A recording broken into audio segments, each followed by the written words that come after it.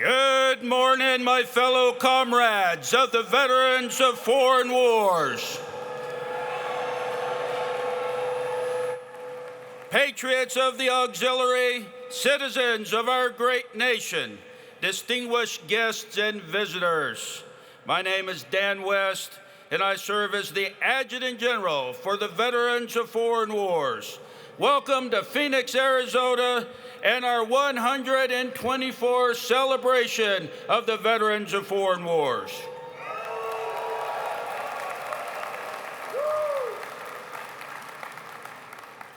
As we get started here this morning, please direct your attention to the large screens as this year's convention sponsors are displayed.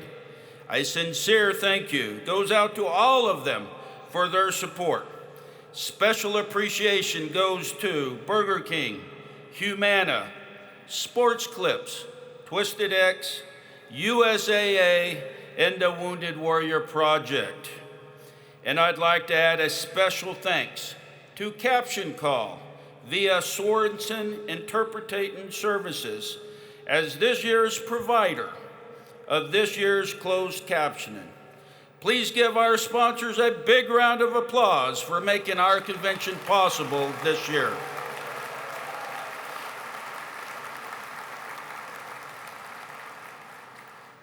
Before we move on, I do have a few brief announcements. If you've not done yet already, please download the VFW Events app for quick and easy access to the convention schedule and other important convention information. It's available in the App Store and Google Play, so please download it now. I want to take this opportunity to remind everyone that the speakers that you'll hear from today and in the days that follow are our invited guests.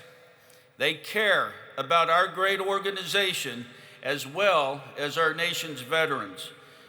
So please, show them the respect and appreciation they deserve.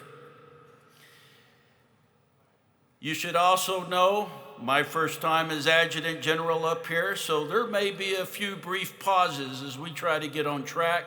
Please have some patience. Do not throw rotten tomatoes or hard fruit. And finally, as we conduct our convention this week, here in his home state, I would be remiss not to address the staggering loss of one of our own just last month. Comrade Mark Short, Senior Vice Department Commander of Arizona, was lost too soon. He was a mentor to many, a friend to all, and he will be deeply missed. Please continue to keep his family in your thoughts, and comrades, please continue to conduct buddy checks at every opportunity. And I can assure you, suicide prevention will remain a top VFW priority for as long as I am your Adjutant General.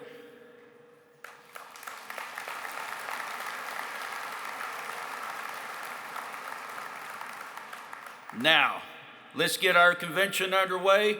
Please welcome to the stage the 124th National Convention Chairman, Jim McCormick.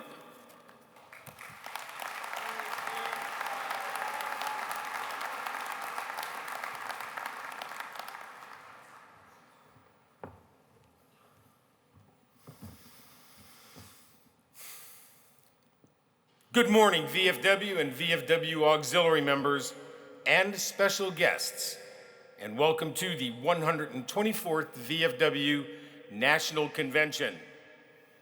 Our conventions serve to reinforce our commitment to America's veterans and military families and bring new excitement to our work as members of the VFW and its auxiliary. We sincerely hope that the time you spend with us this week is enjoyable, and that you leave here with a great sense of pride and belonging to our wonderful organization. Now please rise as we officially open the convention with the advancing of the colors. Sir, Comrade Chairman, sir. National Sergeants, Tish Hutt. Commander of the Veterans of Foreign Wars National Honor Guard, advance and post the colors on your orders.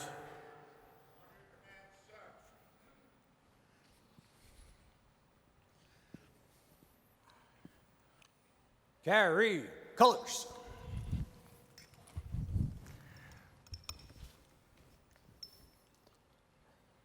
At full step, forward, march. Left, left, left, right.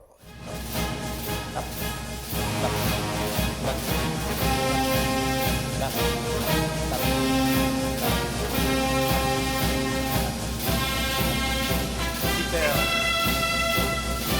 Halt. Present. Halt.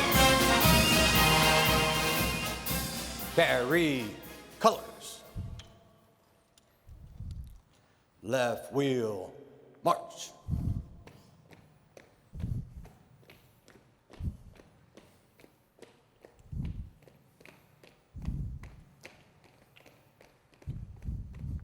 Detail, halts.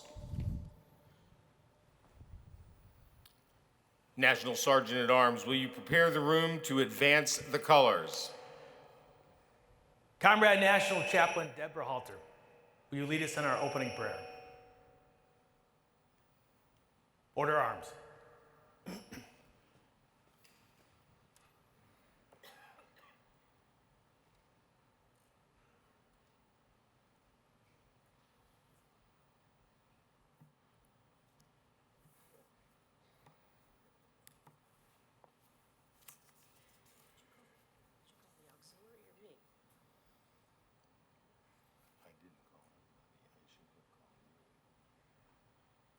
No, I don't think so.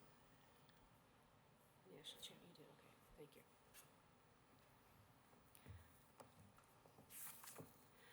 Parade, rest. Uncover.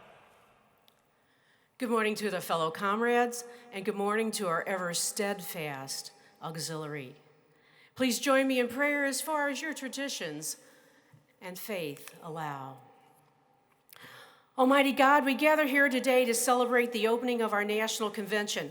We are grateful to be back together with our fellow comrades and auxiliary who have served this great nation on foreign soil and understand our challenges. We are honored, Lord, to be able to visit and work with each other in this grand setting. We pray for guidance and patience in all we do while together in this convention. May we gain wisdom and understanding of the mission we must to accomplish and have the strength to undertake it for the greater good of all. We ask that as we are presented with many opportunities, that we share our learning experiences with each other and that we may learn what works best in order to streamline our organization to greater success. We ask for special blessings on our leadership as we work through the many matters and we need to accomplish this week. We ask for blessings on those who are currently serving our country throughout the world. May they be effective, yet safe. May their families be blessed with joy upon their return. We look forward to having an opportunity to do the things we love most about convention, such as the great social interaction. May we make more friends among all attendees and enjoy our time together. Amen. Veterans of Foreign Wars and his auxiliary, Tish Hutt, cover. Comrades, brothers, and sisters honoring the flag of our nation, please join me in our Pledge of Allegiance, followed by the national anthem sung by VFW Auxiliary Soloist Willa Watts and the posting of colors by the VFW National Honor Guard. Present arms. I pledge allegiance to the flag of the United States of America and to the republic for which it stands, one nation, under God, indivisible, with liberty and justice for all.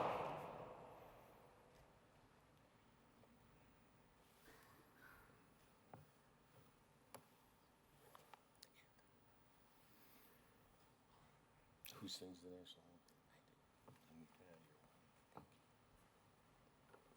Oh Oh, say, can you see by the dawn's early light what so proudly we hailed at the twilight's last gleaming, whose bright stripes and bright stars through the perilous fight o'er the ramparts we watched were so gallantly streaming, and the rocket's red glare, the bombs bursting in air, gave proof through the night that our flag was still there. Oh, say does that star-spangled banner yet wave o'er the land of the free and the home of the brave?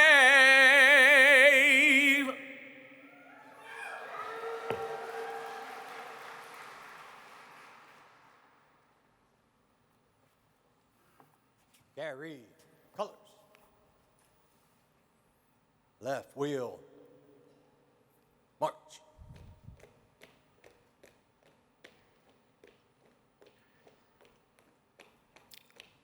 Detail, holds. Post, colors. Then arms.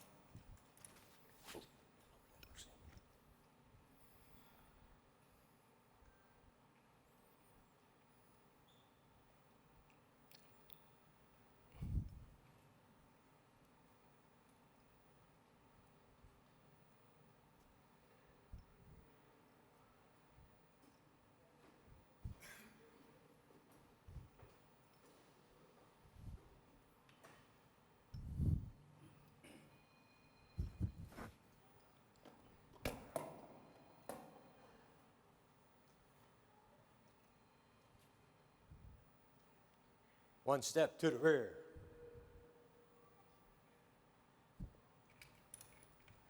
Order, halt!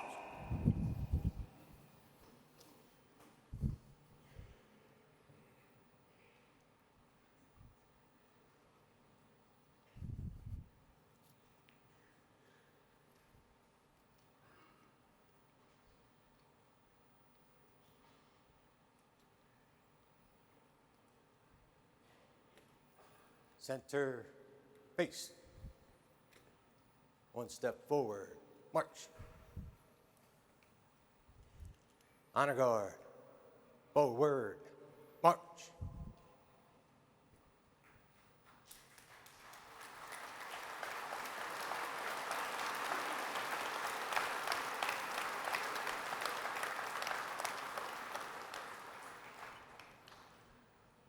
Comrade Chairman, that completes opening ceremonies of the 124th National Convention of the Veterans of Foreign Wars of the United States. National Sergeants, right face. Forward, hut.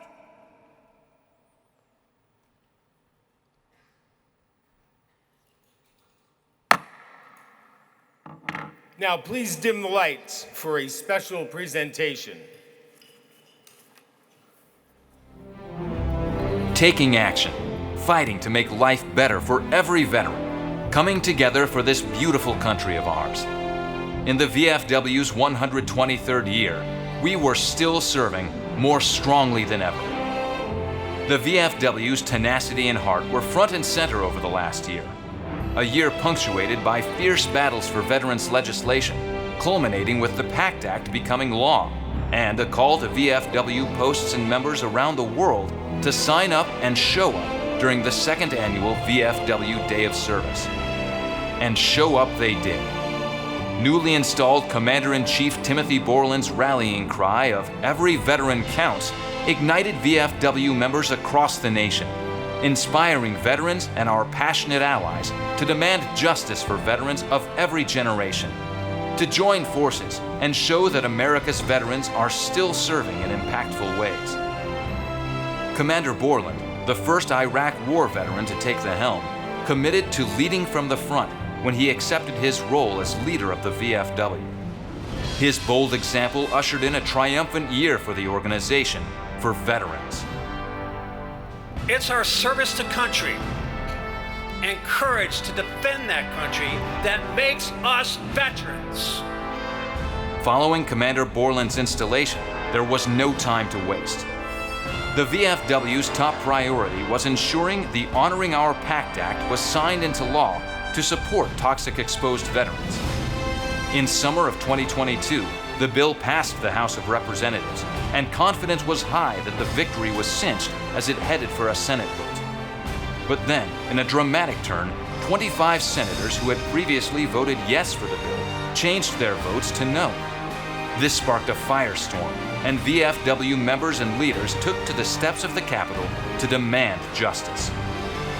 Stalwart veterans advocate and comedian Jon Stewart continued to push the issue with fiery rhetoric. I'm used to the lies. I'm used to the hypocrisy. I'm used to all of it. But I'm not used to the cruelty. These senators could not hide in the shadow of their cowardice. After the VFW's persistent advocacy, the bill finally passed the Senate, and in August of 2022, the SFC Heath Robinson Honoring Our Promise to Address Comprehensive Toxics Act of 2022 was signed into law. This legislation, considered by the VFW to be the most significant piece of veterans legislation in history, would now provide veterans who served in countries such as Vietnam, Afghanistan, and Iraq expanded access to VA healthcare and earned disability benefits. With the legislation signed into law, the VFW got to work on another emerging crisis, preventing predatory claim sharks from getting a cut of veterans' hard-earned benefits. The VFW launched a nationwide campaign and new website, pactactinfo.org, to connect veterans seeking claims assistance directly to VFW-accredited claims representatives who provide superior service free of charge to America's veterans. Ensuring PACT Act benefits are properly implemented continues to be a key objective for VFW leadership. Preventing veteran suicide remained a top legislative priority. Despite a downward trend in number of suicides, it remains the second leading cause of death for veterans aged 18 to 44. Eliminating the unjust offset for Chapter 61 retirees remained another. The VFW strongly believes reform to retirement pay and disability compensation policy is long overdue. At the VFW Legislative Conference, we took to the Hill. Delegations of veterans, including VFW SVA fellows, met the nation's lawmakers and administrators.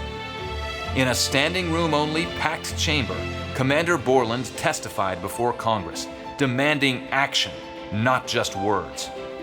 I will conclude with my call to action and remind everybody that we must meet the challenge to take care of these critical issues for those we represent, because every veteran counts. Also, during the legislative conference, patriotic middle and high school students received more than $171,000 in scholarships and awards, as the VFW named the national winners of its 2023 Voice of Democracy and Patriots Pen competitions. VFW National Commander Tim Borland was joined by VFW Auxiliary President Jane Reep to present this year's National Voice of Democracy first place winner, Scotland Stewart, with the top $35,000 T.C. Selman Memorial Scholarship. Stewart, a sophomore at Franklin County High School in Winchester, Tennessee, was sponsored by VFW Post 1893 and Estill Springs, Tennessee. He answered the question, why is the veteran important? In a day when our nation's children and young adults turn to entertainers and celebrities as their potential role models, veterans serve as a moral compass of the virtues of sacrifice and giving to a greater cause. At the event, the 2023 Patriots Pen first place winner, Leighton Peters, was announced. Sponsored by VFW Post 2204 and its auxiliary in Rice Lake, Wisconsin, Peters received $5,000 for her winning essay on My Pledge to Our Veterans. It is unbelievable that my own grandpa's gentle hands are the same hands that gripped an M16 assault rifle in the Vietnam War as he put his life on the line for our country. This sparked a realization that a veteran is not only a war hero or military figure, but they are human too. They are courageous, strong, honorable, and brave men and women who also double as fathers, mothers, siblings, grandparents, cousins, neighbors, and workers. We also took time for solemn commemoration. This past year marked the 100th anniversary of the VFW Buddy Poppy. Appropriately, Commander Borland visited Flanders Field American Cemetery and Memorial during a European tour. The VFW also looked back and remembered the 20th anniversary of the Iraq War, observed Vietnam War Veterans Day, and proudly sponsored the Bataan Memorial Death March. VFW representation was high around the world. Commander Borland, along with other VFW representatives, made their way east to Poland to visit with U.S. service members and learn more about the American mission to support NATO allies. From there, the delegation moved to Italy, where they met with soldiers and senior leaders of around Vicenza, to include the Sky Soldiers of the Army's 173rd Airborne Brigade.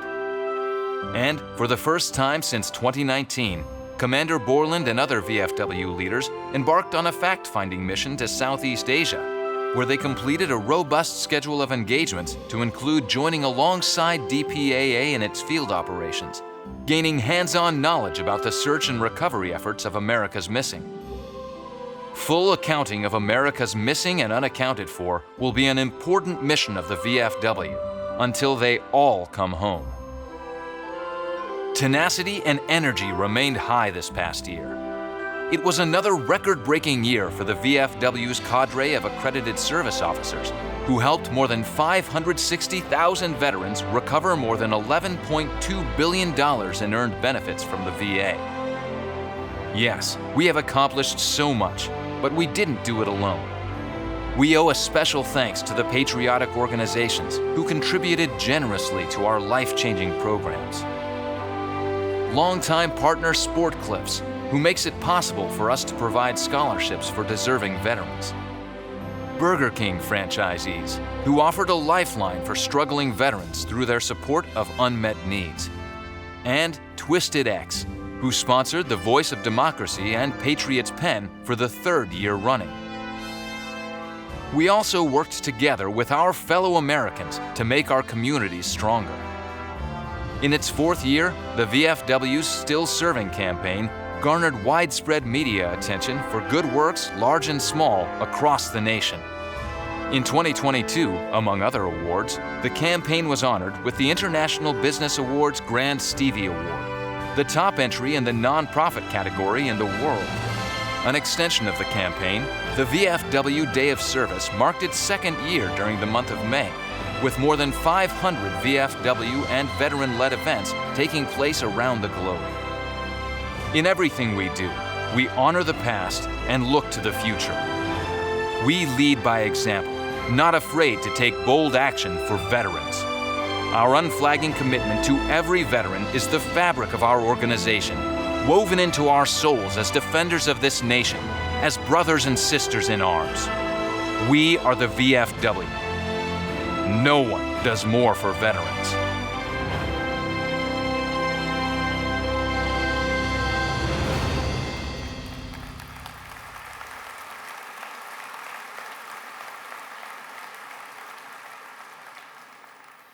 I'm pleased to introduce to you this morning a man who has served our great country for more than 4 decades.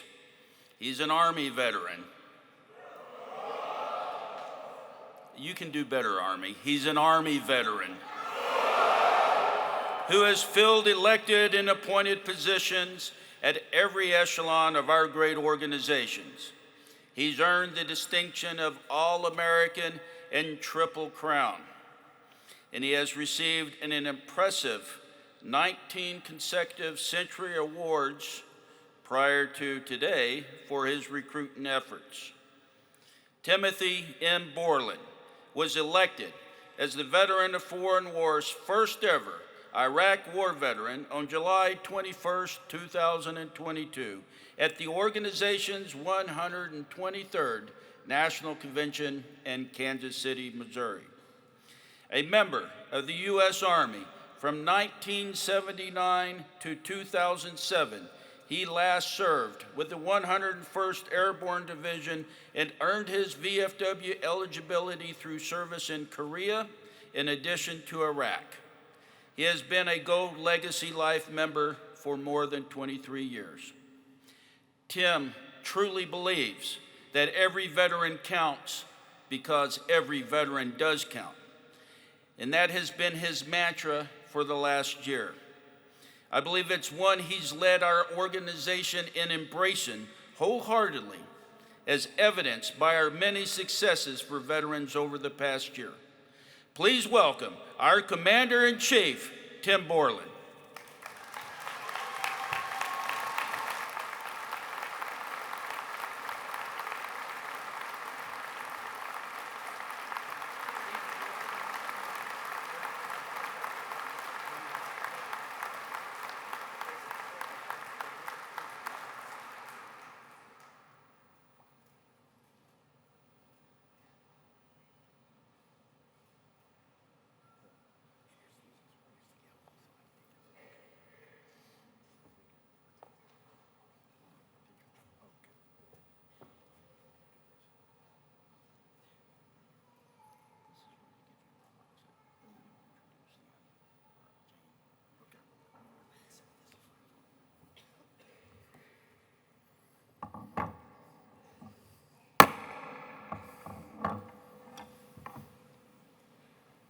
Well, that was a fast year, 2023 for sure.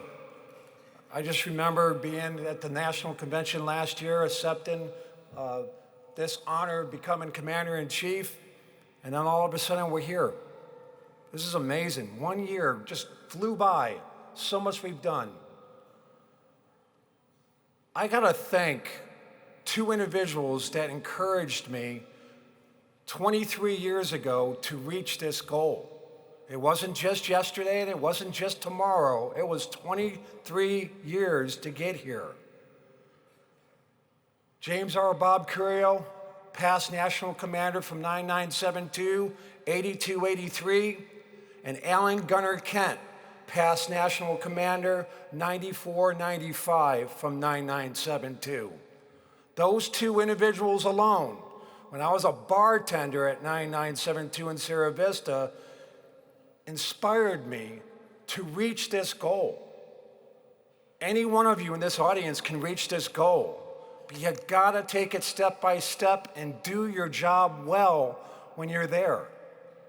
The most important thing about reaching for the future is taking care of veterans then and now and into the future. I wanna thank Post, VFW Post, and its auxiliary, 9972 from Sierra Vista. You here? All right, we got a few. I want to thank District 7. I definitely want to thank the Department of Arizona.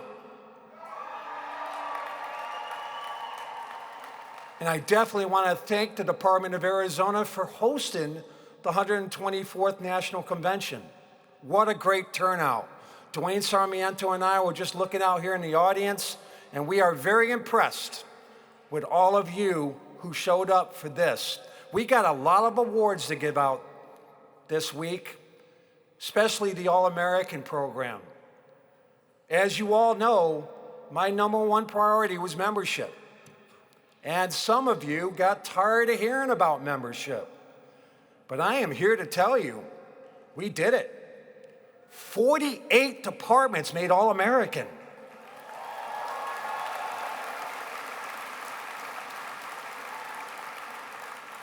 Through the 12 countries that Ryan Gallucci, myself, and sometimes Dwayne Sarmiento went on these trips, because we had to catch up to the last 3 years of COVID.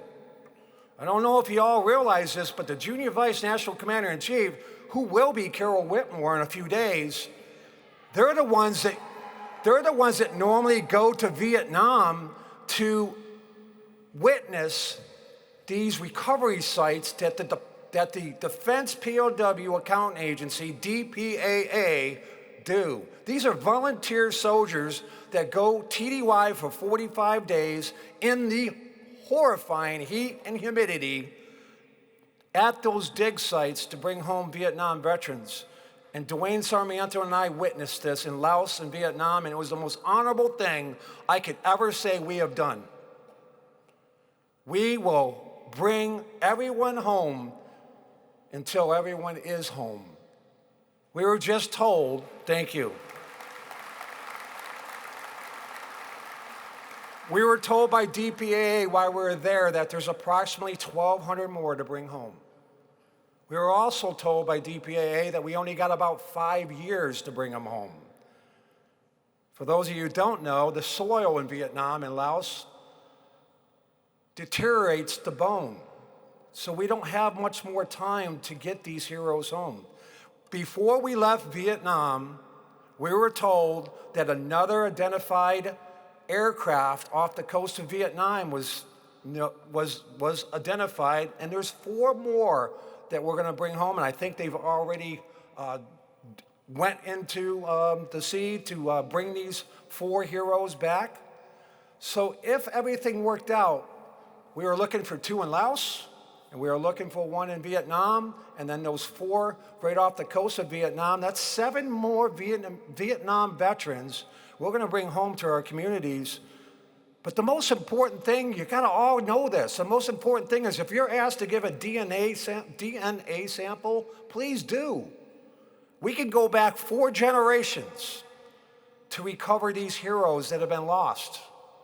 And without that DNA, they can't 100% identify them. So with that 100% identification, we will bring them home. Real quick, and then I'm going to get back into this program because you can see this is just from the hip. It's from my heart.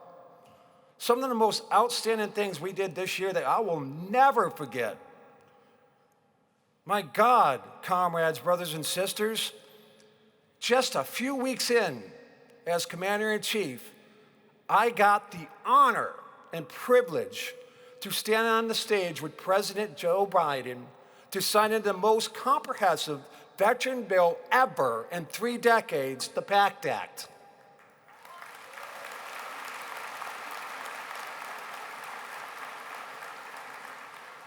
I was one of 3 VSOs on stage. We had 10 guests up there. Some of them were family members of Heath Robinson, Sergeant First Class Heath Robinson, who started this act. That is a $270 billion bill. They have already helped and gave claims to hundreds of thousands of veterans already, and we will not stop. The VA is working tremendously on the PACT Act and encouraging and making sure that these veterans get taken care of. Just a real quick story, just a real quick one. When President Biden was giving all 10 of us his presidential coin after he signed this bill into law, the American Legion National Commander was standing next to me. He gets a real quick handshake. I figured I'd get a real quick handshake, but when the President Biden saw my hat, Veterans of Foreign Wars, he pulled my hand in as he gave me that coin, and for a good 20 to 30 seconds, which seemed like eternity because I'm up on stage with flash cubes going off and I'm representing the Veterans of Foreign Wars, he told me and thanked me for the Veterans of Foreign Wars and the 3 years that they have been banging down the doors of Congress and Senate to get that bill passed.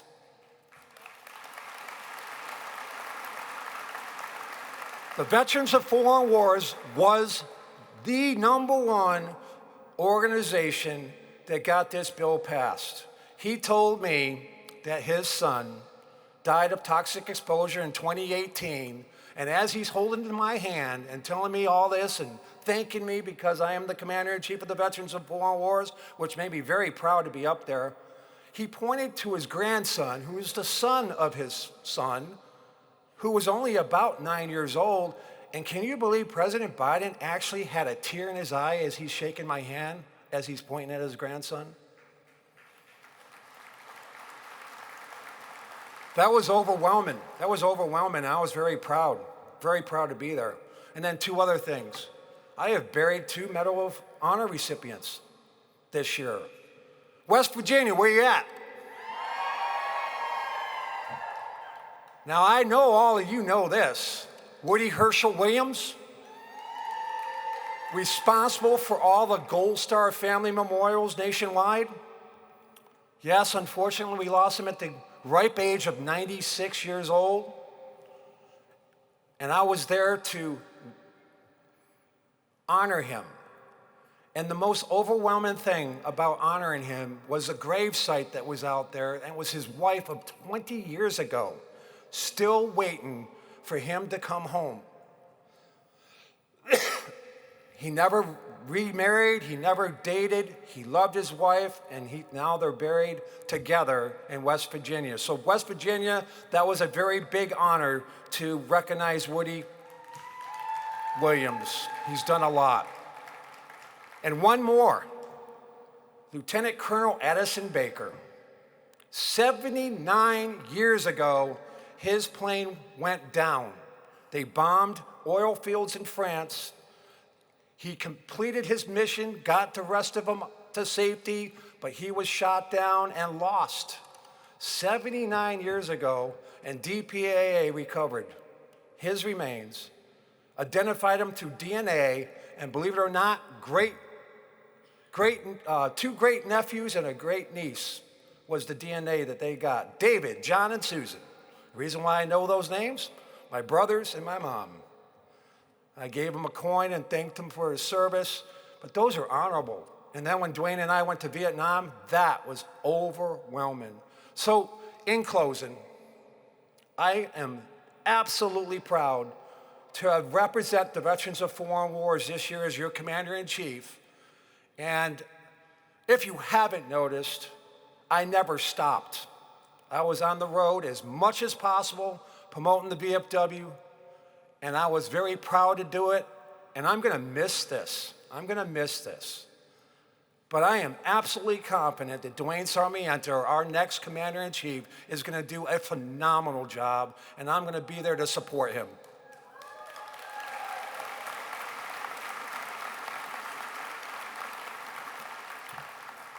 I've talked enough.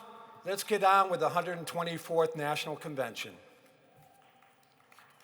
It's now my distinct pleasure to introduce my esteemed counterpart, the National President of the Veterans of Foreign Wars Auxiliary. Jane Reep is a life member of Deanna Rumpel Auxiliary 7227, located in her hometown, Carthage, New York. She joined the auxiliary on the eligibility of her late husband, James, who honorably served in the U.S. Air Force for 22 years. Prior to her marriage, Jane had no family members who had served and no knowledge of the VFW Auxiliary. She joined the auxiliary when her husband became a VFW post commander, and her best friend urged her to join. The rest, as they say, is history. Jane's family includes 3 children and 3 grandchildren, each growing up with military service instilled in them at a very young age. Today, Jane's oldest son, Raymond, is a Navy veteran of the Iraq War and a proud VFW life member. Her youngest son, Robert, is an Air Force veteran. Her granddaughter marks the 3rd generation of Air Force service, and her grandson currently serves in the Army. That was weak. In the Army. That was better. Jane has served the auxiliary in a couple capacities at the post, district, department, and national levels. She is equally active in her community as a contributing member of the VFW National Home, numerous military organizations in her parish. There's no doubt her leadership, especially over the last year, has led to another incredible year for the auxiliary. I am pleased to now present the VFW Commander-in-Chief Gold Medal of Merit to a person of great devotion to those we serve, VFW Auxiliary National President Jane Reep.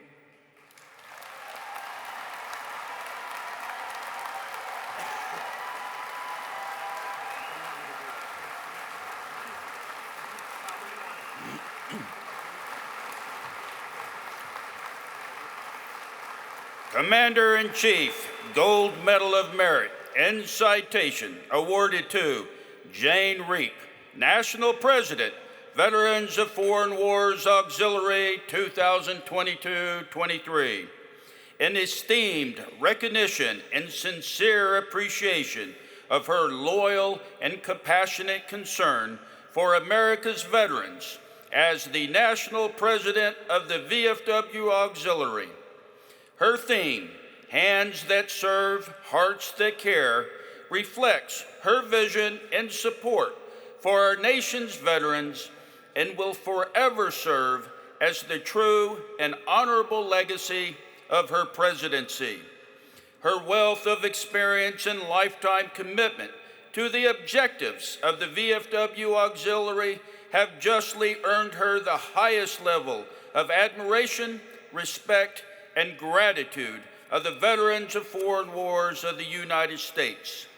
In witness whereof, we have hereunto set our hands in the official seal of the veterans of foreign wars of the United States this 24th day of July, 2023, signed by Timothy M. Borland, Commander-in-Chief, and Dan West, Adjutant General.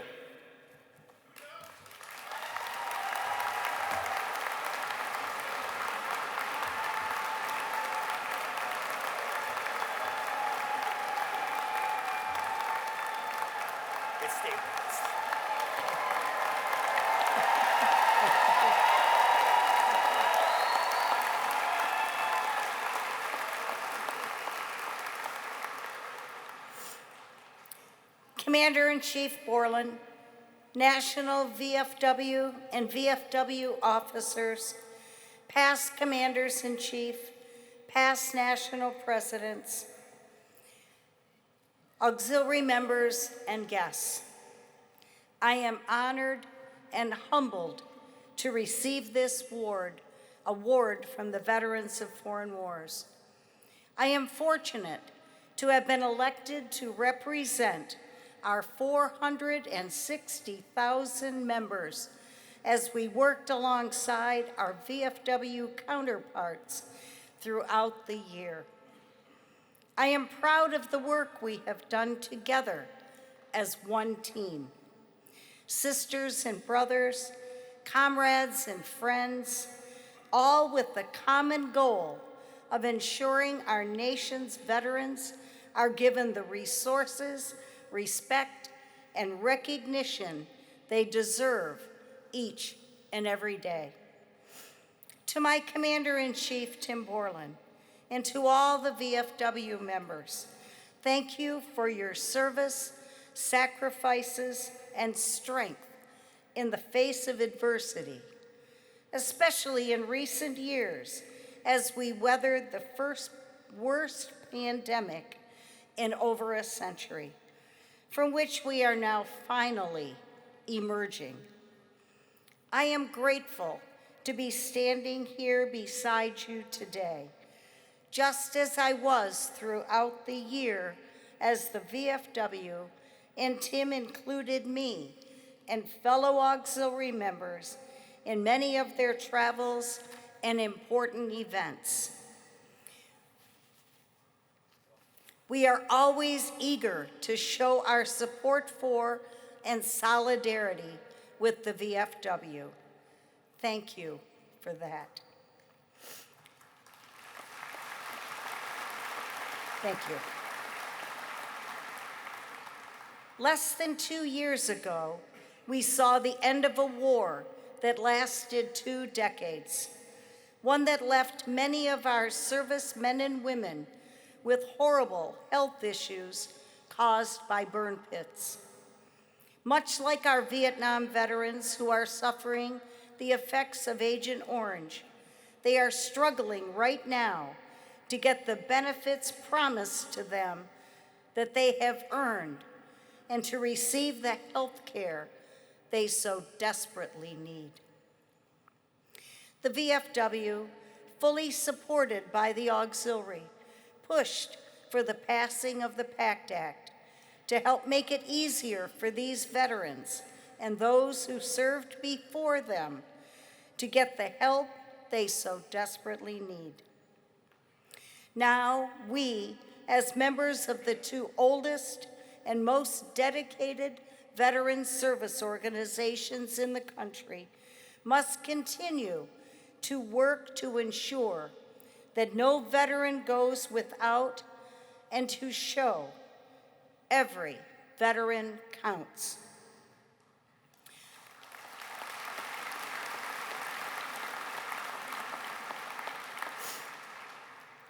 Additionally, with pandemic restrictions lifted, we look forward to getting back into VA facilities and hospitals to spend quality time with those who served our country honorably and are now struggling with the aftermath of isolation.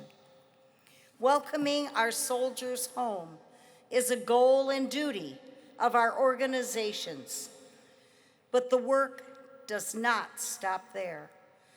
If anything, it's only beginning.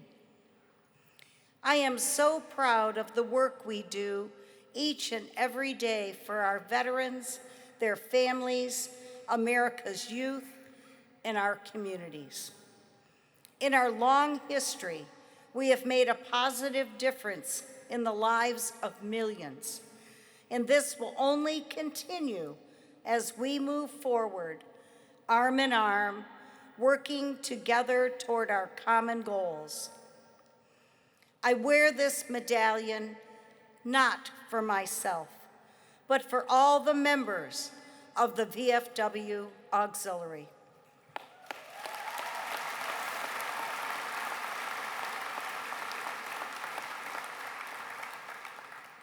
We are one, and we are here because of you, our veterans. Together, we are truly a family. To every veteran here today, thank you. Thank you again for your service, sacrifice, and strength.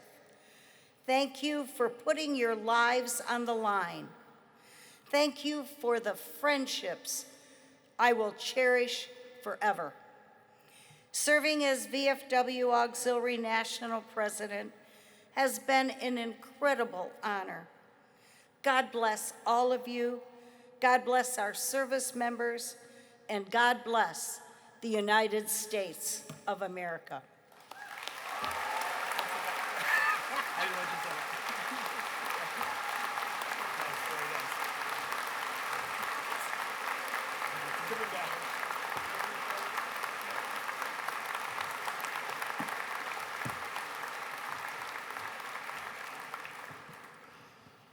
So I did it. I was told not to forget my wife. I did. But before I thank her, there's a few others I gotta just throw out real quick. Class of 2022, 2023, all the department commanders out there, thank you so much for your hard work.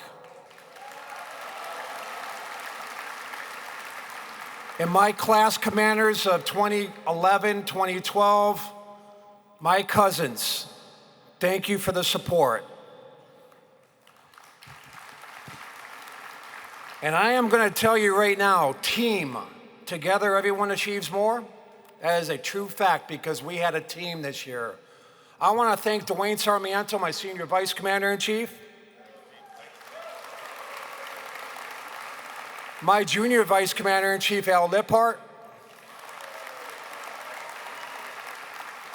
Our Adjutant, our Quartermaster General, Mark Arduino. Our Assistant Adjutant, Brian Walker. Our Adjutant General, Dan West from Texas.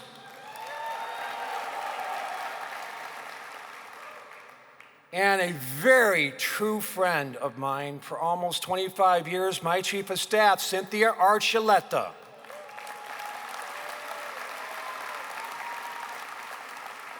We have T.C. Rollins. And this guy from New York, Dan Kell. And my Inspector General all the way from Guam, Sean Watson. And I forgot my national president. Sorry about that, Deb Halter. Chaplain, yes. And last but not least, my beautiful bride, my beautiful wife, Shannon. Without her, I could never have got this done because I had many stressful days. I love you very much and thank you for the support.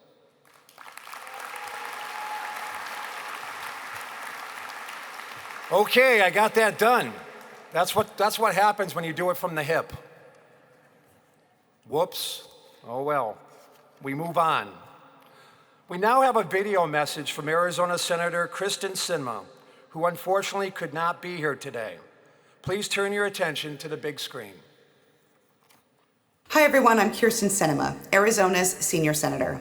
I'm sorry I couldn't be with you today, but I'm honored to welcome you to the VFW's 124th National Convention. As you may know, I come from a military family, and your service and sacrifice means a lot to me. For many of us in Arizona, we're mourning the tragic passing of Army veteran Mark Short. Mark was an exceptional member of the VFW Department of Arizona who made lasting contributions supporting Arizona veterans of overseas conflicts. Mark's life ended too soon, and this tragedy underscores the need for us to improve all veterans' access to mental health services. That's why, as a member of the Senate Veterans Affairs Committee, I continue to put all of my energy supporting the over 500,000 veterans calling Arizona home. And I've been very fortunate to work with some of you in crafting legislation supporting veterans and their families.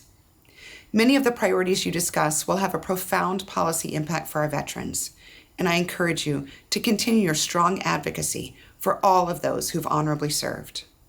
Thank you so much for your bravery and service. I hope you have a productive conference.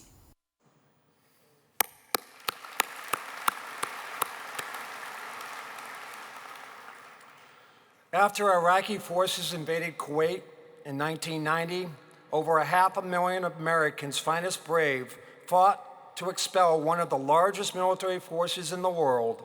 And once the dust settled, more than 300 brave men and women died as a result of their commitment to freedom and democracy. A major facet of our mission as an organization is to ensure those who have gone before us in war are remembered and honored properly. Time and time again, VFW members have spoken loud and clear in support of constructing the Desert Shield Desert Storm Memorial. We were the first major veterans service organization to financially back this project and proudly watched the groundbreaking ceremony last July. With the memorial's dedication slated for 2024, here today to provide us with an update on the memorial is Chief Executive Officer and President of the National Desert Storm Memorial Association Board of Directors and VFW Life member, Scott Stump.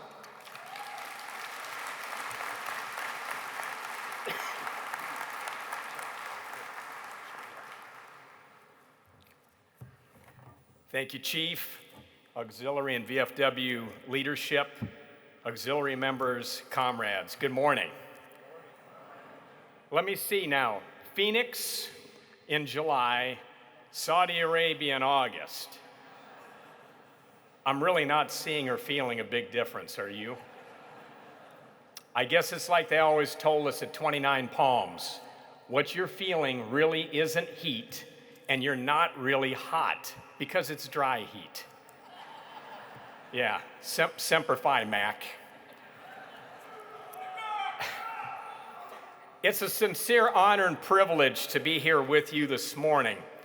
I personally owe a great debt of gratitude to the VFW when, as a young veteran, I joined way back in January of 1992.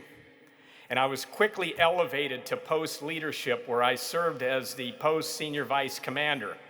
And I found myself in a unique situation where I was actually leading guiding and directing people who were 40 and 50 years older than me.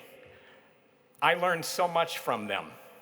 The friendships that were cultivated and the mentorship that I received is near and dear to my heart to this day. And unfortunately, they're all gone now. They were World War II veterans.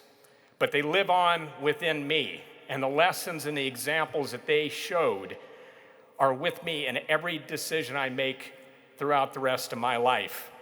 I sincerely hope that all of you in the audience can share similar stories such as mine about the wonderful relationships that are cultivated as a result of our membership in this wonderful organization. Well, I'm here to give you the update on the Desert Shield and Desert Storm Memorial. Now, most of you are probably aware that we're now in the 13th year. Yes, 13th year. And depending on what day it is, I'm the one who usually gets either the credit or the blame for initiating the process back in November of 2010 in the basement of my house. It's kind of a Steve Jobs story without the money. Now, legislation was initially introduced in 2012, in May of 2012. That legislation was subsequently passed unanimously and signed into law on December 19th of 2014. At that point, we entered into the site approval phase. And this is supposed to be an 18-month process. After a lot of toil, heartache, disappointment, indignity suffered by our fellow veterans, we finally made it to the other end after 39 months. And we were able to secure the site at 2300 Constitution Avenue Northwest, which is adjacent to the Vietnam Veterans Memorial as well as the Lincoln Memorials. What a fitting location. And we were able to get that on June. Thank you.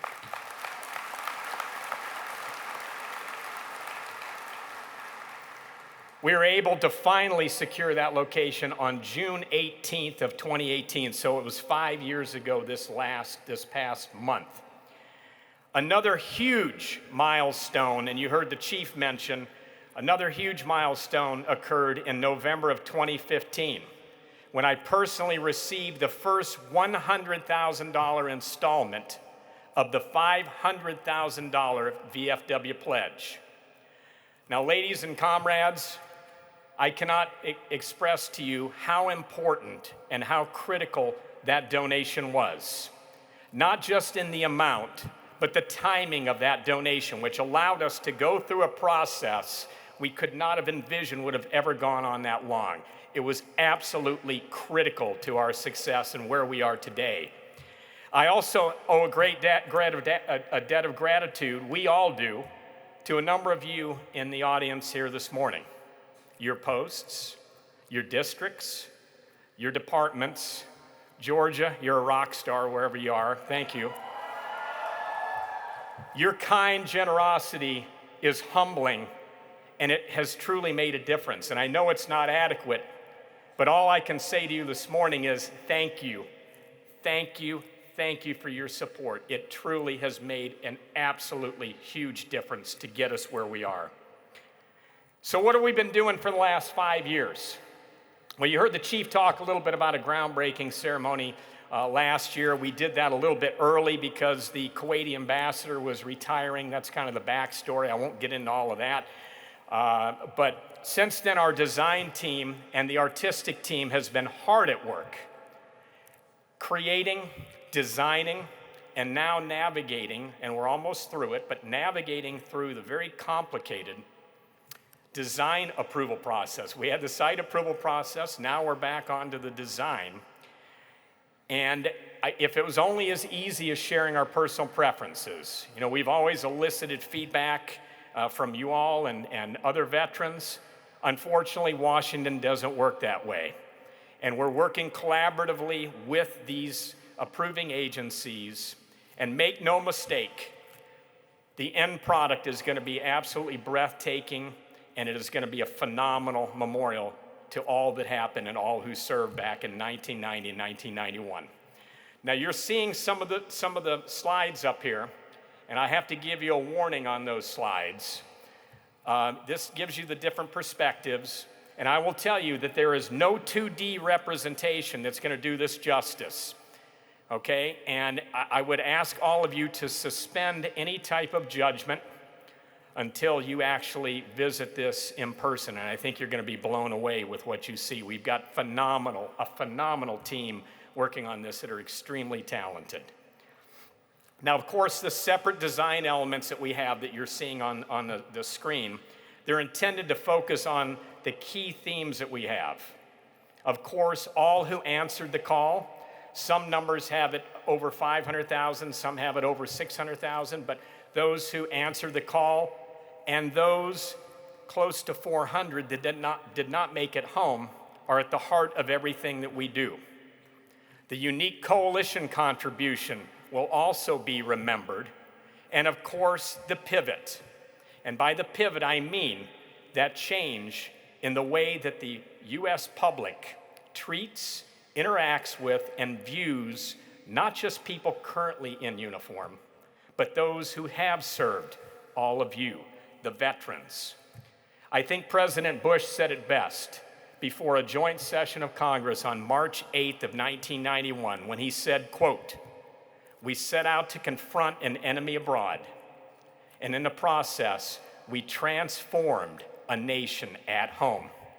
A lasting transformation that continues on to this day, ladies and gentlemen, thankfully, after the moral stain on our country's soul left by the way so many of our Vietnam veterans were treated upon returning home. Ladies and gentlemen who served in Vietnam, would you mind just standing up? I'd like to recognize you this morning, if you wouldn't mind. Let's give them a hand, please.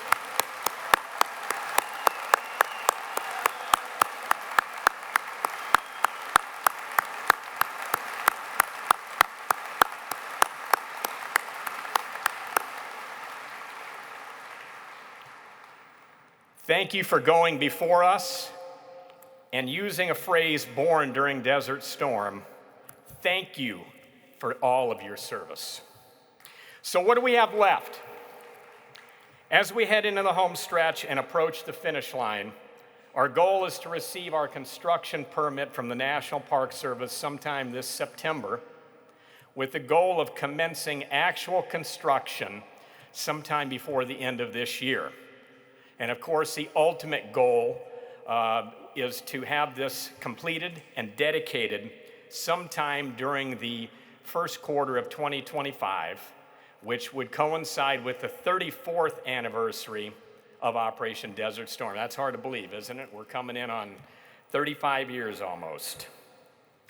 So you heard me mention just a few minutes ago about the importance and the critical timing of the VFW donation. And I want to show on the screen, you've got a little slide that shows what they call the donor recognition panel. Okay, this is going to be located on site, very prominently within the footprint of the memorial, and it's for any donor of $1 million or more. And that's stipulated by NPS. We have nothing to do with that, have no control over the amount. And at this point, I need to ask all of you a favor, if that would be right.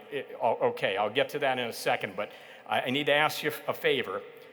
I've been working with VFW leadership over the last several years, many who have come and gone, to see about getting the VFW the recognition it deserves and getting the name up on this prominently located plaque.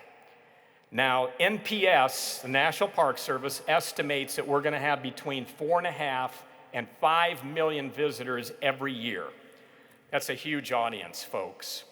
And I know when I first started in the VFW in '92, and I'm sure it's still the same, we always talk about outreach, we talk about getting new members, young veterans in. This is a tremendous opportunity for exposure, and it's a real no-brainer on the return on investment. Now, don't get me wrong, any construction project, you're always going to need more money. I don't care if you're expanding your post, whether you're dealing with a termite issue like I am right now, that's another story. or whether you're building a memorial as we are. An example of that is I just received a few days ago a call from our chief engineer in DC, and the DC water utility is requiring us to move a pipe that's not even in the ground yet, but move it, it's about this big, and move it in another direction, and they're charging us $70,000 for that. You know, this stuff inevitably comes up, and it's to be expected, and I don't want to focus on that this morning because this morning it's all about the VFW. I also need to highlight the fact that this total investment of $1 million would still be on the modest side based upon past support for the projects VFW has been involved in, so it's not out of line. And I would be extremely remiss if I didn't mention the fact that we have a donor who has a matching donor challenge on the table, up to $750,000 dollar for dollar. So that means if VFW does $500,000, this gentleman will match it another $500, it becomes $1 million. It's tremendous.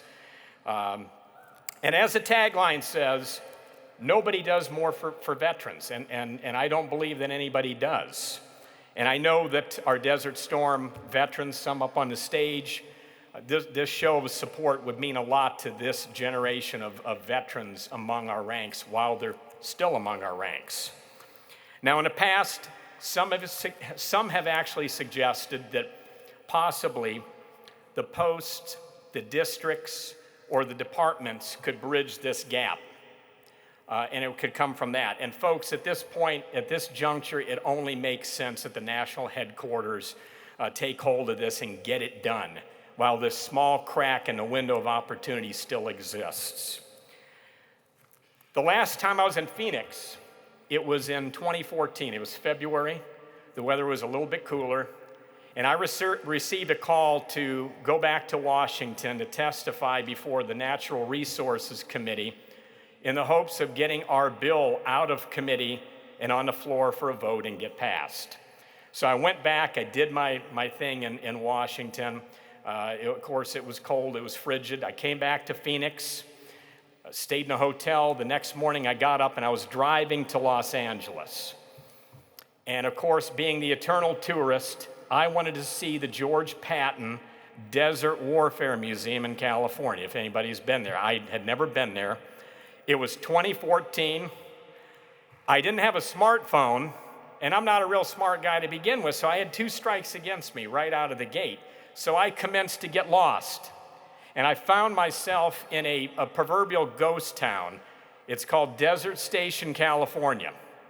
And the only real sense of activity or anything that looked even open was the US Post Office. So I made my way in the post office to get directions. And lo and behold, they're closed for their 2-hour lunch break. So I'm heading out the door, and a gentleman is heading in, and we strike up a conversation. He says something to the amounting to, hey, what brings you to Desert Station? And we got talking, and lo and behold, he was a Vietnam veteran. And I told him, hey, I was in Washington yesterday. We're working on this memorial. I had to testify before Congress, telling him the whole story, and he's just taking it all in, and all of a sudden he got a real big smile on his face. And he said, I knew it, I had you pegged for a colonel the second I laid eyes on you.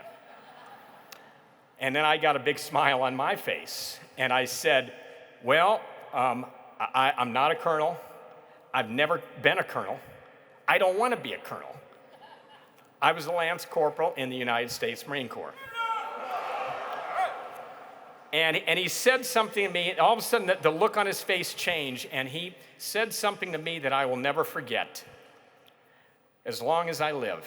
He looked at me with that funny look on his face, like he stepped in something in his backyard, and he pointed at me and he said, why in the world would they have a Lance Corporal testifying before Congress? That's an important job for important people, not somebody like you. True. So I replied to him as nicely as I could. I said, well, sir, a Lance Corporal testified before Congress because I was the one willing to testify before Congress.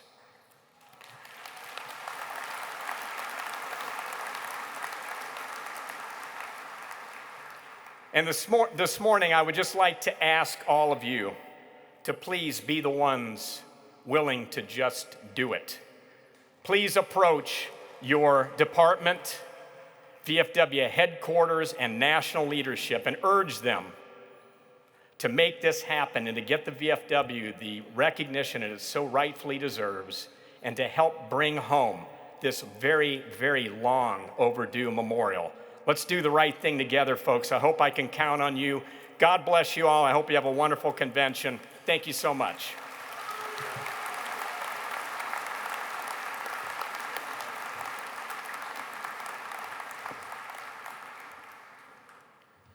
So before I proceed, since he mentioned donations, I was supposed to bring a check and present it to Mark Arduino.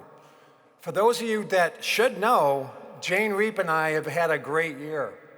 And we just had a fun competition to perform this year to raise money for the Voice of Democracy Scholarship Program to see who can raise the most. So at the patriotic rally, whoever raised the most is going to put a pie in the other one's face. It's going to happen. So I'm sorry, Jane, but I don't have the check on me, Mark, but I'm going to bring it back at lunch. I have a check for $8,736.28 to present Mark Arduino, which will put the comrades back ahead of the auxiliary. So what I'm trying to tell you is you got one day to raise money if you want to put a pie in my face. And I don't think you can do it. I'm just challenging you. So Jane, there's your challenge. I love you, I really do. And I'm just looking forward to the patriotic rally. We're gonna give you the totals at the patriotic rally when we find out. But Mark, I will give you that check at lunch. Since 1979, America has enjoyed a robust, unofficial relationship with the People of Republic of China on Taiwan. Signed by then President Jimmy Carter, the Taiwan Relations Act continues to allow the United States of the Republic of China on Taiwan to maintain the exchange of ideas and commerce, as well as shores of the U.S. commitment to assist in Taiwan to maintain its ability to defend himself or herself.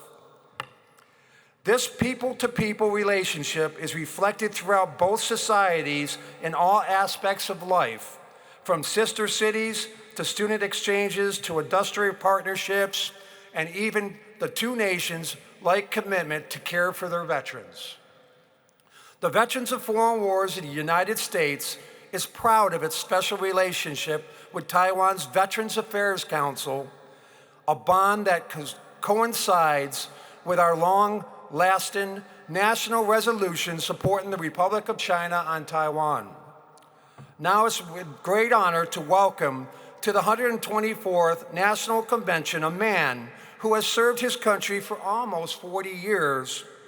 He is a graduate of the Air Force Academy, class of 1983, alumni of the National Defense University, and earned his Master's of Science and Technology Engineering Management degree from George Washington University in Washington, D.C. During his time as Veterans Affairs Council, he has served in subsequent positions of increased scope and responsibility, to include Senior Inspector, Senior Executive Officer, Deputy Department Director, and Department Director. Ladies and gentlemen, comrades, please join me in giving a warm welcome to Vice Minister of Taiwan's Veterans Affairs Council, Vice Minister Wu Shi-yang.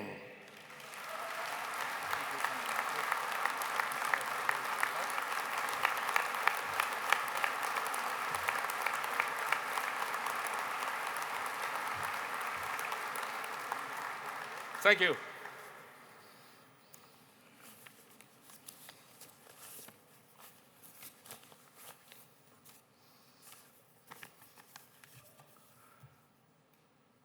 Commander-in-Chief, distinguished guests, and all Americans, heroes and heroines. Good morning. It's my great honor to be here in Phoenix on behalf of the Veterans Affairs Council, our Minister Ken Fong, to attend the 124th National Convention. During the visit of Commander Boland to Taiwan in May, we arranged for him to meet our President Tsai because we cherish his visit. During the meeting, Commander Boland invited our President to deliver a message via a recorded video for the National Convention. So now, I would like to present my President's congratulatory speech to the National Convention. Please.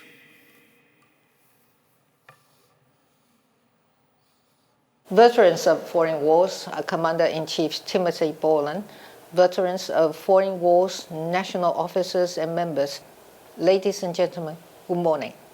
It is a pleasure and honor to speak to you today. I would like to thank Commander-in-Chief Boland for extending his kind invitation.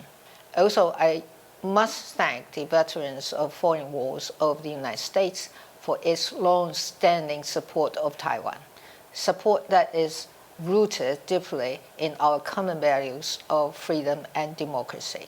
As far back as 1980, the VFW and our own Veteran Affairs Council signed into a fraternal relationship. Each year, the VFW expresses its support for Taiwan with a resolution in which it recognizes Taiwan as a longtime friend of the United States and calls for real, substantive support in the form of defense and security cooperation. Delegations from the VFW frequently visit Taiwan to share their experience in serving veterans. Just last month, I had the pleasure of welcoming Commander-in-Chief Boland and Executive Director Gallucci.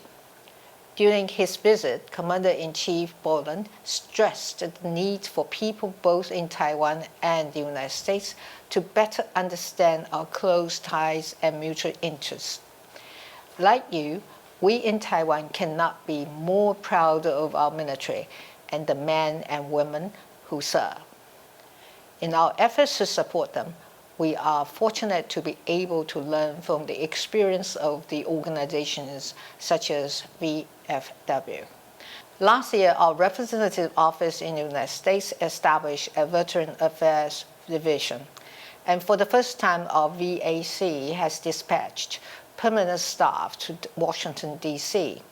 Our team has already established communications with officials from the United States Department of Veterans Affairs, and is exchanging views and best practices on veteran services. I'm also happy to see that there has been increasing support for Taiwan across U.S. society and the current administration, as demonstrated by its most recent arms sale to Taiwan this March, which is the 9th sales overall. We are grateful for these concrete actions to enhance Taiwan's self-defense capabilities. And in policy, we have seen a push across the aisle for stronger Taiwan-U.S. relations. In just the past 2 years, we have received several delegations of high-ranking U.S. officials. Last August, then Speaker of the House Nancy Pelosi visited Taiwan, accompanied by, among others, ranking member of the House Veteran Affairs Committee, Mark Takano. And during my transit in the United States this April, I met with U.S. House of Representatives Speaker McCarthy and many other senators and representatives. Overwhelmingly, the message we heard from our American friends was clear. That is, the U.S. stands with Taiwan. The people and government of Taiwan have clearly heard the message. We would also like to say that Taiwan will continue to stand by our common values of freedom, democracy, the rule of law, and the respect for human rights, values we share with the VFW. Once again, let me extend my sincerest thanks to VFW. Most of all, I would like to express my gratitude to the veterans, who have fought and sacrificed to preserve what we all cherish most, that is our free and democratic way of life. Seeing such selfless and dedicated individuals standing at the bedrock of our societies, I'm confident that an even brighter future of Taiwan-US cooperation lies ahead. I wish you all a successful convention. Thank you.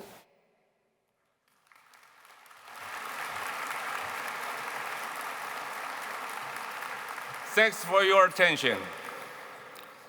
Well, later, we will also sign a joint proclamation with you to renew our existing Brotherhood Alliance. Of course, before we leave for the state, it's already signed by my minister, Kent Fong, in advance, because he cannot present to this convention. Well, this proclamation, which marks a significant milestone, this act demonstrates the unwavering friendship between us, emphasize our commitment to protecting democracy and freedom's values, and highlight our determination to recognize the contribution and the value of veterans. We also look forward to building an even stronger interactive relationship based on this solid foundation. Lastly, I would like to present Commander-in-Chief Tim Boland with the Medal of Honor of the Veterans Affairs Council, First Class, in recognizing his dedication to maintaining the friendship between our countries and promoting international justice and the well-being of veterans. Colonel Wang, please announce the citation.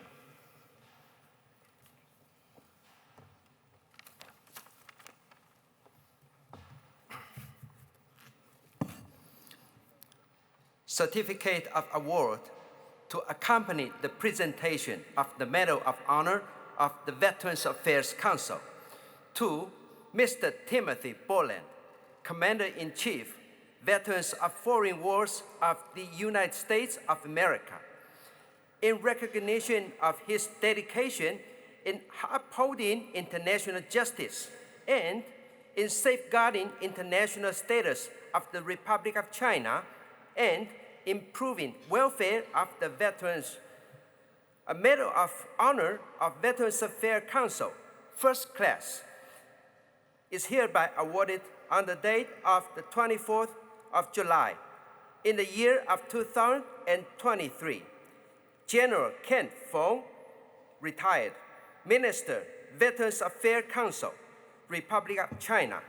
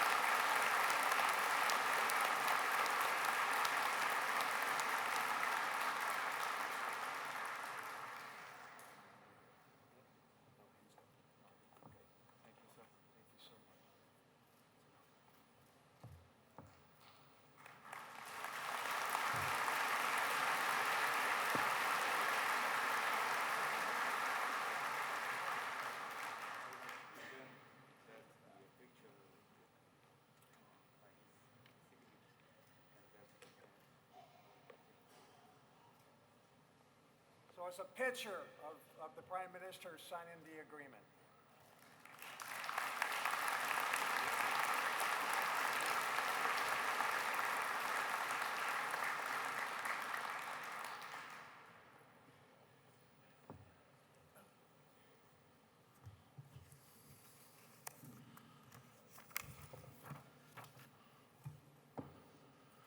More than 4 decades ago, as our next guest completed his American nationalization ceremony, he pledged to return the kindness, support, and encouragement he received from the VFW and the VFW auxiliary members who welcomed him to America with open arms, smiles, and a copy of the U.S. Constitution. Now, as president and CEO of Twisted X, Prasad Reddy has gone above and beyond to satisfy that pledge. Twisted X continues to support the VFW, our programs, and Americans' brave service members, veterans, and their families. Founded in 2005, Twisted X has spent almost 2 decades designing and developing handcrafted, designed, patented, comfortable Western and comfort casual footwear for men, women, and children. It's also launched a specialty line of patriotic VFW-inspired boots, complete with unique American flag elements. Now, without further ado, I am pleased to introduce Mr. Prasad Reddy, founder, president, and CEO of Twisted X.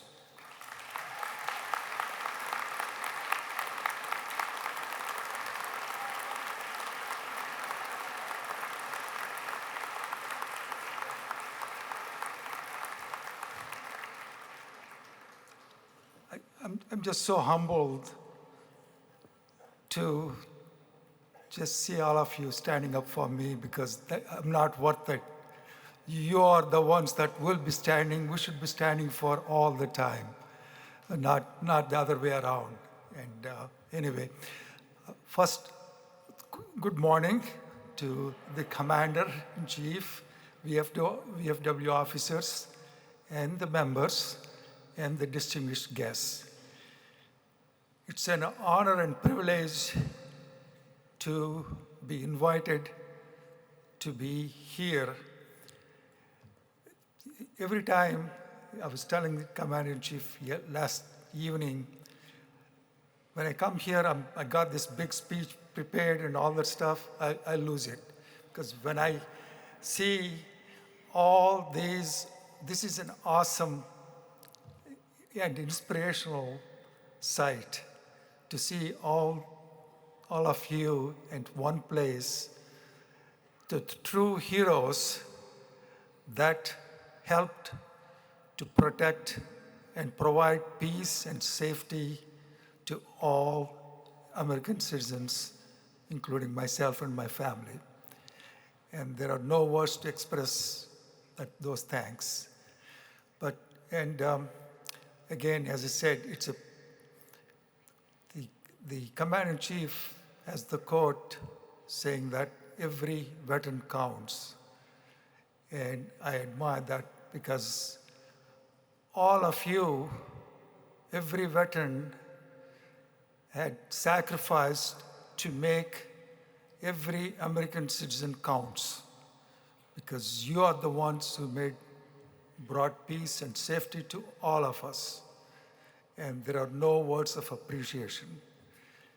And sometimes we living in safety and peace forget all the sacrifices you did to provide us that. And that's where the VFW comes in to provide. They go extra mile to provide any help they can to all of you, the true heroes of this country. And for that, the veterans, of course, is the most important. And we, in the company, we always discuss this. How can we be part of it? And just to show, because of the, whether it's suicide prevention or counseling, whatever it is, we opened a counseling center in conjunction with the Vice County, which is where our offices are, Wise County Health System, to provide counseling services, of course free of charge, to veterans and first responders that need help. And it's all free.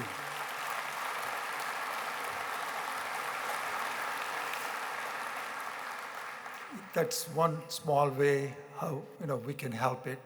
We want to do it. The other thing we do is, of course, as Commander-in-Chief said, the kids, the young adults matter so much. So the Wives of Democracy program is very near and dear to our heart. And the minute then Commander-in-Chief BJ came to me and said, that's available for sponsorship. Would you like to do that? Think about a week, let us know. And I said, it's done, just on the spot. That's a great,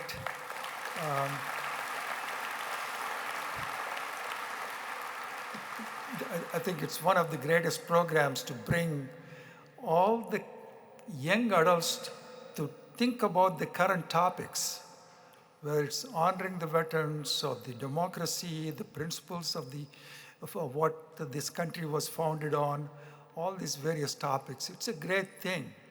And most of the kids, as well as us, unless we're challenged with something, we don't think about it.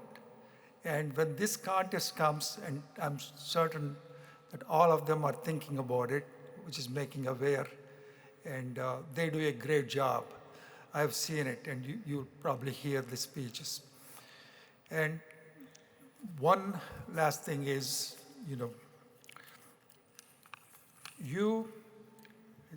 again, the Commander-in-Chief had this thing saying that you were there for us. And he said, VFW will be here for you.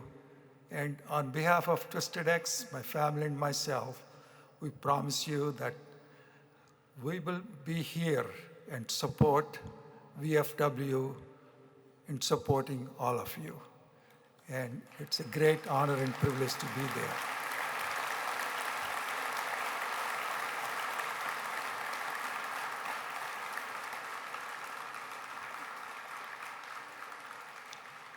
As part of that, I have a small token of appreciation with a small check. We keep talking about in our company, you all write checks with no numbers. It's all done, selfless. All we can do is write a check with few numbers. So that's what I've done, and I would like to present it to the Commander-in-Chief.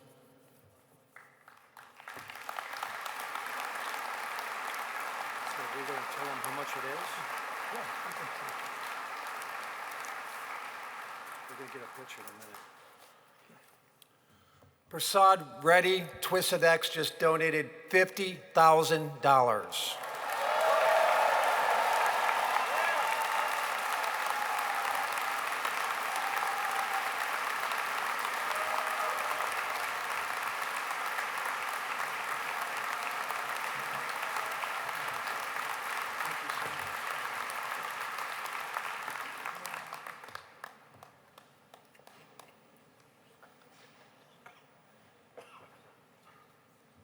What an honorable man. I just went to Texas to visit him and the VOD winner and all the sponsorships that he does. Twisted X is an amazing company. Prasad, just one more time, thank you so much for what you do for our younger generation.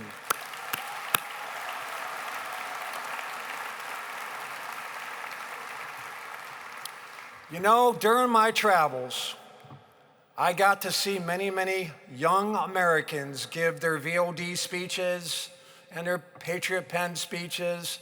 And I was in Tennessee, and this young man impressed me with his speech. I walked up to him and his family, and I said, you got a good shot at winning the national award. You really do. And I have nothing to do with those grading. And lo and behold, he won the national award.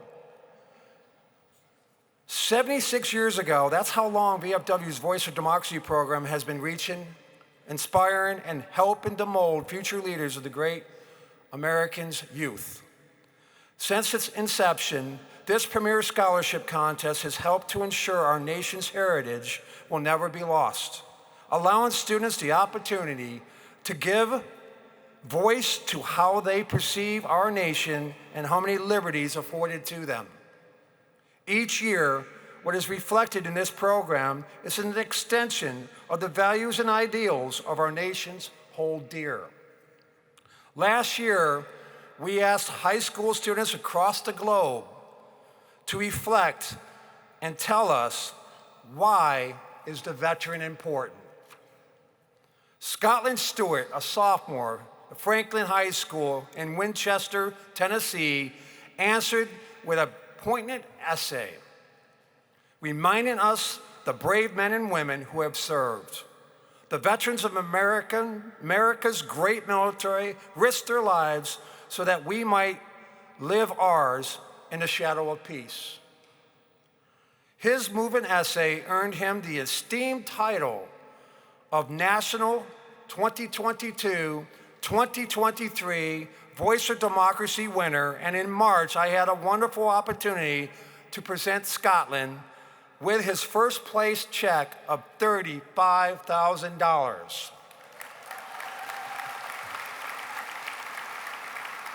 Scotland represents the many thousands of young people who participated in the scholarship program every year.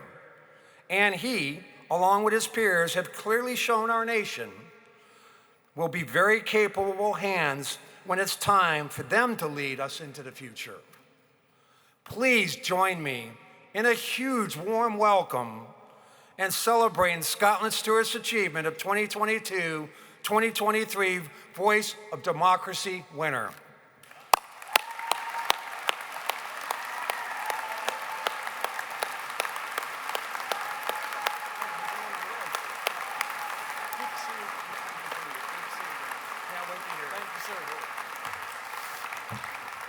All right.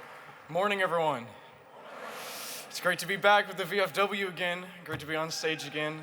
I want to thank Commander Borland and Mr. Reddy, of course, again, for their continuing support of the Voice of Democracy program, outlining the importance of preserving our nation's history, our nation's values, our nation's beliefs, and our younger generation's fight to preserve those values as well.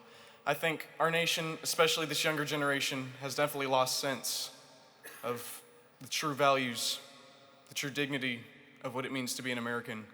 And I think the VFW does an amazing job of preserving those rights, preserving these beliefs, and supporting the veterans who selflessly fought to do so, to protect those rights.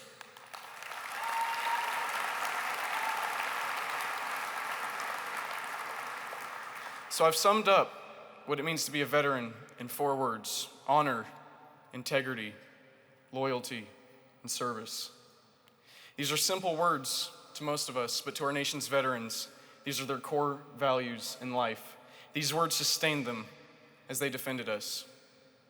With many organizations and charities like the Wounded Warrior Project, American Legion, Veterans of Foreign Wars, Stars for Stripes, taking rise across our nation, many may sit back and wonder, why are veterans important? What significance do they hold within our nation? Why should we expend so much effort for so few people?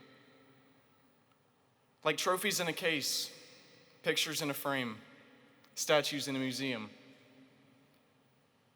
our nation's veterans serve as a key living piece of remembrance of our nation's history.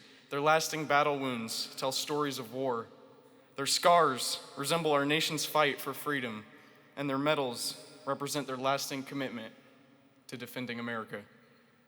With revisionists attacking our nation's history and inalienable rights, veterans provide the personal stories of valor and sacrifice that reminded next generations of the true positive impact their service to our nation has had. These courageous men and women literally placed their lives on the line in an effort to protect our nation, fight to eliminate foreign threats against our nation, something most others don't have the ability to comprehend or declare. Veterans do this not for fame or fortune, but for America and our future generations. In a day where our nation's children and young adults turn to entertainers and celebrities as their potential role models, veterans serve as a moral compass of the virtues of sacrifice and giving to a greater cause. Our veterans' sacrifices represent loyalty, integrity, and honor, and their service to our nation should not be ignored. Unfortunately, in America, respect and remembrance of our veterans has declined beyond an acceptable level. The plight of our veterans, once returning home, is disgraceful. An estimated 1 out of every 4 homeless men have served in the U.S. military, and over 500,000 veterans each year remain without a home. Every single day in America, 22 veterans commit suicide. Unfortunately, because of shameful truths like these, those willing to step forward and serve our nation are becoming rarer. The percentage of Americans who can claim veteran status has declined from 18% to 7%. With the sacrifice these brave men and women have made for our nation, those statistics are unacceptable. To have to live under these conditions and remain unrecognized and uncelebrated after doing something that requires such a supreme amount of bravery and integrity should embarrass our politicians and should instill guilt on those who have done nothing to help with the cause. Although these statistics show the negativity occurring towards our nation's veterans, they highlight just how important it is to honor those who have made the ultimate sacrifice for our nation. So why are veterans important? These brave men and women fight the battles abroad so that we don't have to fight here at home.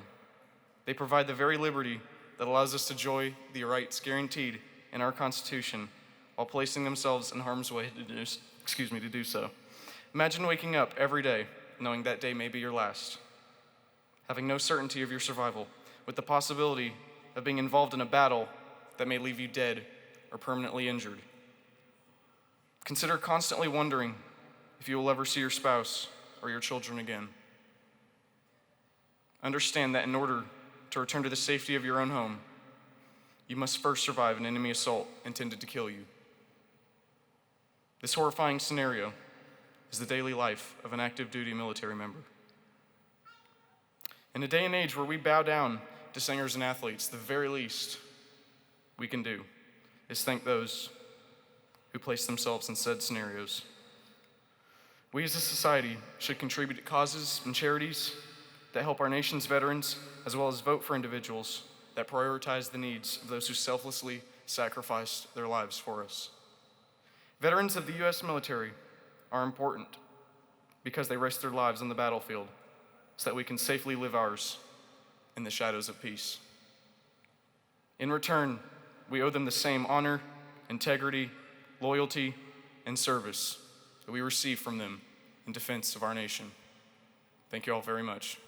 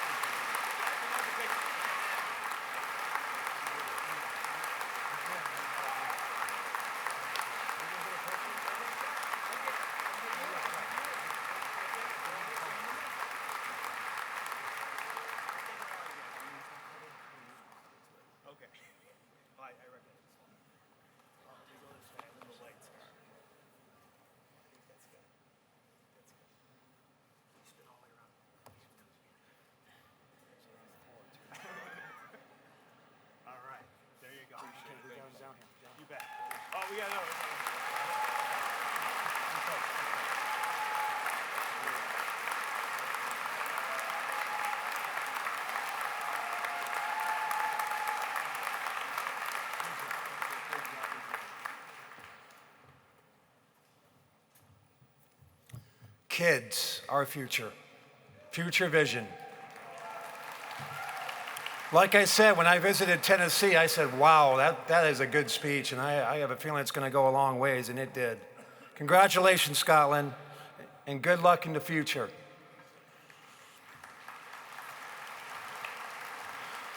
The United Service Automobile Association, better known as USAA, is a name that I'm sure everyone here is familiar with. As one of our biggest supporters, the VFW has been fortunate to have such a strong, decades-long relationship with a truly outstanding company like USAA. Wayne Peacock is the president and CEO of USAA, the member-focused financial services company that exists to empower the military community to achieve financial success. It offers insurance, bacon, and investment and retirement solutions to its more than 13 million members. Wayne has more than 30 years of USAA experience, starting as its real estate investment subsidiary in 1988 before becoming CEO in February of 2020. He was president of USA's Property and Casualty Insurance Group. He is a member of the Business Roundtable and a member of the Federal Reserve Board's Insurance Policy Advisory Committee. He also serves on the Board of Trustees, the Institute's a risk management and insurance knowledge provider. Wayne is active in community, industry, and trade groups and is a proud Eagle Scout. Ladies and gentlemen, please put your hands together and join me in welcoming to our 124th VFW National Convention, our esteemed guest, USAA President and CEO, Wayne Peacock.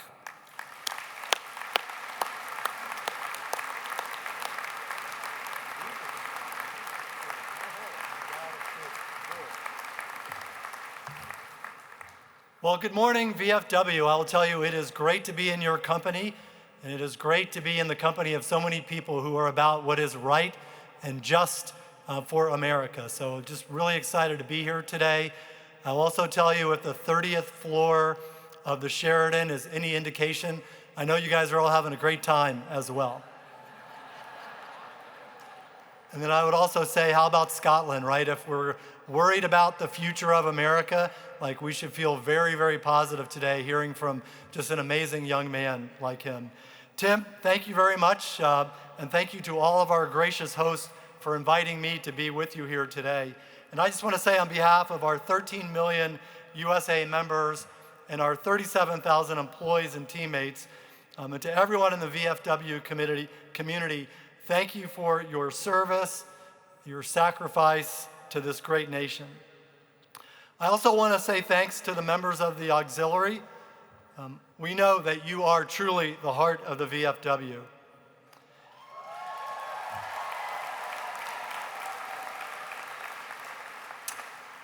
My mother-in-law raised 4 kids, from Korea to Germany to the Pentagon to Korea to Colorado Springs to the Pentagon to FORSCOM. So what I'm about to say next, I think, is really true, because I know that from personal experience, that spouses have the toughest job in the military. And we want to recognize all that you do and say we are grateful for your service and your sacrifice as well.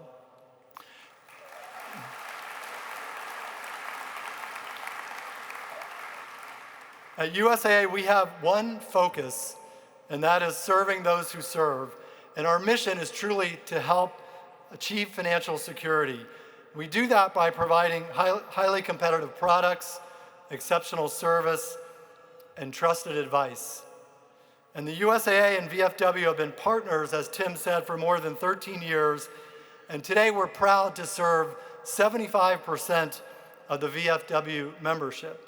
Now, I do a little bit of math every now and then, so that means there's about 25% of you who could still take great care and take advantage of USA membership. Just a small plug here this morning. I want to talk soon about a really special way that our organizations are coming together. But first, since we're in Phoenix, I thought I'd spend a little bit of time about the significance of Phoenix to USAA and to me. Now, back about 25 years ago, 24 to be exact, I had an opportunity to come out here and lead the team that bought the land and really built the USA presence here in the Valley of the Sun from ground up. And today we have about 4,000 of our teammates here in Phoenix who are serving every day with insurance and banking solutions, but also a big group of our teammates who are inventing and innovating with new technology solutions to be able to serve members in the future. You know, Arizona is the 13th largest population of veterans in the country, and nearly 1 in 4 of our Phoenix teammates are either a veteran or a military spouse, which is about the same average of all of our USA teammates across the globe.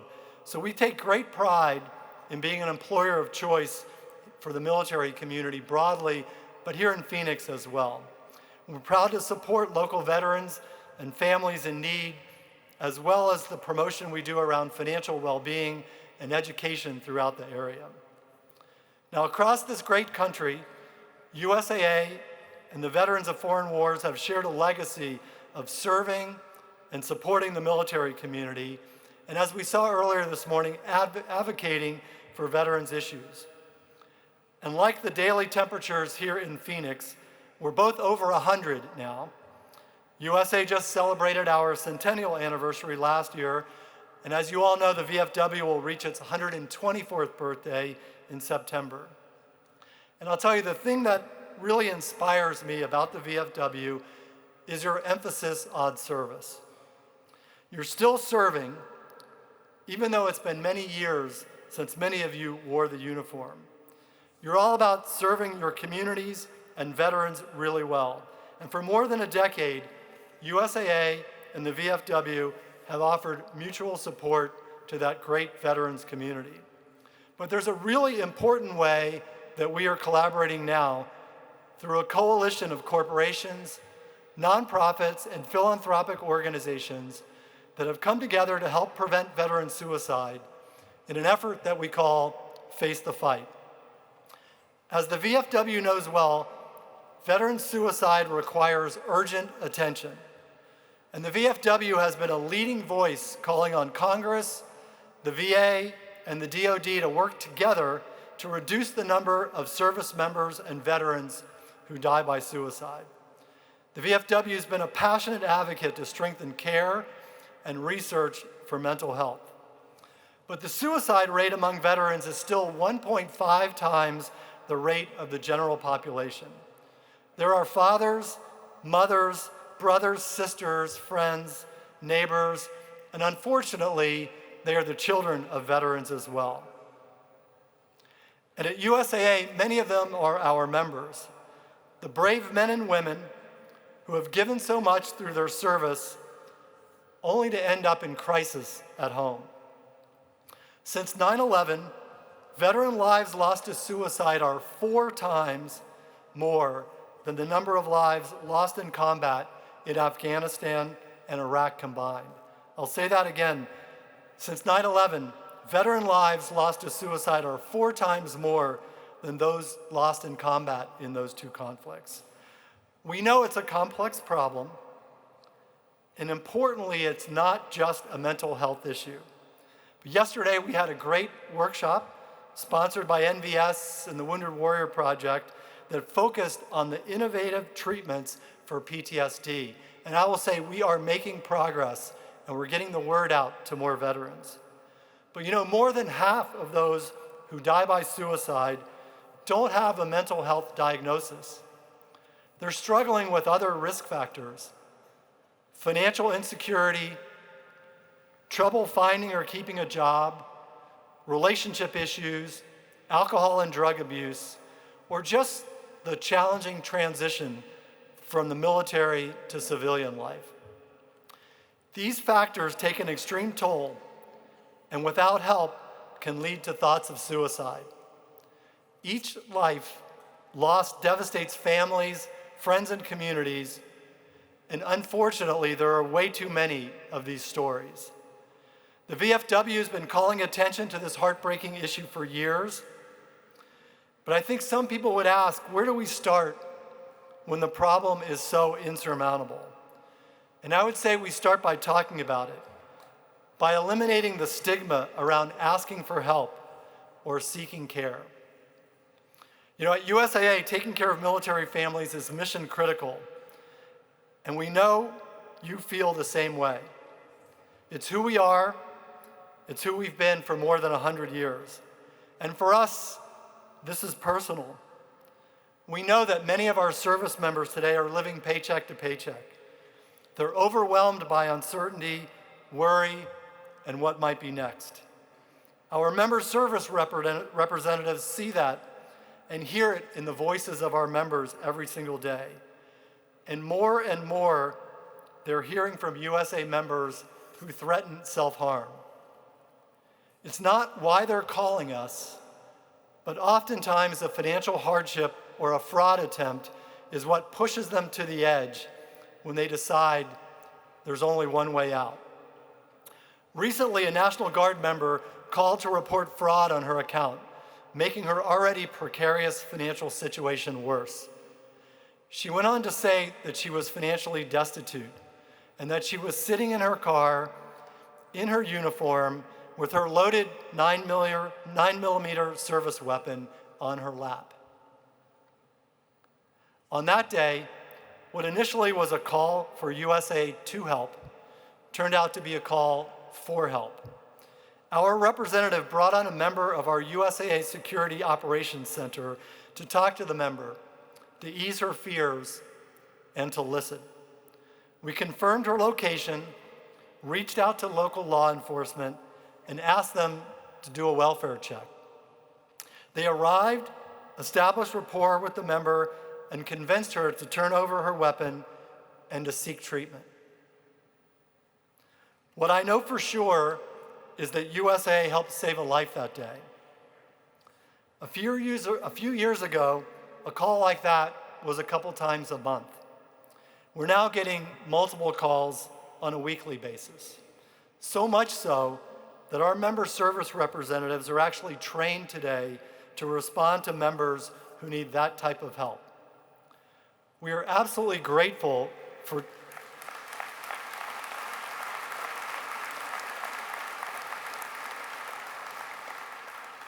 we're grateful for the times where we can make a difference, but I'll tell you, we're much more saddened when we can't. Helping veterans fight this fight is at the core of who we are. So today, USAA, the VFW, and the rest of our coalition are talking about Face the Fight to raise awareness and support for veteran suicide prevention. So let's watch a video and hear more about this important work. Since 2001, we've lost more than 120,000 service members and veterans by their own hand, who've served this country, who've given up hope. We're facing this fight because the veteran suicide rate is 1.5 times greater than the national average. Suicide impacts every community. This is important to me because I had a soldier who was entrusted in my care who committed suicide. You carry these things with you for the rest of your life because you always feel you could have done something to prevent that. Face the Fight is a USAA-led coalition of purpose-driven companies, organizations together who want to make a difference and stop veteran suicide. We have an opportunity to increase awareness, access to resources, destigmatize care. The more we can reduce the stigma to make it okay to talk, opens up the opportunity to get help. Face the Fight is about breaking the silence. You are not alone. You're not alone if you have this struggle. The stigma would tell you it's a weakness, but the truth is the strength is raising your hand. The opportunity here is to rise up, ask for support, ask for help. It actually takes a lot of courage to speak up and to ask for help. If you're a service member or a veteran who's struggling, raise your hand and ask for help. Having the courage to talk about the suicide and your own ideation, that's the first step. We are winning this fight by breaking that stigma and breaking down barriers to seek resources. That's what this coalition is doing, providing access and means to getting the help that people need. We make it our mission by actually showing that we're getting out there and doing something. This is your opportunity to join us. It's imperative for us all to stand together and face this fight. Together. Together. Together. Together, we're going to face the fight. We're going to face the fight. We are going to face the fight. Face the fight. Together, we're going to face the fight.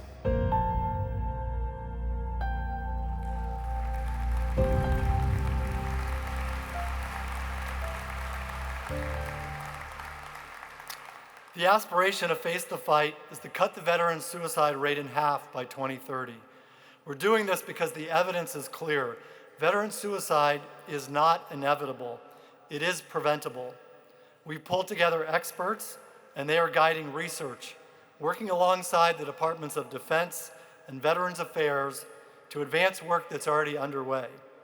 But we've also created the Face the Fight Philanthropic Fund to support organizations that deliver on-the-ground help to veterans in crisis and affected families. And together, more than $40 million has been committed to Face the Fight to provide philanthropic grants to nonprofit organizations that can help stop veteran suicide. This includes over $500,000 from our USA teammates over the last few weeks, including those right here in Phoenix.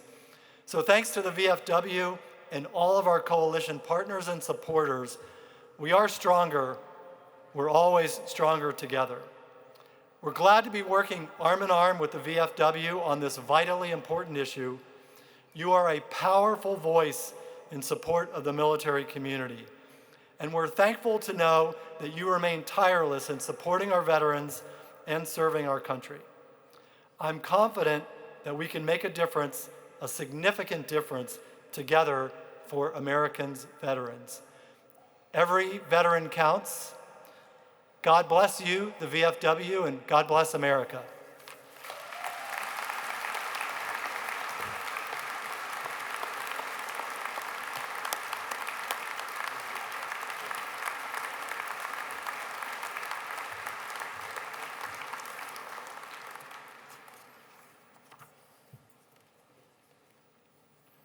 All right, who's ready to get fired up?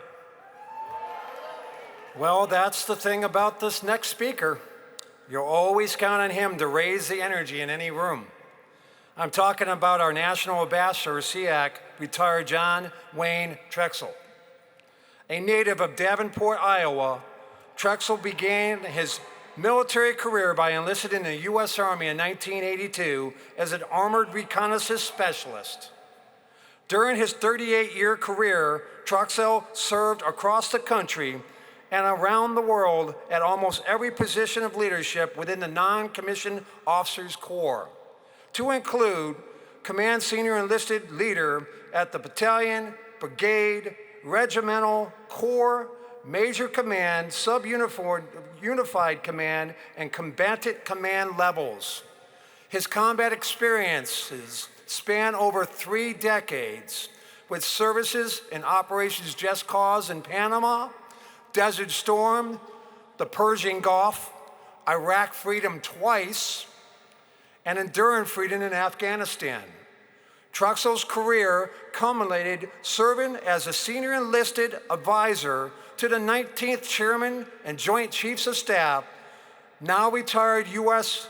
Marine Corps General Joseph F. Dunford, Jr. from December 2015 to December of 2019, before retiring himself from active service in April of 2020. Since retiring, he is still on the go and engaged with audiences of veterans and service members alike. Active duty units, installations, and veteran-focused nonprofit organizations frequently request his attendance as a motivational speaker at events focusing on leadership, readiness, and health and fitness. He also serves as an advisor for brand ambassador for many businesses such as Uncle Nearest Premium Whiskey, Downrange Supplements, and TRX Elite, as well as nonprofits such as Hiring Our Heroes and the Allied Forces Foundation. In February of this year, Trexel added the title of author to his already extensive resume, publishing his book, Surrender or Die, Reflections of a Combat Leader, where he shares invaluable insights, lessons, and strategies for success, empowering individuals to overcome adversity, embrace challenges, and emerge stronger than ever before. Trexel lives with his wife, Sandra, in Lakewood, Washington, and is a life member of VFW Post 10281 in Vine Grove, Kentucky. Please join me in giving a resounding welcome to our VFW National Ambassador, our comrade, SEAC retired John Way Traxel.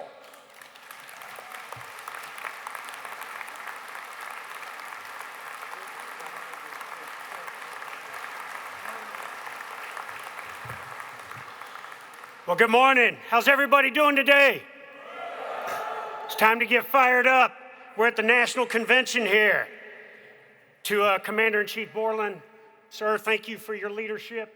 I know that you're on your way out here, but the past year you've done some phenomenal things for our organization, and it culminated today with the signing of the joint proclamation with our Taiwan partners. So thank you for your leadership over the past year, sir. And to all my fellow VFW comrades, auxiliary group members, supporters, vendors that are here today, and to our Taiwan partners, I say thank you, Xi, for you being here today. This convention is important for many reasons. We're here to continue to educate our members on the direction that the organization is going, continue to build synergy and cohesion across the entirety of what we're trying to accomplish, and continue to develop our vision and focus to remain the most relevant veteran service organization on the planet, period.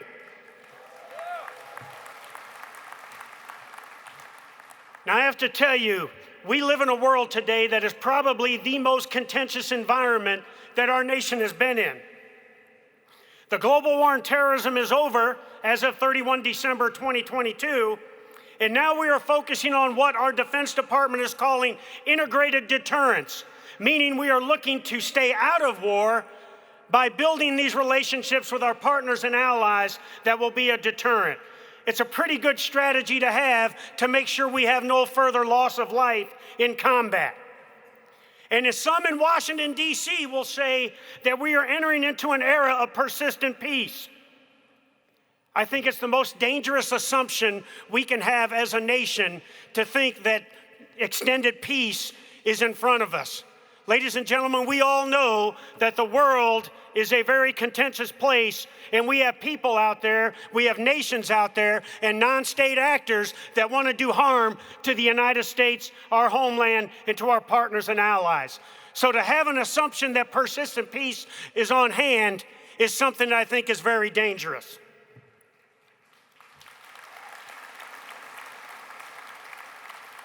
And that kind of thinking can lead to complacency as a nation within our military that all of a sudden could cause us to start losing competitive advantages that would get after integrated deterrence.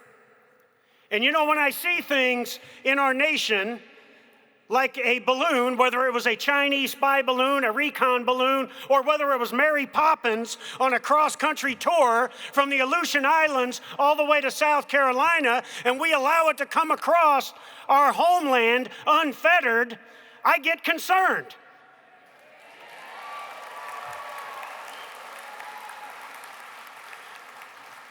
Because teammates, we cannot be so concerned about potentially offending adversaries that we forget to defend our homeland.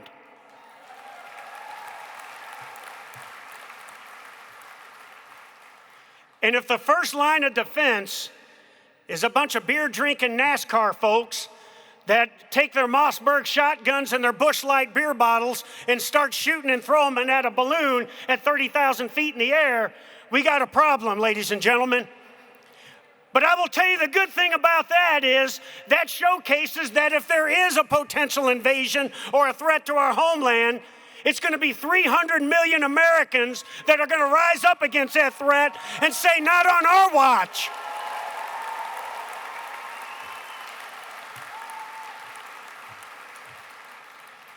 Now, China is the pacing challenge in our national defense strategy. And not only militarily, but economically, information, and in the diplomacy domains, we have to compete with them over the long term.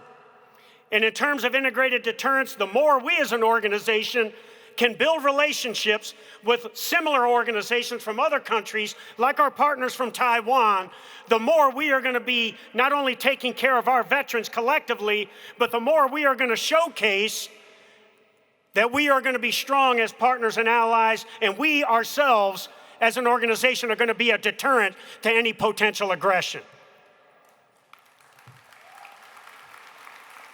And if you look at Russia, who still, because of their economy and because of their nuclear weapons capability, especially at the tactical level, they still have a threat to us. Even though they're getting their nose bloodied every day by the Ukrainian military, oh, by the way, for the last 7 years, that has been trained by the United States military, and also that have been outfitted with things like John Deere tractors from the great state of Iowa, that these farmers in Ukraine are using to hijack Russian tanks and continue to impose costs on Russia's invasion. That shows you the strength of the United States, not only our military, but our industrial machine.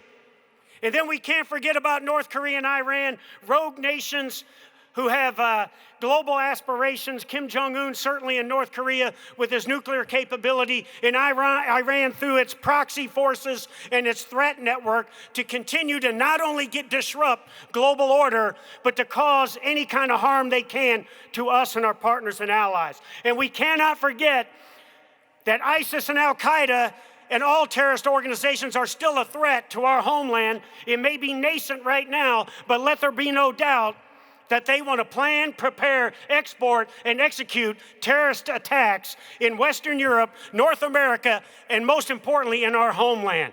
So our ability to continue to be strong and be a deterrent to all of these threats as a nation and with our powerful military is what we're going to have to do as we move forward in the future. But let's take a look at what's been going on in our homeland over the last 3 years. It started with COVID in January of 2020 that caused a lot of things to happen within our country. Our way of life was kind of disrupted and everything. And then in May of 20, a significant event happened in the murder of George Floyd that caused unrest in our country throughout the summer of 20. And then the events of January 6, 2021, whether you want to call it an insurrection, a riot, or a bunch of people just acting stupid, it had a significant impact on our nation. And then we cannot forget the abrupt, disorderly withdrawal that we made out of Afghanistan in September of 2021.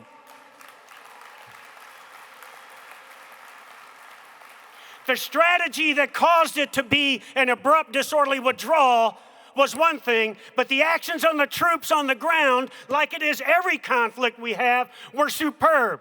They evacuated over 124,000 people out of Afghanistan, and they met the timeline they were supposed to meet to have everything out by 31 August. Our troops will always get the job done, even though they have to manage the risk that isn't mitigated at the strategic level, and they will continue to be a shining beacon of what the United States of America is all about.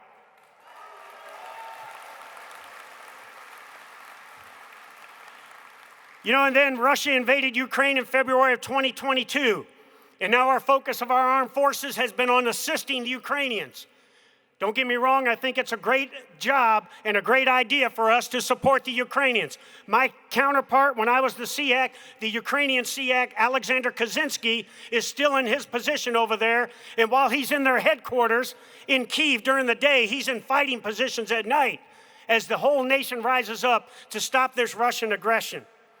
But you look at all of those things coupled together, and you throw in social media and kind of the polarization politically in our nation, and now we have a recruiting crisis on our hands in our armed forces. The U.S. Army will not meet its numbers for 2 years in a row. The Navy and Air Force will not meet their numbers this year. The Marine Corps and the Coast Guard will meet their numbers, but they will be breaking the tape at the end of the fiscal year to do it. And so this, ladies and gentlemen, could lead to a national security crisis. If we cannot recruit the appropriate number of men and women to enter our armed forces that will allow us to continue to have the requisite capabilities necessary to not only deter but defeat any threat in large-scale combat, we have challenges on our hands. And let there be no doubt, if we do not have the capabilities to defeat any nation state like the ones I talked earlier, then we're certainly not going to deter them at all. So we have to continue to get after building our armed forces through our organization and showcasing what military service is all about. I say it all the time. I've never seen a goldfish be able to deter a piranha in a fish tank. So the bottom line is we got to continue to do our part to get after building our military and making sure military service is attractive to this young generation. Now I will tell you, over the past 3 months, I've been on a CEO thank you tour with a very influential person. She is the Chief Executive Officer of Uncle Nearest Premium Whiskey, Grant Sidney. She's on the board of Endeavor that just made the merger between UFC and WWE, and she is arguably the most influential African-American woman in the business world since Oprah. And for the last 3 months, we have visited 33 bases, initially to show our support and thank our troops for their nation and thank our veterans. But early on, we realized because of this recruiting crisis, because of issues with retention, quality of life, and quality service, that thank you tour immediately went to a call to action. And what can she do as a very influential CEO? And what can I do as a retired SEAC with a global network from senior enlisted and service members around the world? What can we do to continue to make military service more attractive and be able to continue to take care of not only our current service, but the veterans as they get out as well? So in my opinion, in today's world we live in, this is a further call to action to us at the Veterans of Foreign War. And we do great things. We've done it with the PAC Act. We've done it with this joint proclamation. We do it every day, getting after benefits and care for our comrades, our veterans, and their families. But I think we have to continue to inspire this young generation to show how attractive military service is. Every one of you out here, every one of us has a story about our time in the military. And you truly believed in what you were doing then, and you truly love your country because you're here today and you're part of the greatest organization on the planet, the VFW. So tell your story. Get out there and tell these young people what military service did for you, what being a part of veteran service organization like the VFW did for you. We cannot continue to allow a divide between generations. We have to transcend these generations by continuing to talk about military service and how attractive it can be, how the cool things people can do, and in the end, what it does for our nation. And then, ladies and gentlemen, in the hypersensitive world we live in now, it is not a sin to say, I love my country. And say, I'm going to do something about it. And I'm going to proudly support our armed forces, and I'm going to proudly support our nations, and I'm going to proudly support our homeland and our way of life. All of us are ambassadors, ladies and gentlemen, and we got to do our part. We are the #1 global choice for partner security in the world right now. But let there be no doubt the Chinese want to replace us. They're on a 100-year plan, and they're looking to replace us as the #1 global power. And as a lot of people talk about all the time that I'm around, all we've known all of our lives is that we are the #1 global power. I, for one, and I don't want my children or grandchildren or future generations of the Troxel family to have to live in a country that is not the #1 global power. So we've got to continue to get after it. We've got to continue to support our troops. And in the end, we as an organization have to make sure that we are as relevant as we can be to the men and women that look to serve, that are serving, and that they are no longer serving, but are still proud to have served our country. So in closing, I will ask you this question, ladies and gentlemen. What are we as an organization prepared to do to continue to remain relevant to the men and women in this nation that we need for military service, but more importantly to the men and women that are serving, and then those 20 million that are no longer serving? And in the end, this call to action, I think, if we accept it, we get fired up about it, and we go out and do it, we will continue to be the greatest nation on the planet, with the most powerful nation in the world, with the greatest veteran support organization in the world, known as the Veterans of Foreign War. So God bless you all. God bless the VFW, our auxiliary group, our partners and allies, but most importantly, God bless America. Thank you so much. Boom!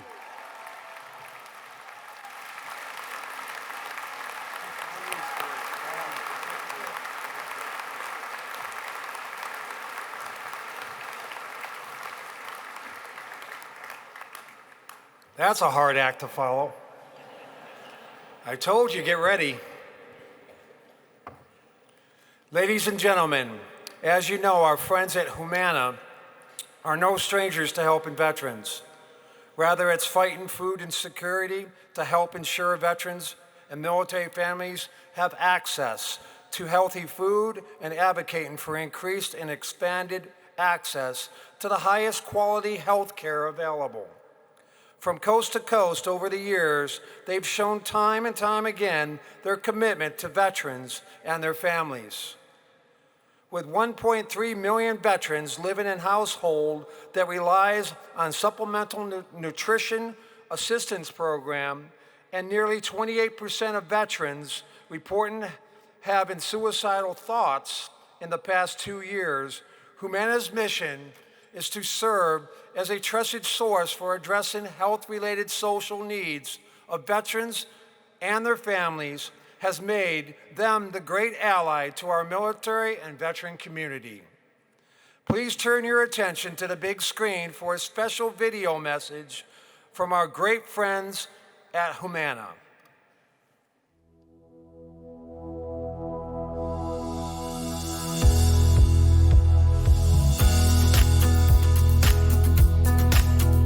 I've been a VFW member for over 13 years. VFW is near and dear to my heart, and I look forward to doing everything we do and seeing this partnership grow for another 10 years, Chief. Awesome. It's an honor and privilege to work with the VFW and all the heroes associated with it. The things that the VFW mean to me are the comradeship, fellowship, support. It's always lively, and all of us belong here. The VFW is not just an organization to me, it is family. It is my support system. It has been that never-ending camaraderie. And it really goes to show that the mission is indeed true, right? No one does more for veterans. So I'm very proud to be not only a comrade of the VFW, but also a national partner with Humana. And we look forward to many more opportunities working with the VFW in the future.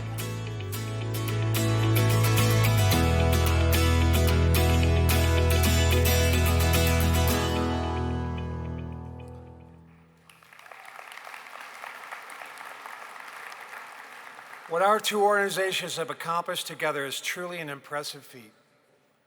Now please welcome to the stage for a special presentation, Humana Channel Development Lead Barbara Wagner, a veteran and regional veteran executive with Humana's Veteran Channel team, Scott Mathis.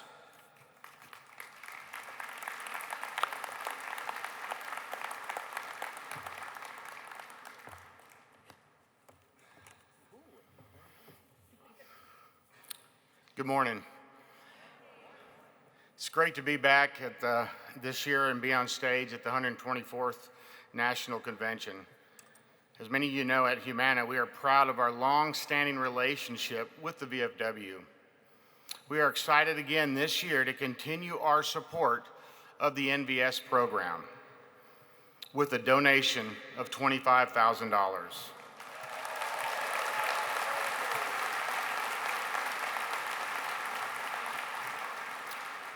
The scholarship program ensures veteran service officers are highly trained to help our veterans get the benefits that they well deserve. We deeply understand the value of our service officers and the important role they play as advocates for individual veterans who need assistance. We thank you for this partnership. Thanks.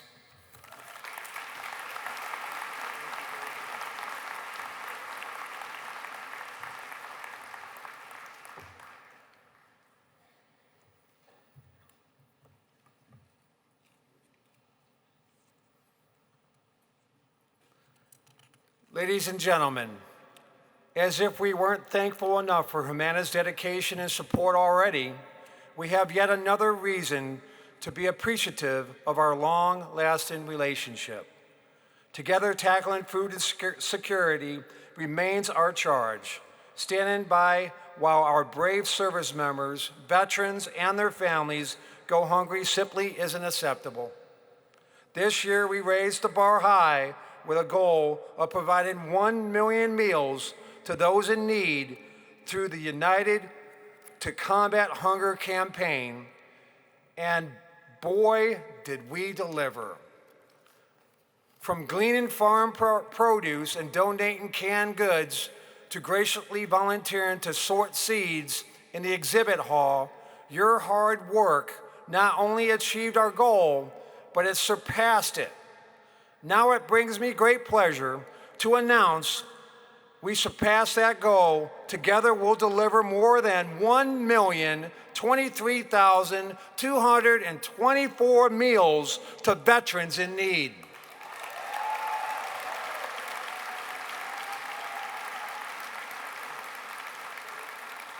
Thank you all who contributed to this important campaign and helped make a positive impact in the lives of so many. The next person I have the pleasure of introducing should be a very familiar face to you all. Ryan Gallucci joined the VFW team back in 2011, and since his first days with us, he's held a multitude of positions to include as a Deputy Director of the National Legislative Service, a Deputy Director and Director of our National Veterans Service, as well as Deputy Executive Director before being appointed Executive Director of the VFW Washington, D.C. office on 1 March of this year.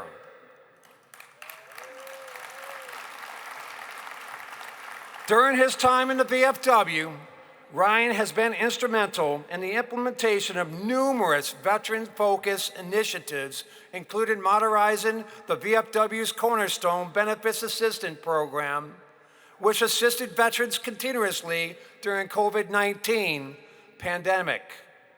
He has also worked directly with Congress and federal agencies to craft and implement transition and educational policies benefiting veterans, such as the state tuition protections and redesigning the Transition Assistance Program known as TAP. He served as an advisor and later chairman of the Secretaries of Labor Advisory Committee on Veterans Employment, Training and Employer Outreach, providing feedback to the Department of Labor and Congress on the employment needs of veterans and the efficiency of federal employment programs for veterans. He also established the VFW SVA Legislative Fellowship Program, which offers student veterans the opportunity to learn about veterans advocacy hands-on in Washington. Ryan is a native of North Kingstown, Rhode Island.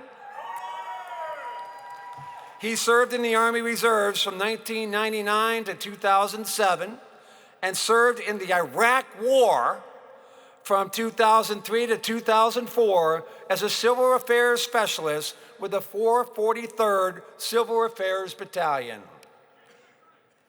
Ryan's work and dedication to our nation's veterans and the members of our organization is clearly demonstrated in the determination and hard work he puts in every day. Our organization is lucky to have someone with his insight, knowledge, passion, and forward-thinking approach driving Capitol Hill efforts. A life member of VFW Post 3150 in Arlington, Virginia, it brings me great pleasure to welcome to the stage the VFW's newest Executive Director of our Washington office, Ryan Gallucci.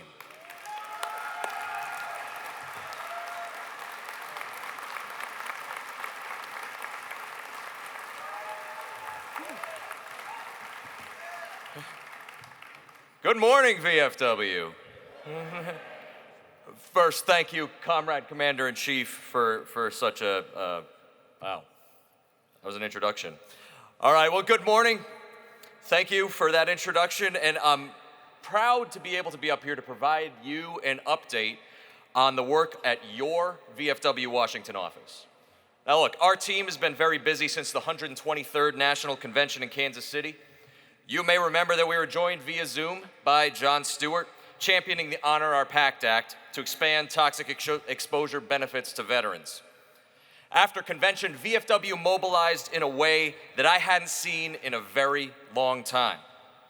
Members sent tens of thousands of messages to Congress compelling them to put aside petty partisanship and pass the PACT Act.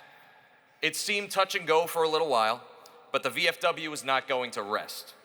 VFW Legislative Director Patrick Murray and his team literally slept on the steps of the Capitol, joining in the fire watch until the Senate passed the bill on August 2nd.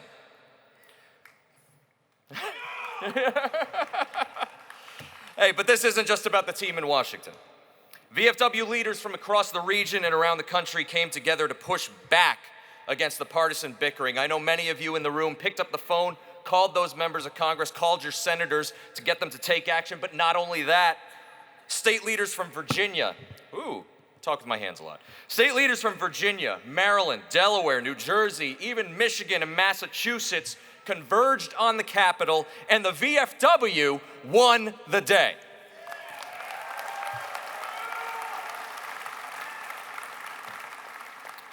Now, on August 10th, Commander-in-Chief Borland joined President Biden at the White House for the historic signing of the PACT Act. And the president, as you heard earlier from our Commander-in-Chief, believes his own son, Bo, died from toxic exposure in Iraq, and he wouldn't let go of the chief's hand because he knew what the VFW brought to this fight.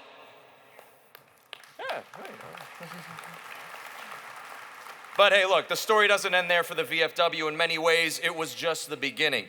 Because starting on August 10th, VFW National Veterans Service set into motion its plans to train the VFW's global network of accredited service officers to understand the PACT Act and start helping veterans. PACT Act demanded a new way of thinking about how VFW delivers claim service to our veterans. And under the leadership of new National Veterans Service Director Mike Figlioli and his leadership team, VFW has done just that. You may have seen pactactinfo.org highlighted on the VFW website and across social media. Now, this new referral tool was VFW's way of not only reaching more veterans who need help, but also pushing back against those predatory claim shark companies who want to illegally charge veterans tens of thousands of dollars just to access their earned benefits. To date, more than 10,000 veterans have used pactactinfo.org to link with VFW accredited free help. And guess what? Hundreds of those veterans have chosen to join the ranks of the VFW simply by seeing what we're doing here to help link veterans with benefits for free and fighting back against predatory claim sharks.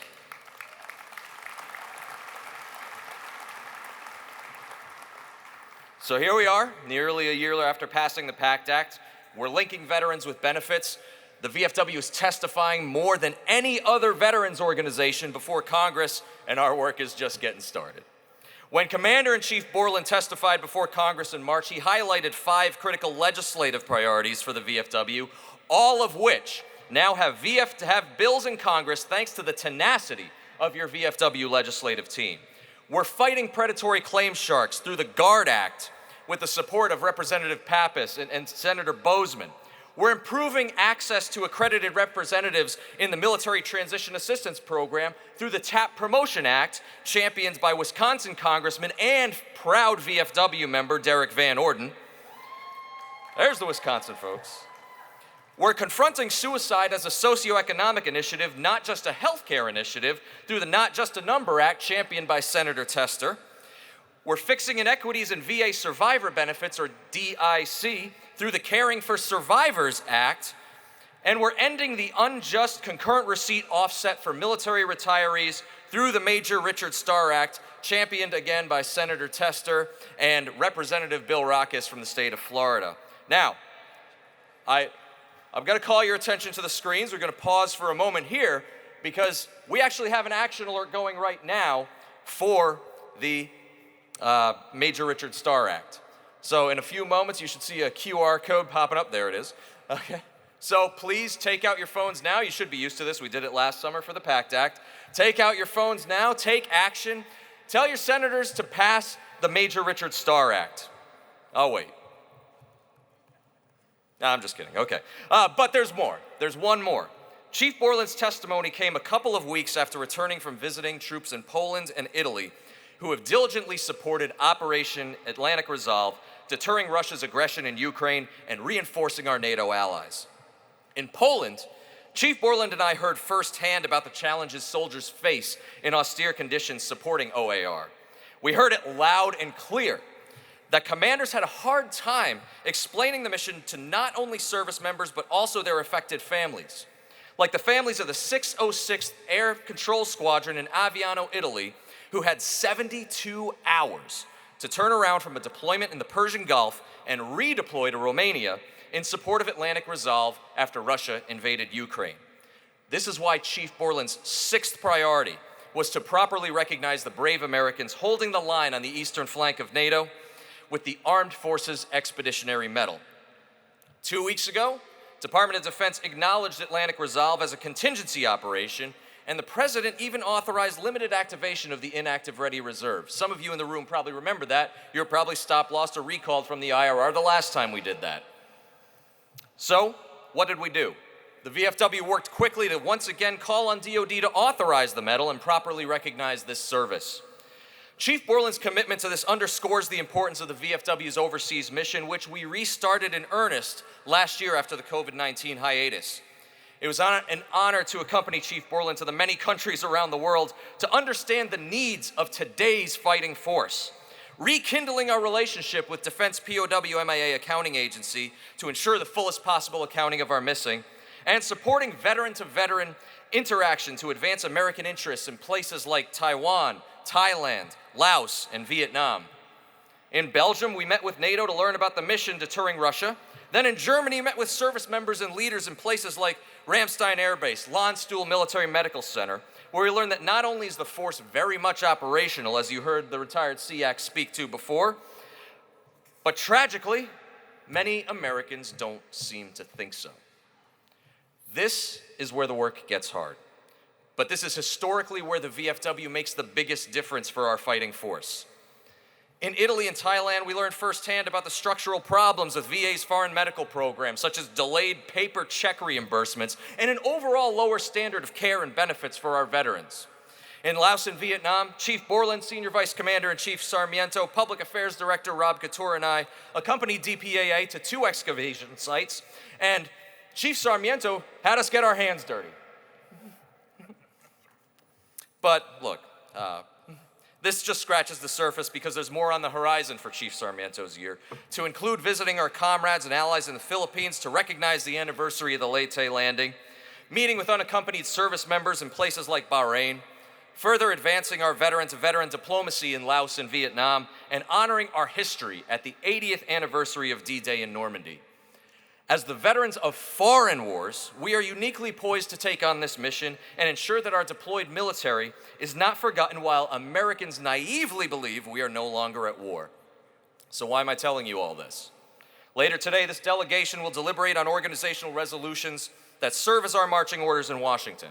There is no more important work in the VFW as this allows us to hold our leaders accountable for providing earned benefits and care to our service members, veterans, and families who have justly earned them. I'm an Iraq veteran and the first post-9/11 veteran selected to serve as the executive director of your Washington office. I first joined the VFW in 2006 solely off the causes of service and advocacy that I learned about from the VFW Department of Rhode Island. Small but loud. And I'm honored to follow in the footsteps of my mentor and past Commander-in-Chief, Bob Wallace, to continue the century-plus legacy of your VFW Washington office, and honored to share the work with you today. Earlier, I mentioned that many Americans are naive to the needs of today's military. So make no mistake, as the SEAC said, this is a very dangerous time for veterans. Historically, this is when our nation's leaders start to forget about their commitment to those who wear the uniform. We saw this in the fledgling days of the VFW after World War I when Congress axed veterans' benefits in the name of fiscal responsibility. Sound familiar? This inspired leaders like VFW past Commander-in-Chief Jimmy Van Zant and Marine Corps Major General Smedley Butler, there it is, okay, to travel the country to tell veterans it was time to get mad. It was time to join an organization that does something. Time to join the VFW.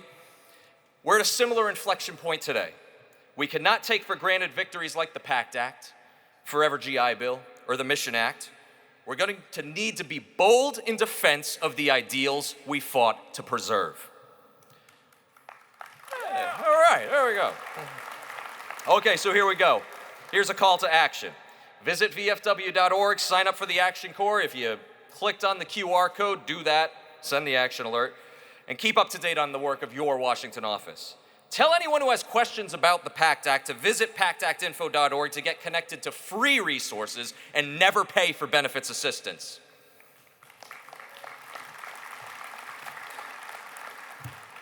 And tell service members and veterans to join the VFW so that we can hold the line for their earned benefits.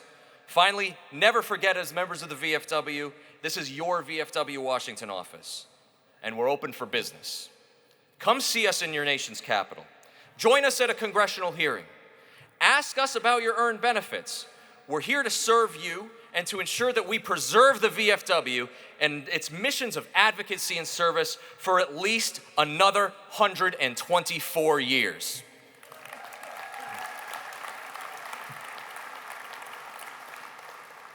With that, comrades, Commander-in-Chief Borland, I want to thank you for this opportunity to share our work with this delegation. And remember that every veteran counts because every day is Veterans Day in your VFW Washington office.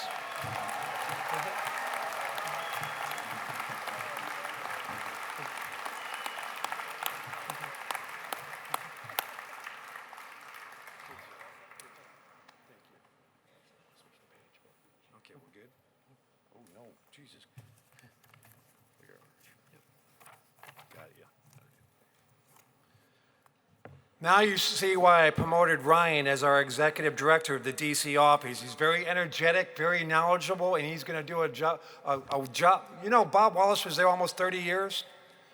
Ryan's only 42, going to be 42. So I said, "You're going to be there another 30 years too." And he looked at me and goes, "I don't know about that, but we definitely got someone in there that's going to definitely do well up there. All the promotions have been just outstanding. There's no doubt in my mind we're going to get legislation passed. And look at that. The priorities are already in action. Isn't that great? Already in action." Thank you, Ryan. When you make the choice to become Legacy Life member, you are choosing to not only gain access to exclusive benefits, you're showcasing the world that you believe in and support the vital work of the VFW does. President Jimmy Carter once said, quote, "I have one life and one chance to make it count for something. My faith depends that I do whatever I can, whenever I am, whenever I can, for as long as I can, with whatever I have to try to make a difference." End of quote. For the VFW, Life Legacy Life members have the opportunity to do just that. Membership in this fraternity is compromised and we-owned and committed VFW members. Their mark left on our organization are unrevealed, and we can't thank each of you enough for your dedication and support. Today, I am pleased to recognize several VFW posts, each of which who have earned the Legacy Society Post proclamation in recognition of having at least 25 Legacy Life members.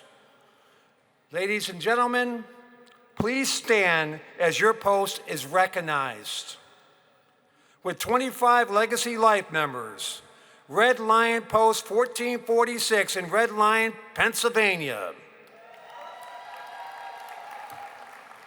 F. Michael Six, Post 1785 in Learfield, Pennsylvania. Cecil County Memorial Post 6027 in Northeast Maryland. Ralph Fulton Post 6423 in Elsmer, Kentucky. And Oswald L. Fayard, North Bay Post 6731 in D'Iberville, Mississippi. Colonel Lewis L. Millett Hill, 180 Memorial Post 8180 in Manuel Alvarado Post 9186 in San Antonio, Texas. Corey Dillon Post 1010 East Helena, Montana. And Bangchang Utapao Post 12146 in Thailand. With 50 Legacy Life members, Jefferson County Memorial Post 3522 in Charlestown, West Virginia. And Bob Milby Post 6450 in Chester, West Virginia. With 125 Legacy Life members, Airport Cities Post 10454 in Grapevine, Texas. To the members of these fine posts, congratulations on a job well done.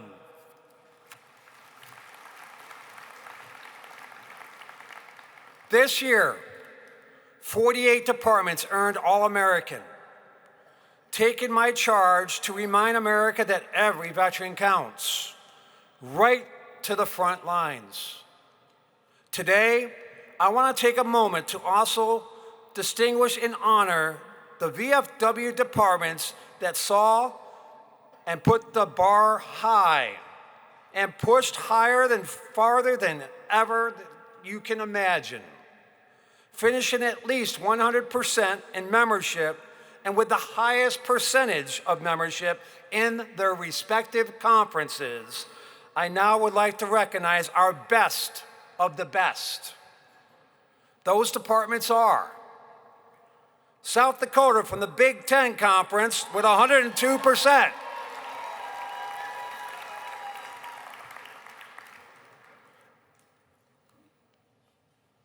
Delaware from the Eastern Conference with 103%.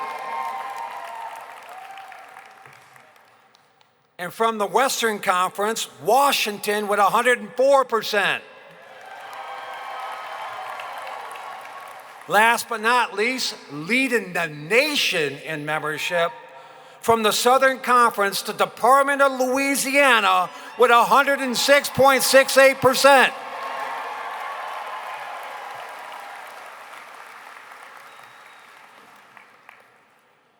Now it's time to award what you've been all waiting for, bragging rights. Just like the Stanley Cup, the VFW's Commander Cup embodies all VFW stands for and not only sets its holders apart as a conference with the highest percentage of membership at the end of the membership year, but entitles them with official bragging rights as the best of the best for that year. And so, it gives me great pleasure to present the 2023 Conference Membership Trophy again to the Southern Conference.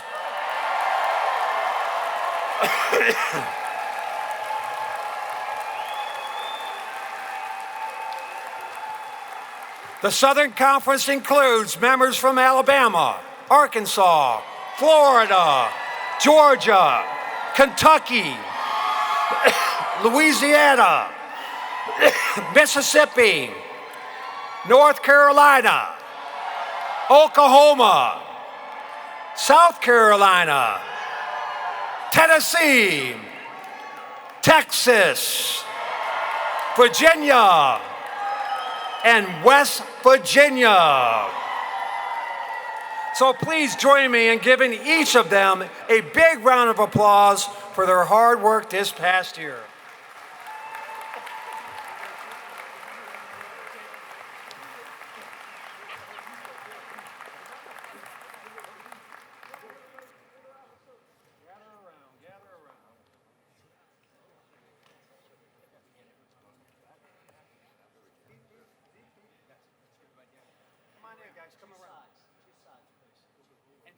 Face inward and then look at the camera.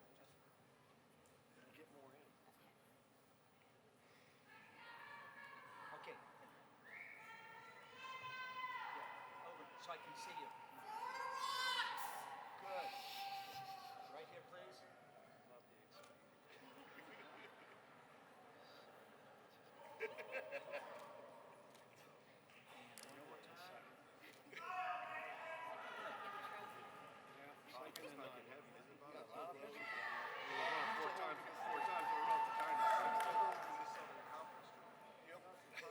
See you next year.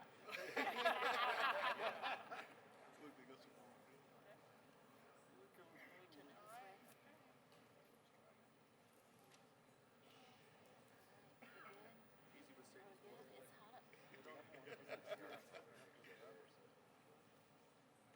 good? Yeah. Still more. All right, we're good.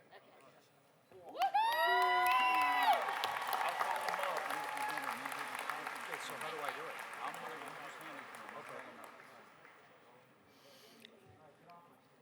Comrades, at this time, if I could have the leaders from South Dakota, Delaware, Louisiana, and Washington come forward for a presentation of their conference streamers.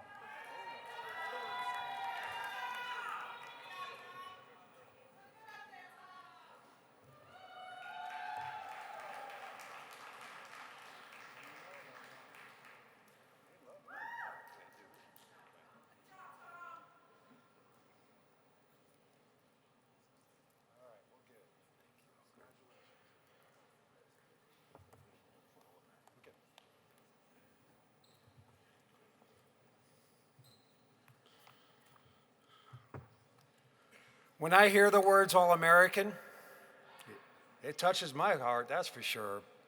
Words like role model, energetic, commitment, and resolute come to mind. As an organization, we have set the bar high for our leaders, and this year's All-American commanders have demonstrated their worth and over the past year. Having reached 101.60% nationally in membership as an organization, to say this year's recruiting efforts were a success would be an understatement. As today, it brings me great pride to celebrate and honor these commanders' unrelenting passion and devotion to our organization.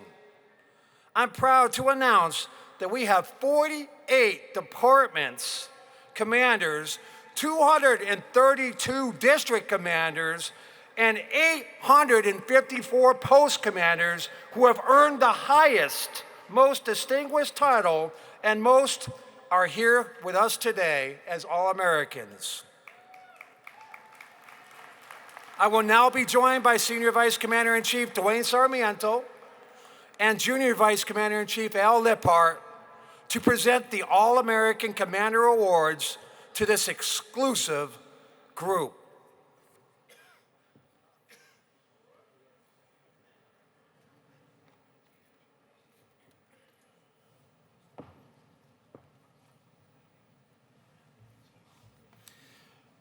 From the Department of Alabama, Tammy C. Johnson.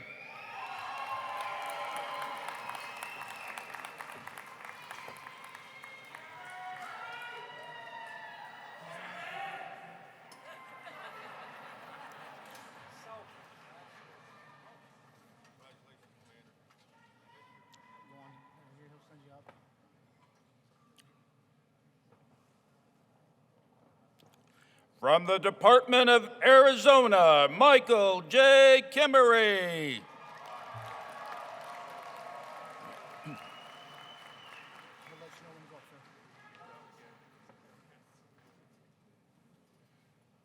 Let me know when they're done. Touch me, but don't punch me. From the Department of Arkansas, Jeffrey Todd Bird.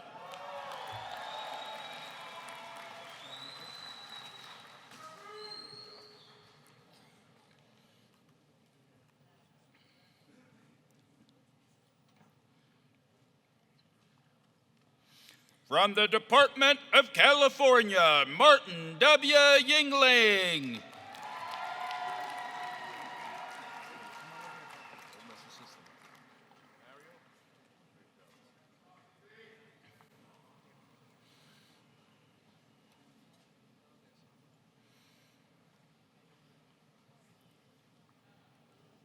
From the Department of Connecticut, Mario J. Richards.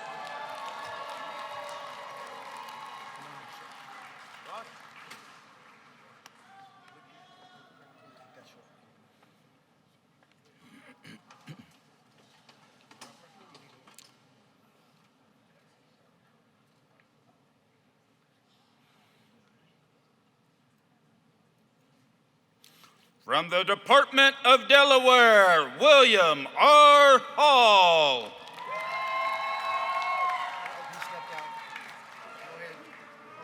Hold on. He's using the elevator. That's you, right? You want to do the stairs?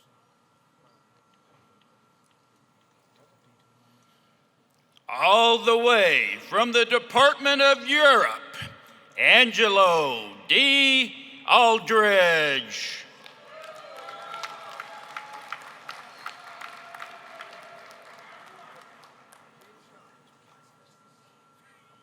It's a long way from Europe, so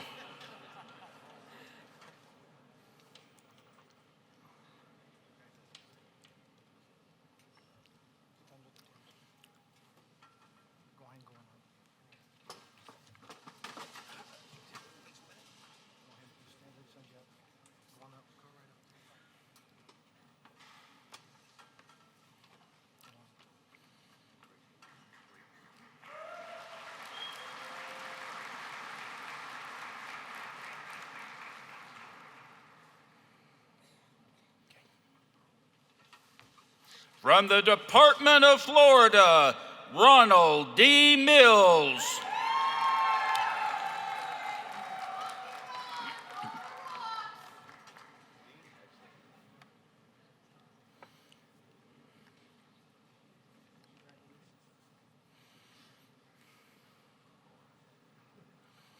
From the Department of Georgia, Dean A. Rakowski.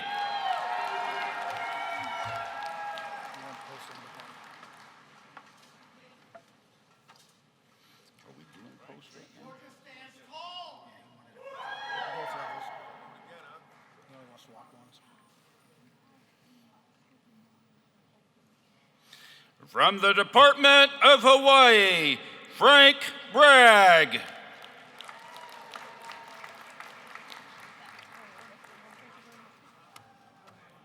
Bob, can you get him upstairs? Bob, hold up the line. Bob, stop playing around. No.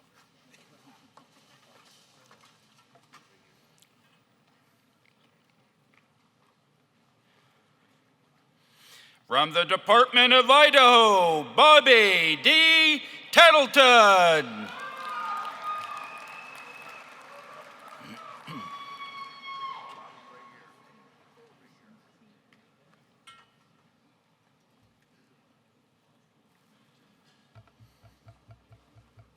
From the Department of Illinois, Bobby J. Edwards.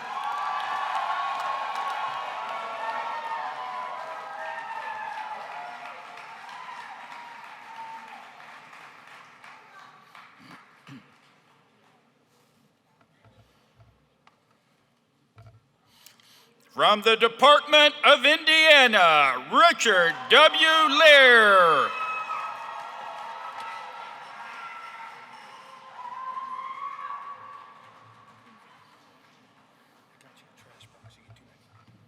All right.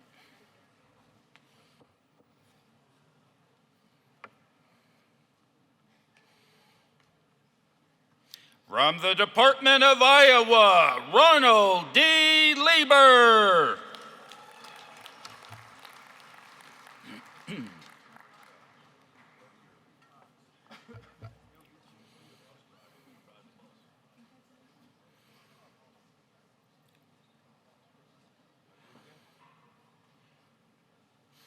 From the Department of Kansas, James A. Ratcliffe.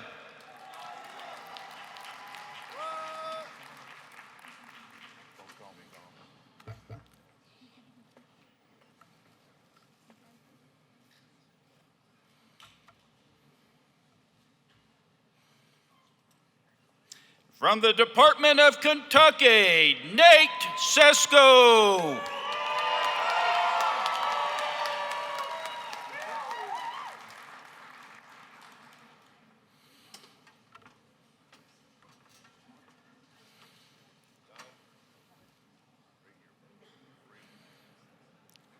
From the Department of Louisiana, Don A. Reber.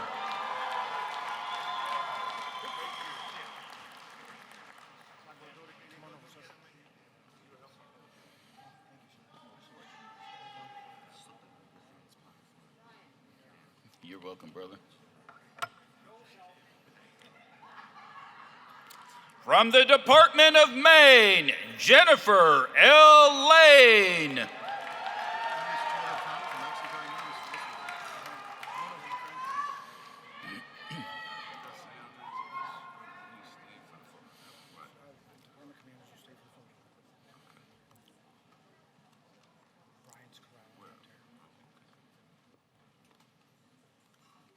From the Department of Maryland, Brian M.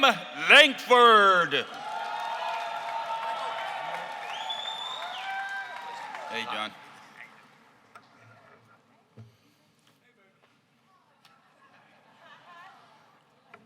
From the Department of Massachusetts, Michael A. Raymond.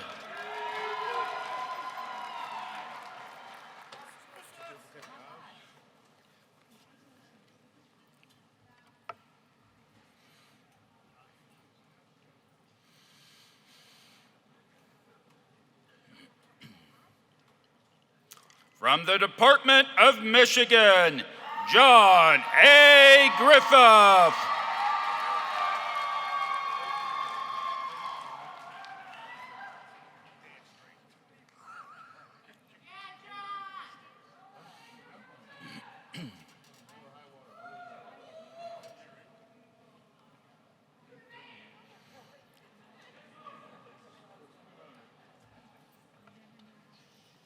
From the Department of Minnesota, Dale A. Hoogovan.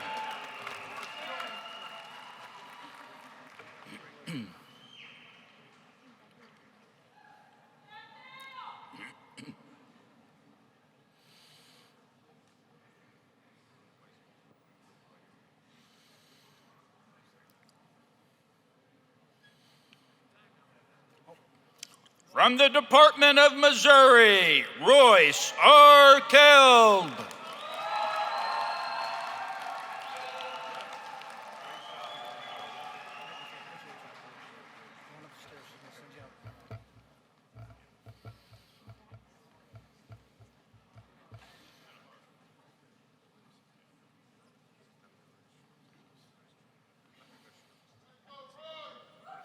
From the Department of Montana, Jeffrey D. Shep.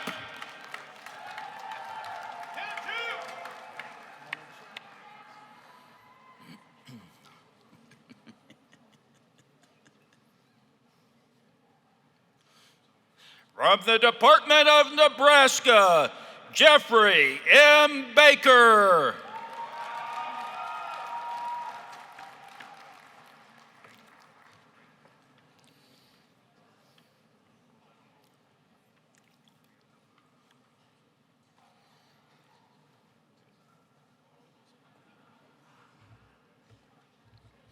From the Department of Nevada, Daniel M. Sanders.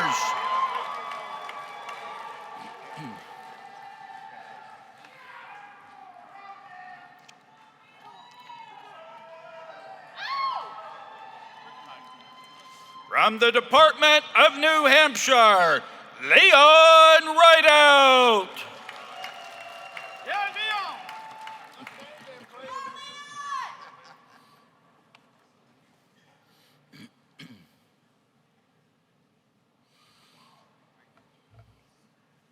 From the Department of New Jersey, J. E. Boxwell.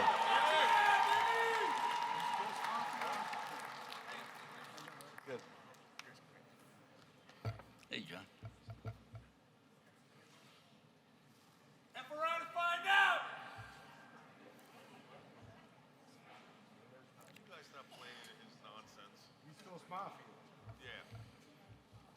From the Department of New Mexico, Christopher L. Archuleta.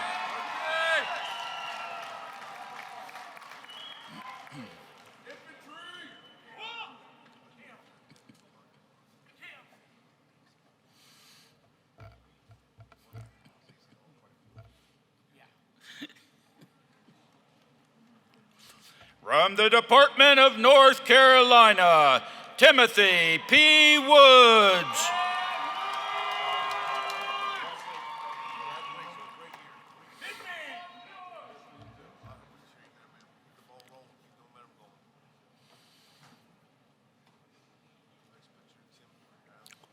From the Department of Ohio, John T. Green.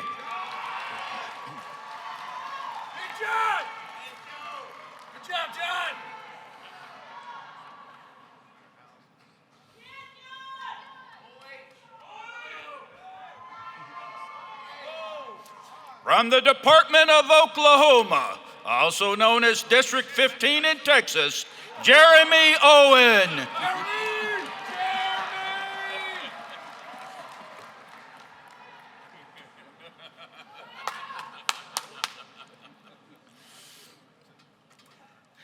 From the Department of the Pacific Areas, Warren Maxson. You know Tiger, right? I know Tiger. And I thought it was Tigger.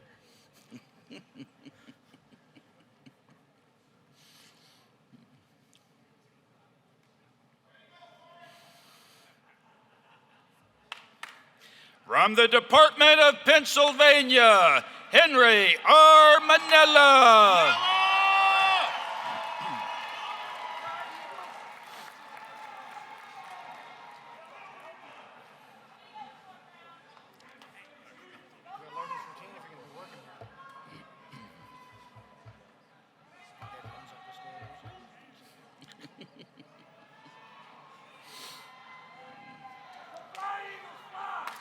From the Department of Rhode Island, Joe Tiger Patrick.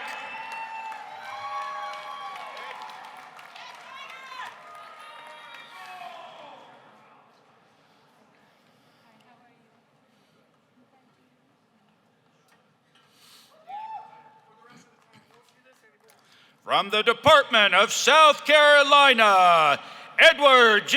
Stefanik.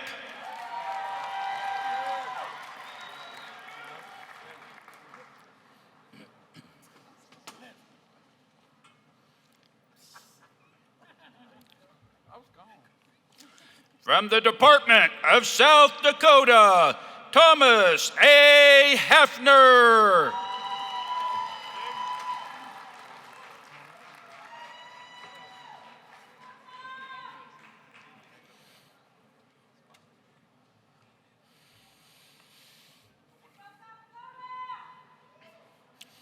From the Republic of Texas, Carl Lynn Toomer. Hell yeah!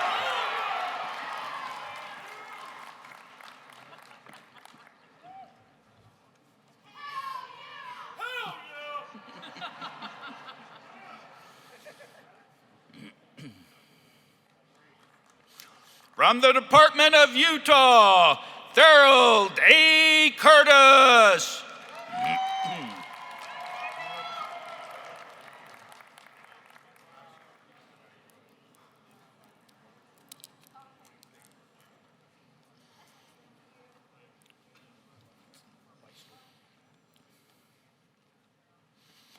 From the Department of Virginia, Jeffrey D. Leister.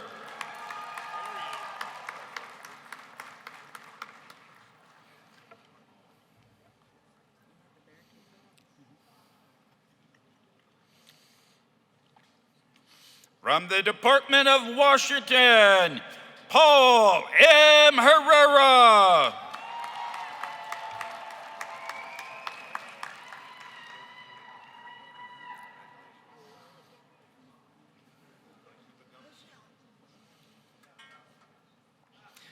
From the Department of West Virginia, Karina M. Boggis.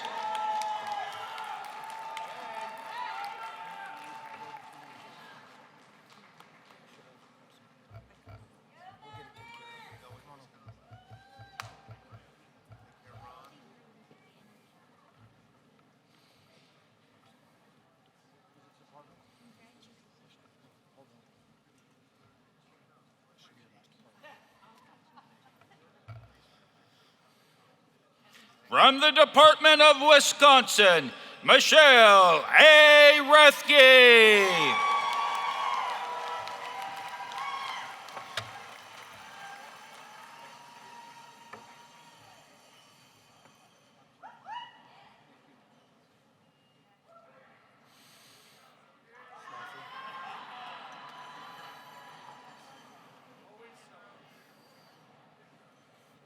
From the Department of Wyoming, Danielle P. Smith.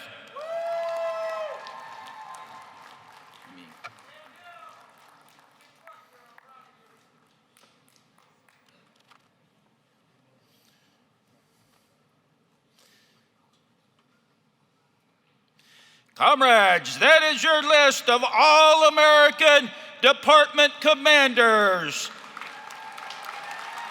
If they would please assemble behind Commander-in-Chief Borland for a group photo, after which we will start with the district commanders that made All-American.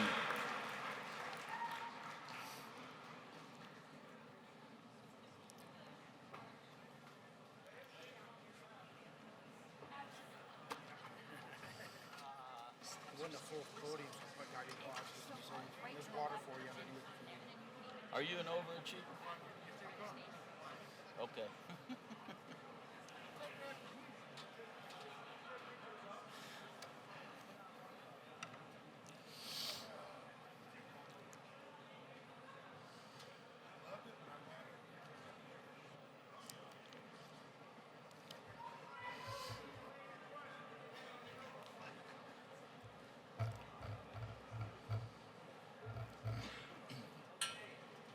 Right here, please.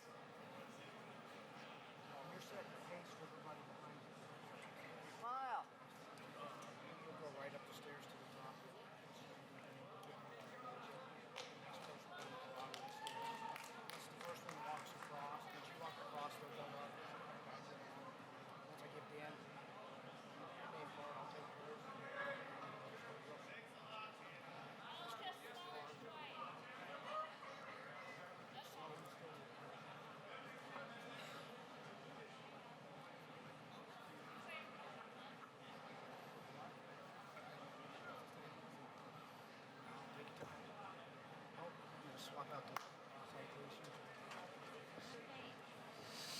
okay. You swap it? Yes. Thank you, thank you. First district, go ahead, sir. Rick, is that it for the district commander? That's it? No, they're coming. They're coming up one row at a time. I was like, dang. So before we bring the district commanders up, I just want to let everyone know that the Department of the Pacific Areas and the Department of Kentucky had every post at 100%.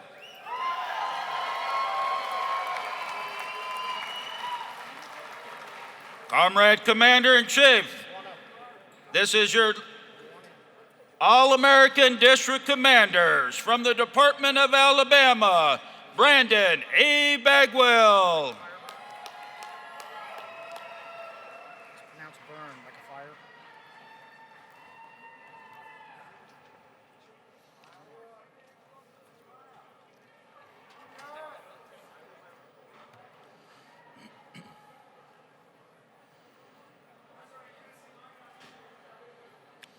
From the Department of Arizona, District 10 Commander Lori A. Byrne.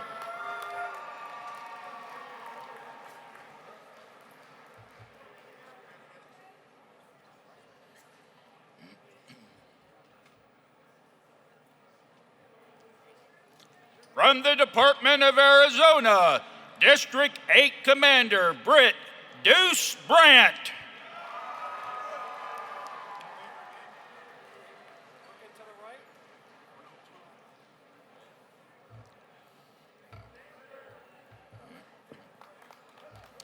From the Department of Arkansas, Thomas A. Thalen, District 13.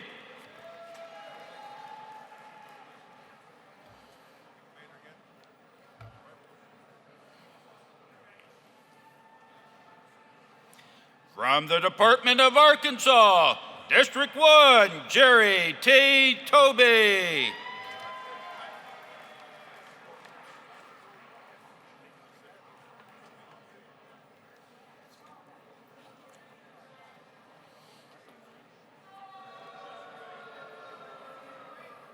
From the Department of Arkansas, Adam C. Strange, District 7.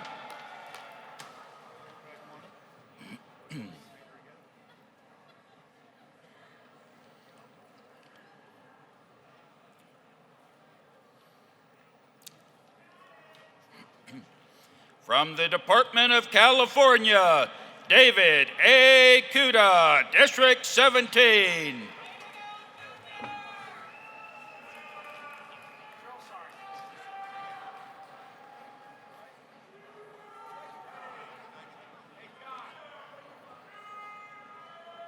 From the Department of Connecticut, John A. Kennedy, District 1. Tuck your goddamn shirt in. Tuck your shirt in. From the Department of Delaware, Fulton F. Lepoto, District 4.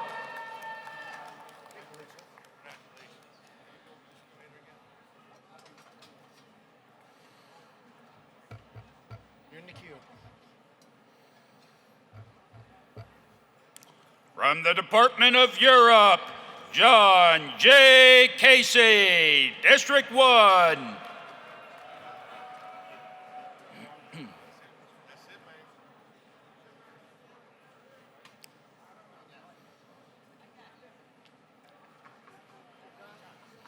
From the Department of Florida, Michael E. Klein, District 1.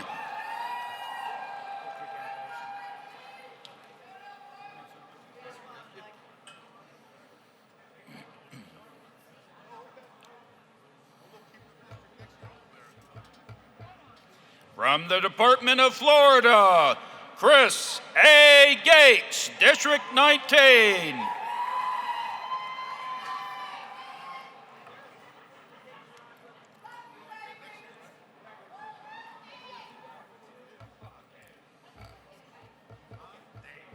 From the Department of Georgia, John R. Goolsby, District 5.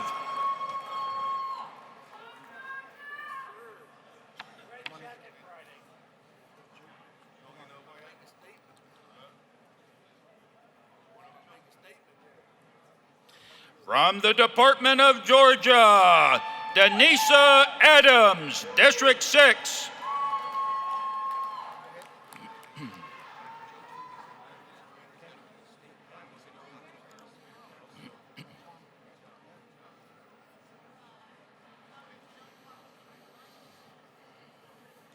From the Department of Georgia, James M. Jensen, District 7.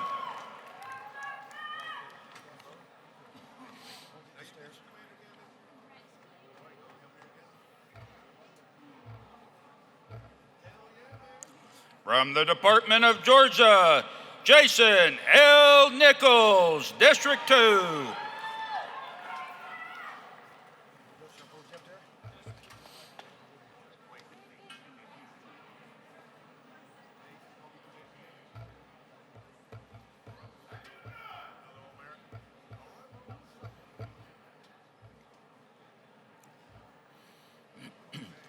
From the Department of Idaho, Lee A. Hartwig, District 2.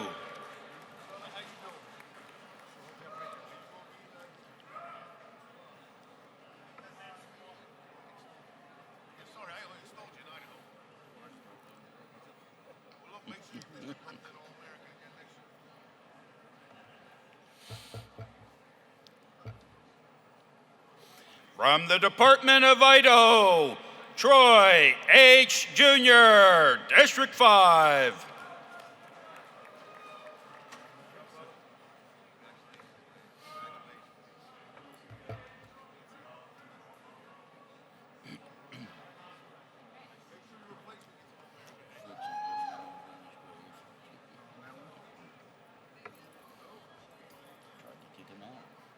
From the Department of Illinois, Dustin H. Dixon, District 12.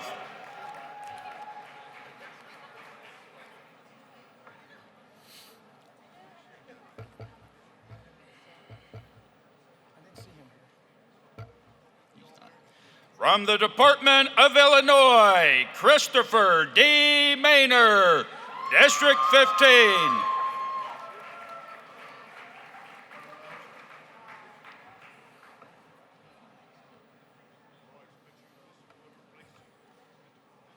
From the Department of Kansas, James J. Boyle III, District 5.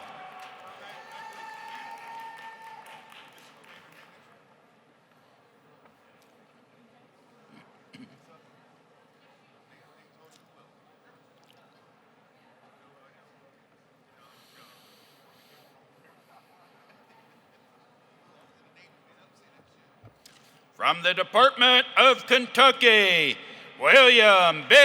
Thomason, District 11. Had to take your shoe off to count that high.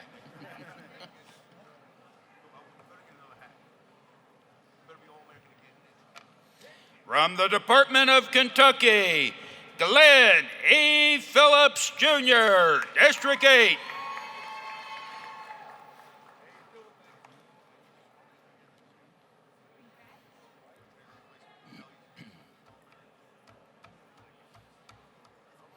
From the Department of Kentucky, David S. Wilson, District 1.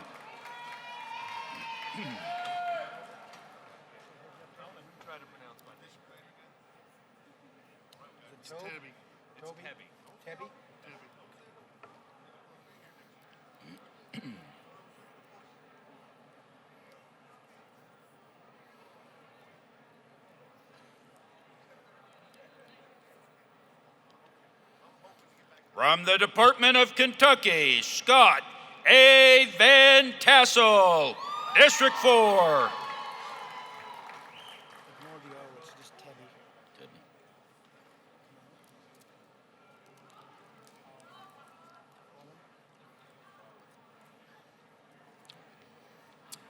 From the Department of Kentucky, James E. Tebby, District 9.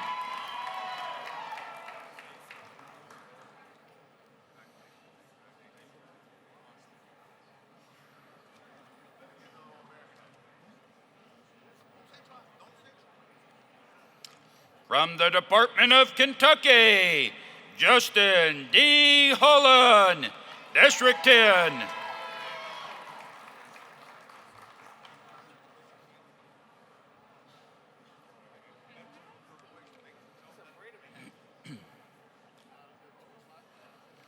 From the Department of Kentucky, Jeffrey M. Keene, District 5.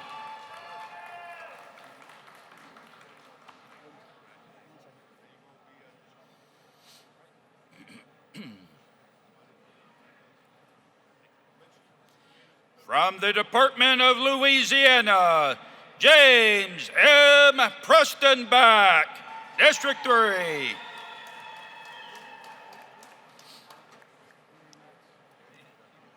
right, brother. Congratulations.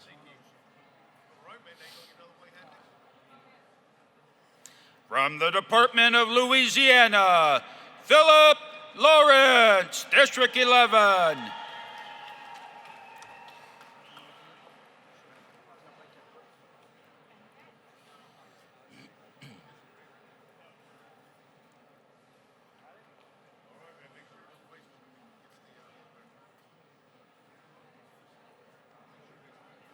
From the Department of Maryland, Michael Johnson, District 4.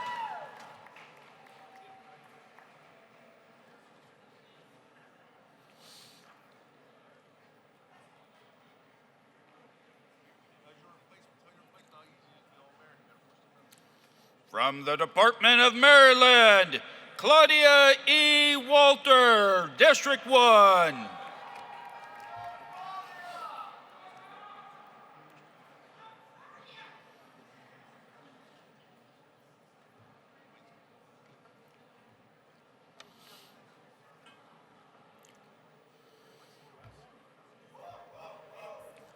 From the Department of Maryland, Joseph A. Chickalow, District 3.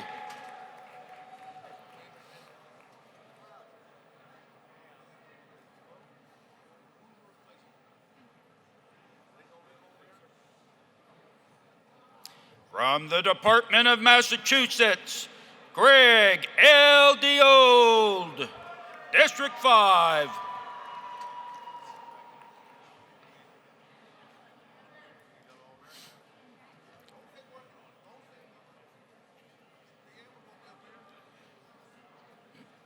From the Department of Massachusetts, Heath E. Joseph, District 7.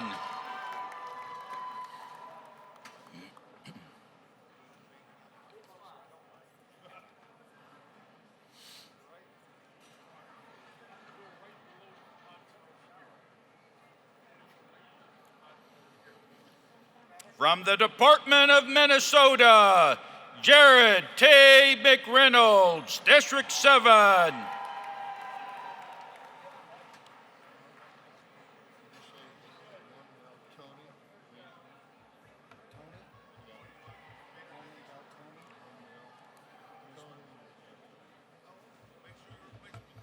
From the Department of Missouri, E. Buddy McEachron, District 9.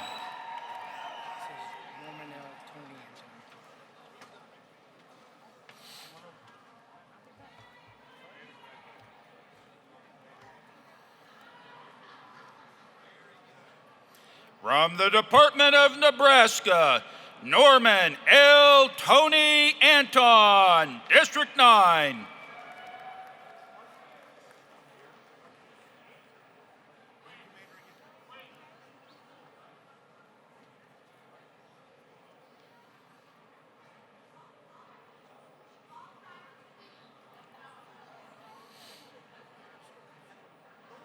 From the Department of New Jersey, Barbara A. Hageman, District 12.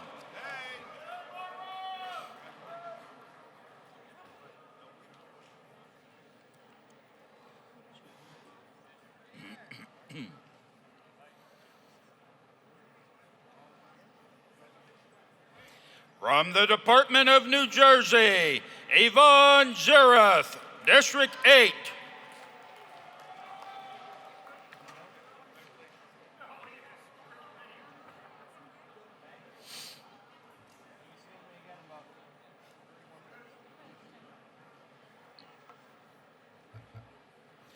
From the Department of New York, Marcelo J. Rotunda, District 6.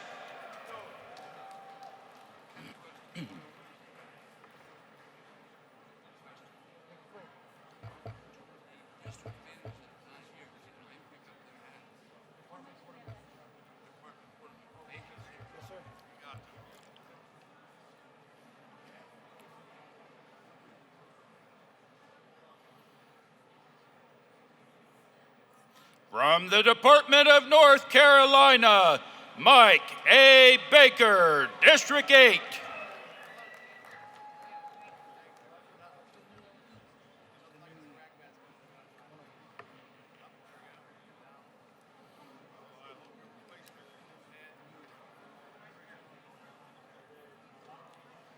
From the Department of North Carolina, David L. Martin, District 7.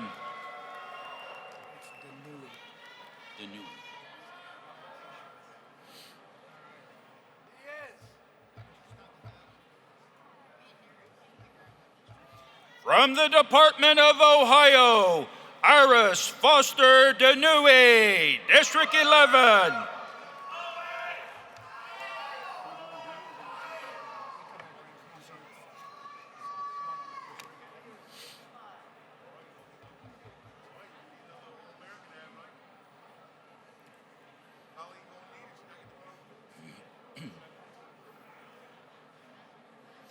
From the Department of Ohio, Luther L. Sawicki, District 7.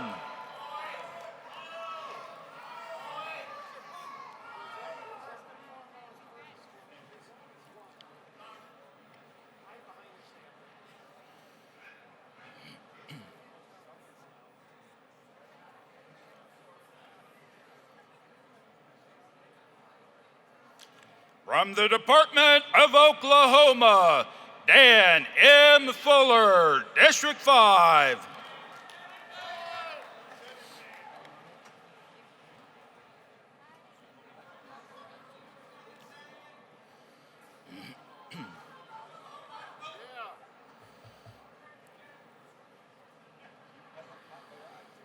From the Department of Oklahoma, Jason W. Burns, District 14.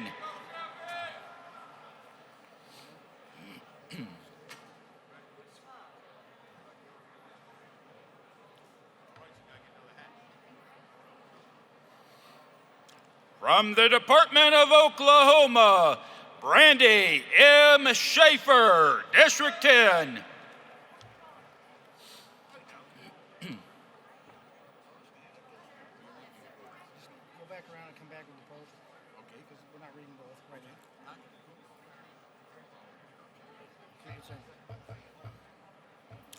From the Department of the Pacific Areas, Donald E. Kelly, District 3.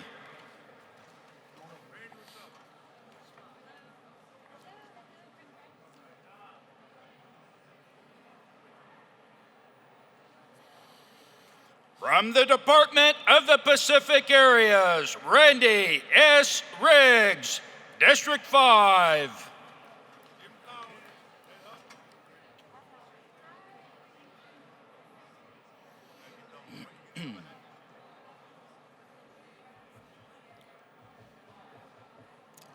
From the Department of the Pacific Areas, James E. Collins, District 7.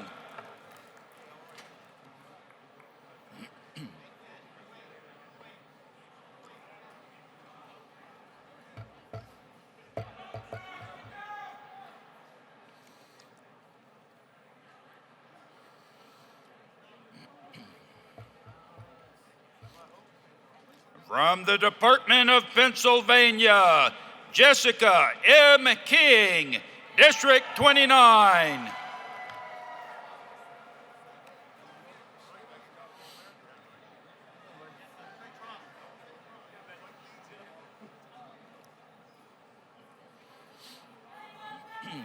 From the Department of Pennsylvania, Frederick W. Heckler, District 18.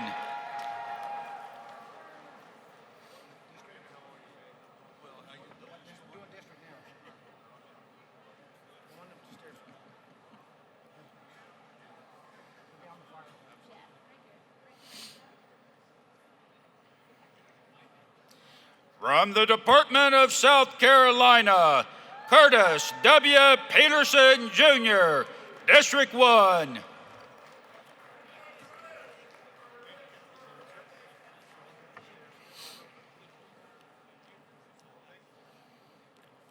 From the Department of South Carolina, Todd A. Haviland, District 7.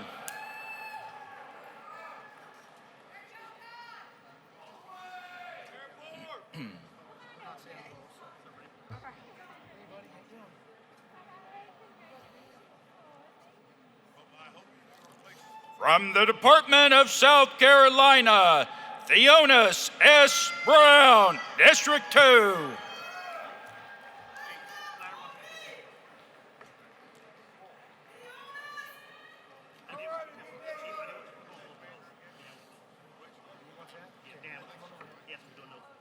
I put the note for you.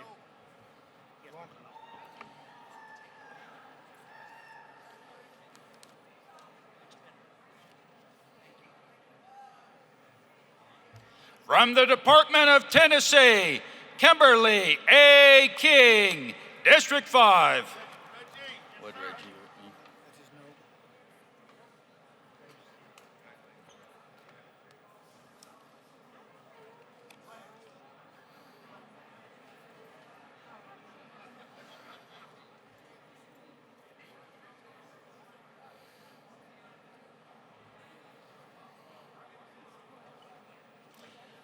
From the Department of Texas, Reggie L. Williams, District 3, the #1 District Commander in the VFW.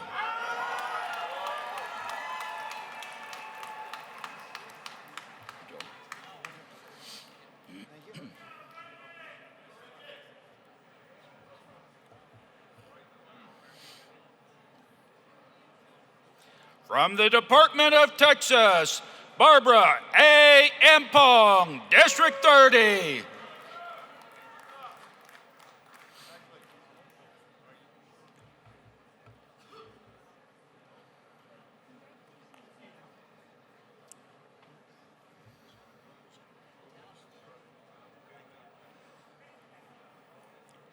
From the Department of Texas, Joel H. Pipes, District 19.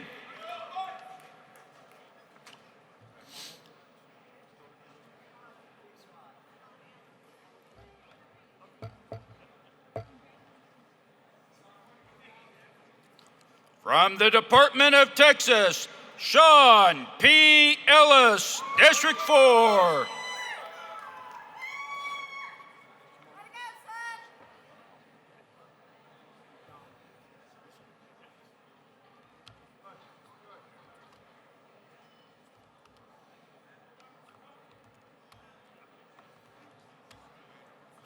From the Department of Texas, Jorg Kitchen, District 2.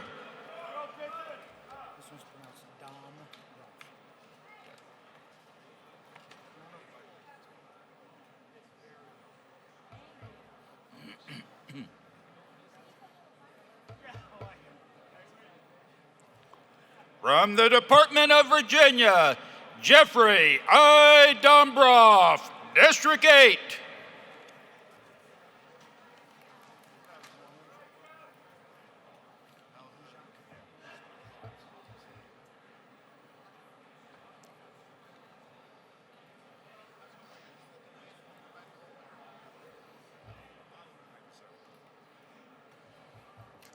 From the Department of Virginia, Benjamin T. Guinan, District 10.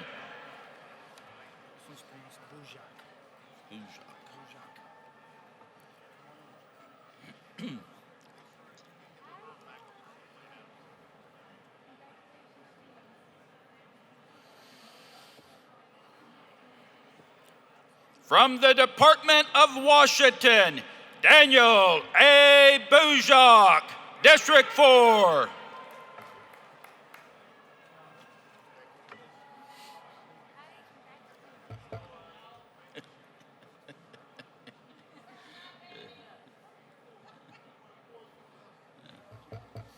From the Department of Washington, Glenn Albert, District 9.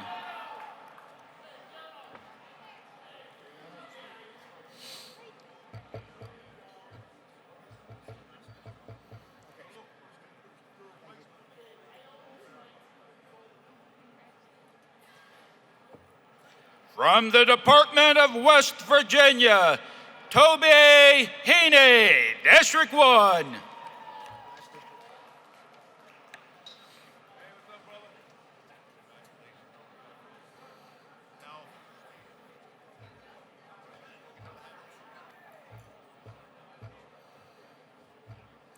From the Department of Wisconsin, Manuel C. Salas, District 1.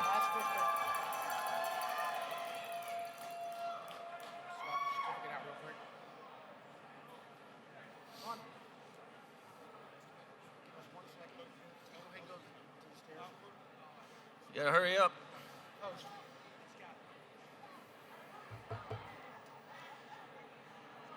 Comrade Commander-in-Chief, that concludes the District All-American.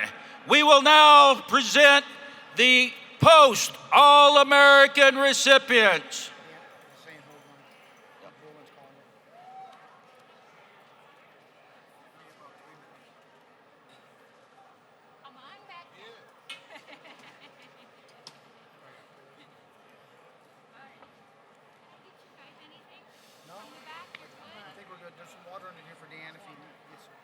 I'm good. I'm sucking on some cough drops. So. You're doing good. Sounds good.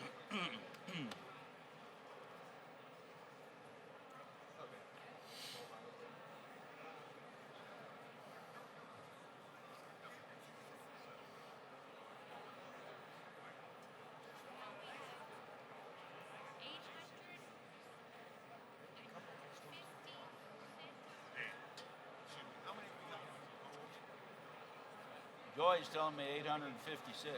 That's here? Camp. No. It was, how many post commanders did there? You had to guess, Matt. About 200. We had 200. What's that, they went out? Yeah, we had 255 total seats. So, 45. Actually, less than 200. I was pouring to $100. See if Dad can protect it. Then he's doing the Texas auction. All right, 102. Why do you do a whole state at a time? I'm good. That makes sense.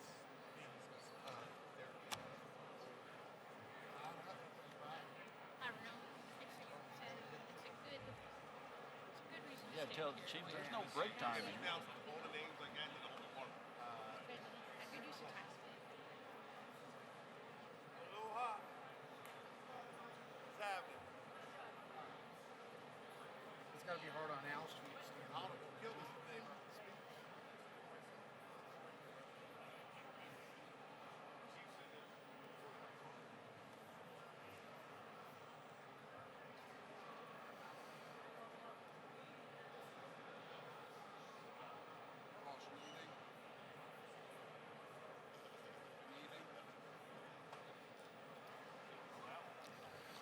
Comrades, we appreciate your patience as we get set up to present the Post-All-Americans. Just a few more minutes. You come in your Aloha shirt.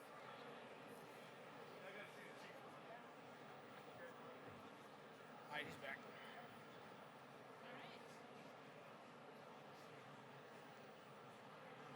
Grand small move.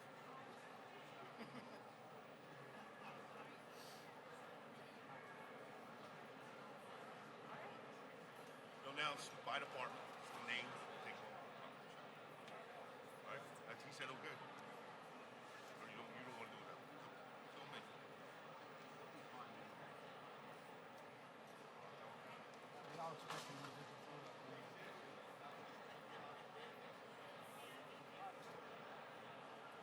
Thank you. All right. All right, ladies and gentlemen, comrades and patriots of the auxiliary, From the Department of Alabama, Brandon E. Bagwell, Post 3073.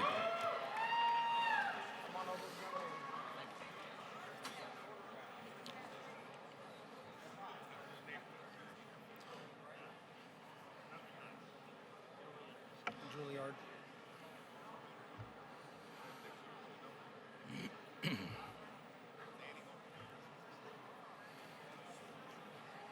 gotta get these pictures down a little faster. From the Department of Alabama, Colt J. Juilliard, Post 3128.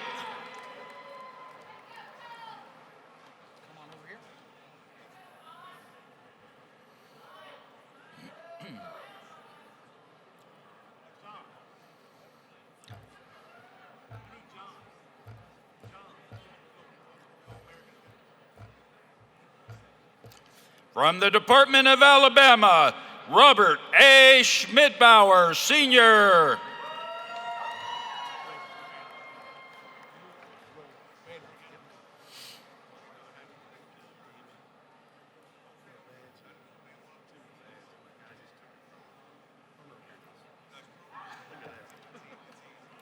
From the Department of Alabama, Brian E. Hampton. Roll off. Like roll down the hill.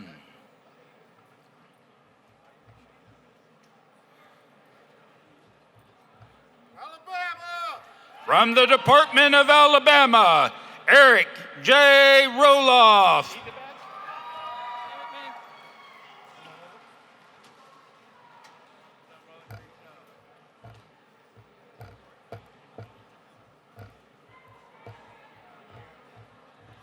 From the Department of Alaska, Herschel J. Deaton.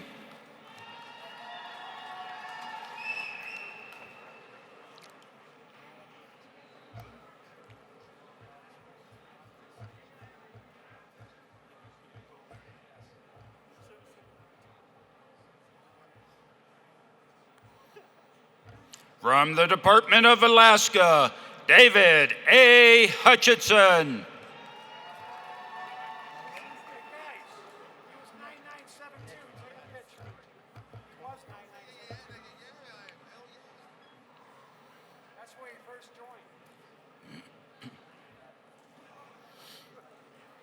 From the Department of Arizona, Susan M. Warner. First name's Nedra.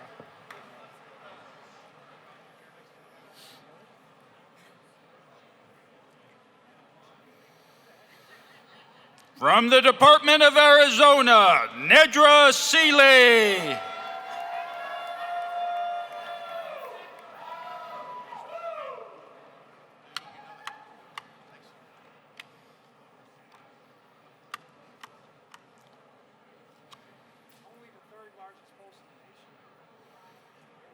From the Department of Arizona, Frank J. White. You guys are working too hard, man. Simplify, brother. Simplify. Thank you.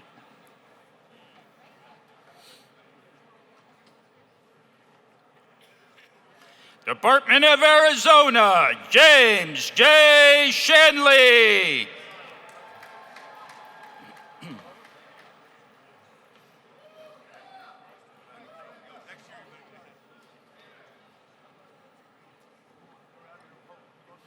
From the Department of Arizona, Joseph P. Dora.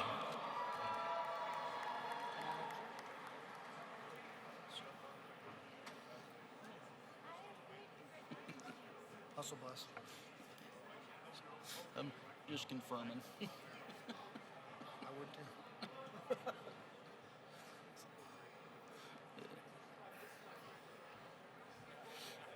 From the Department of Arizona, Derek L. Hustlebus.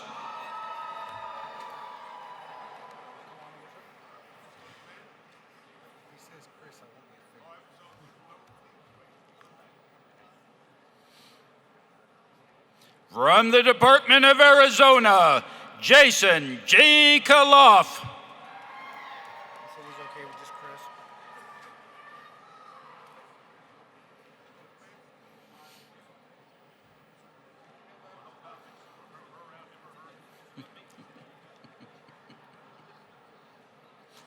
From the Department of Arizona, Chris Branch.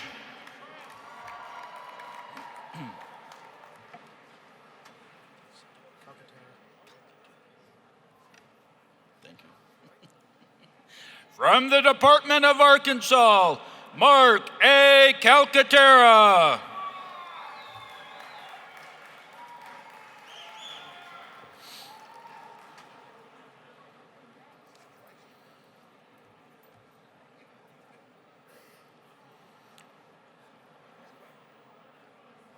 From the Department of Arkansas, Teddy A. Pipkin.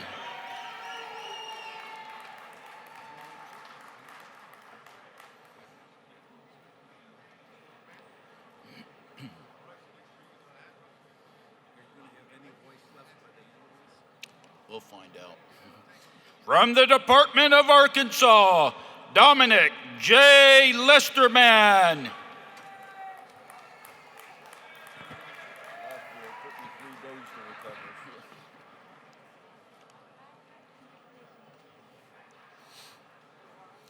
From the Department of Arkansas, Norman G. Powell.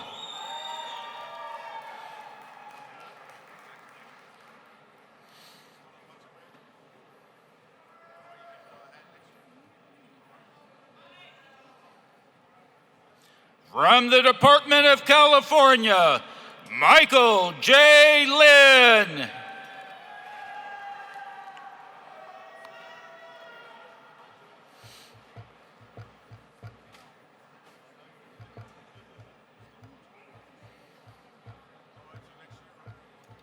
From the Department of California, Mark R. Steinberg.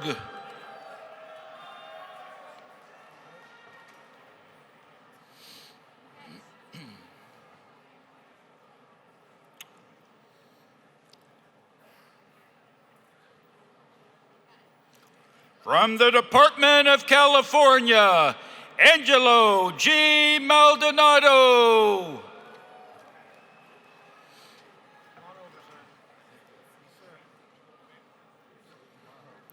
From the Department of California, Michael A. Hill.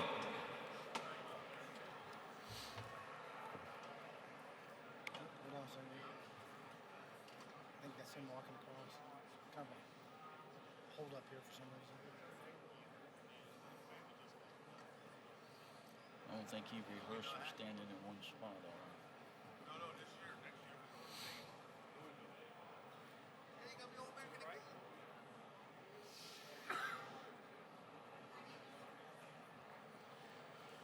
From the Department of California, Michael A. Cato.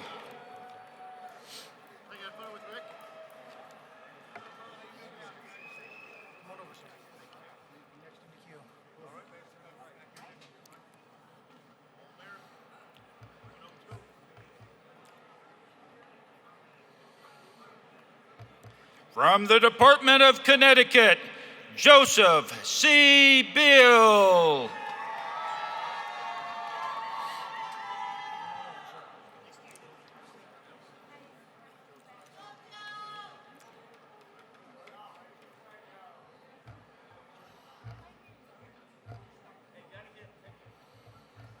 From the Department of Connecticut, Charles M. Pickett.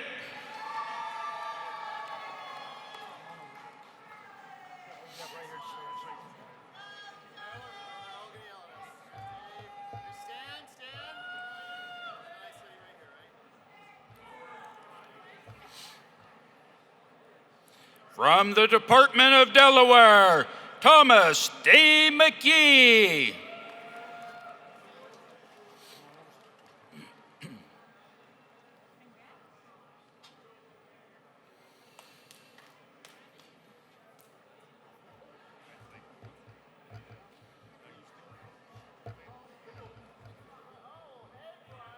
From the Department of Europe, Dwight Johnson.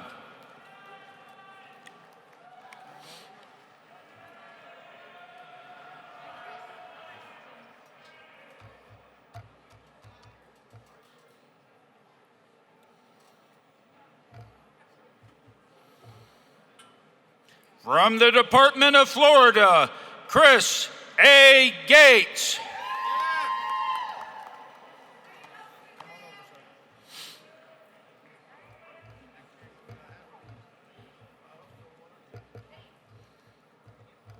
From the Department of Florida, David A. Kane.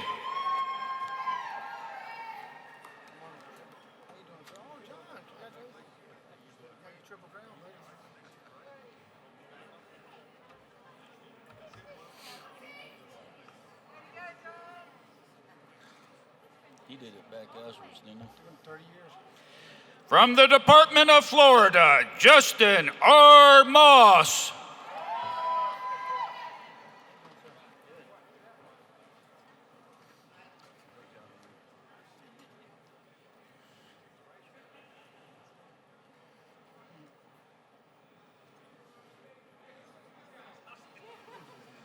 Oh, I'm going to have fun with this one. From the Department of Florida, past Commander-in-Chief John E. Hamilton, who had to do it the hard way and go in reverse order.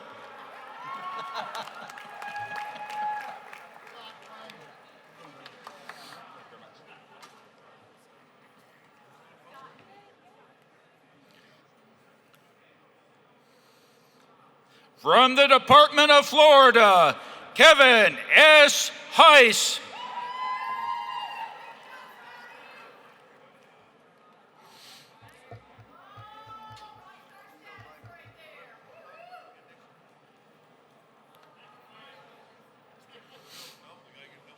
From the Department of Georgia, Dwayne M. Kilborn.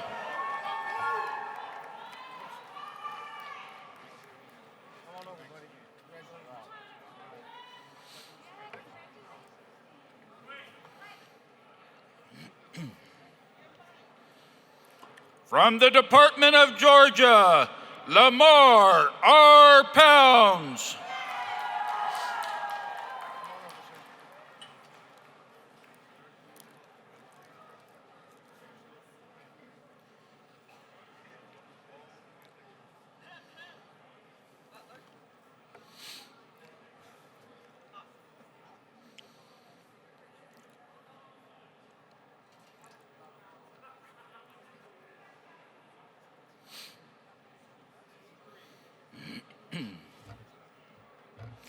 From the Department of Georgia, Wayne Collins.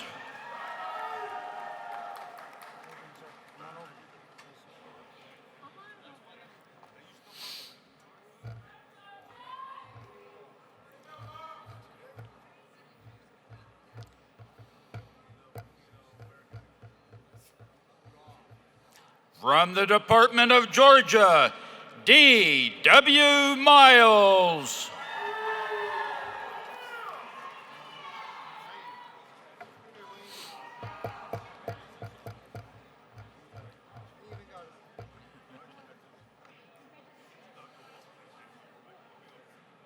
From the Department of Georgia, Theodore A. Beal.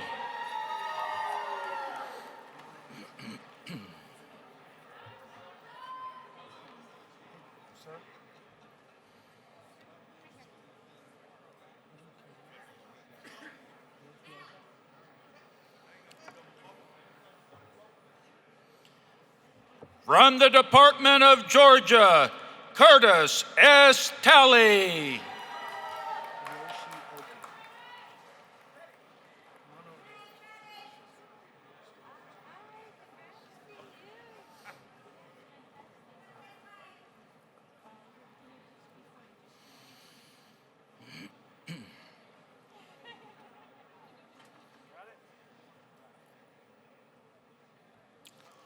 From the Department of Hawaii, Wayne Ed Yoshioka.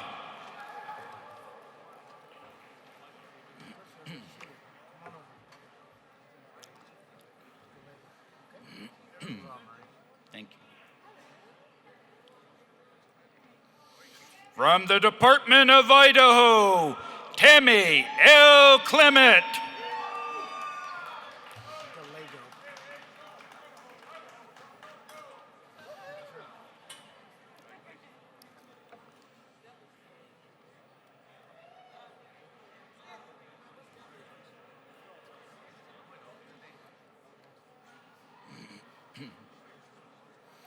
From the Department of Idaho, M. Lucky Gallego.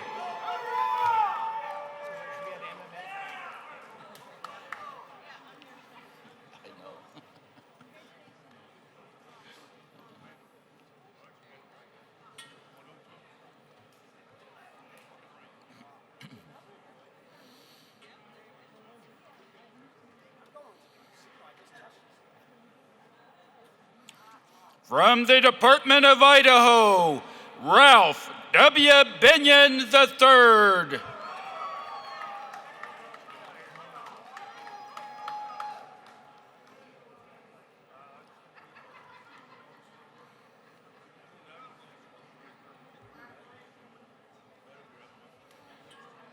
From the Department of Idaho, David T. Fry.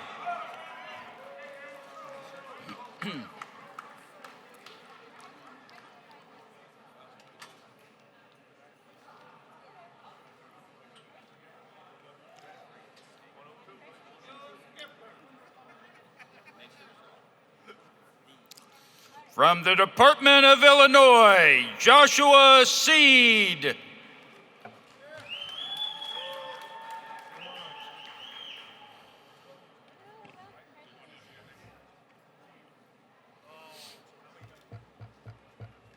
From the Department of Illinois, Alonzo J. Skipper.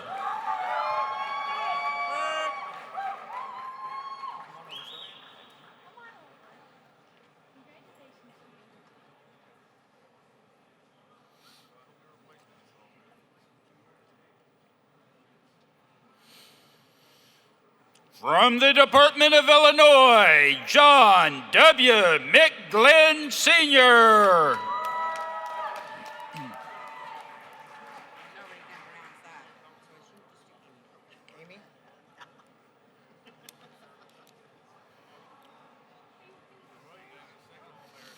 From the Department of Illinois, Ronald L. Knapp.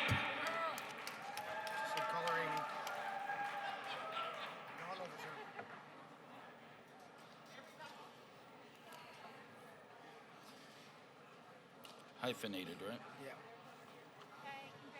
From the Department of Illinois, Amy Lair Wagner.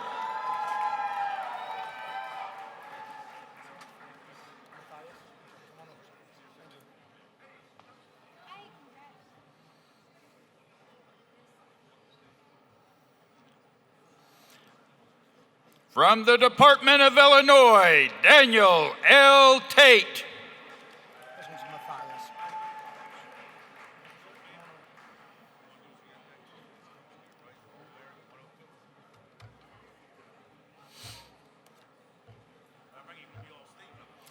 From the Department of Illinois, Matthias L. Carter.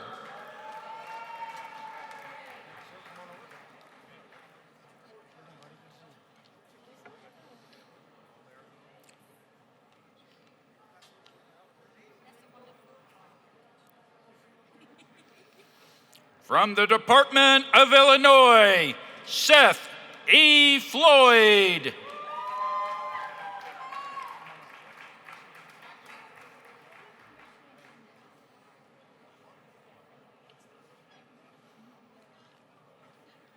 From the Department of Indiana, Roger A. Ferguson.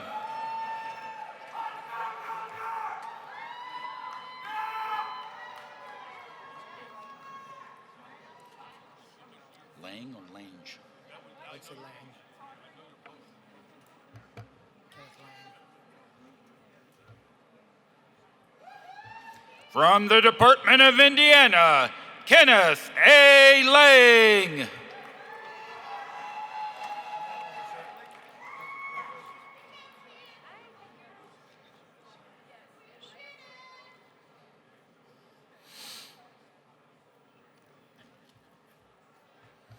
From the Department of Indiana, and Edith M. Tosellier.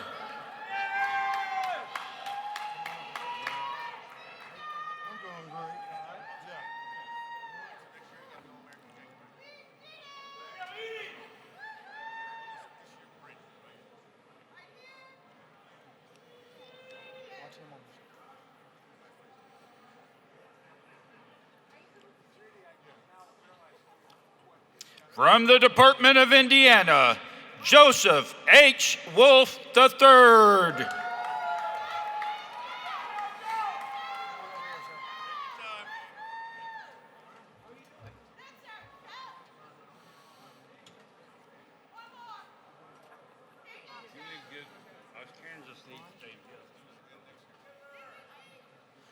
From the Department of Iowa, Gregory B. Allen.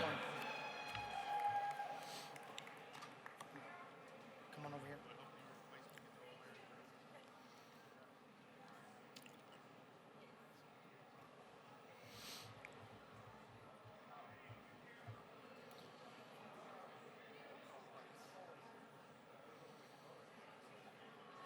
From the Department of Kansas, Hans Hull.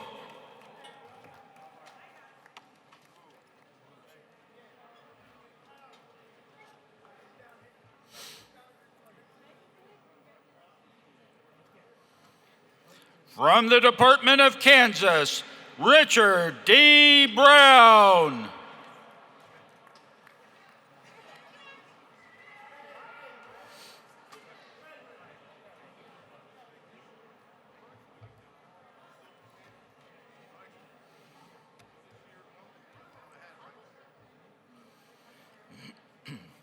From the Department of Kansas, David P. Babin.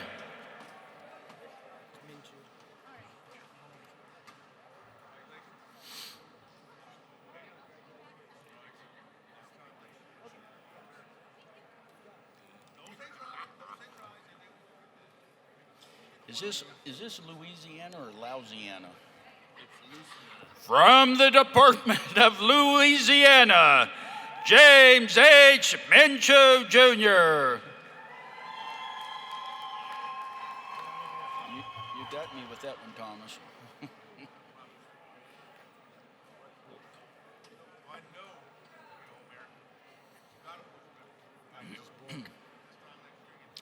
From the Department of Louisiana, James D. Bork.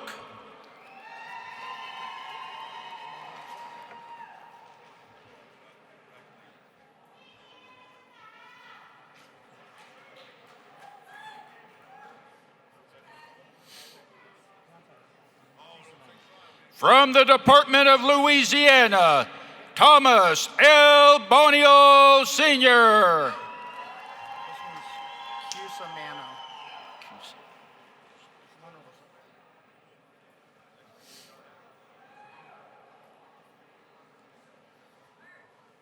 From the Department of Louisiana, Albert M. Cusiano.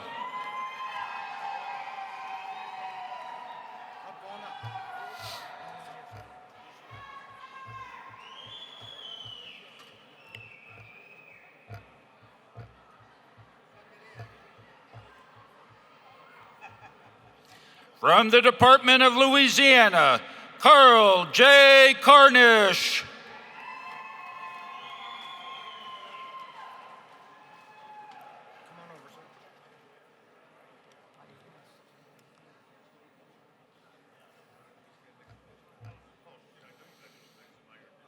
From the Department of Louisiana, Walter R. Korb.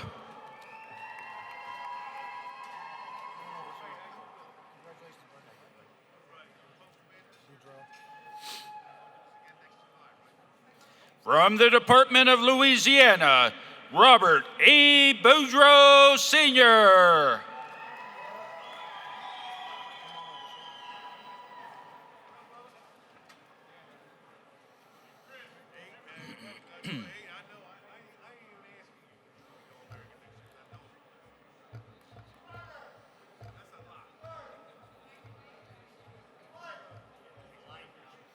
From the Department of Maryland, Michael J. Eason.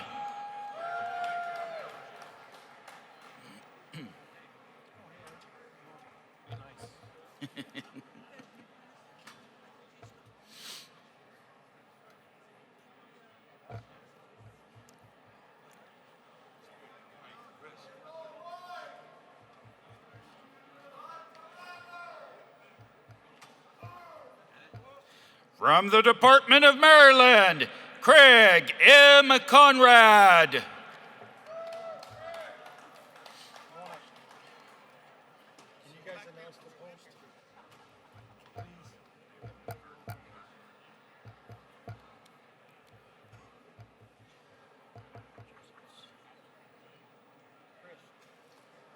From the Department of Massachusetts, Eric Segundo. Special request to announce his post number.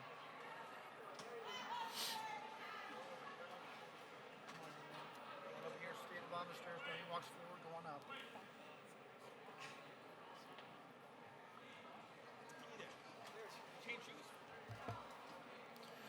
From the Department of Michigan, Christopher A. Templeton, Post 1669.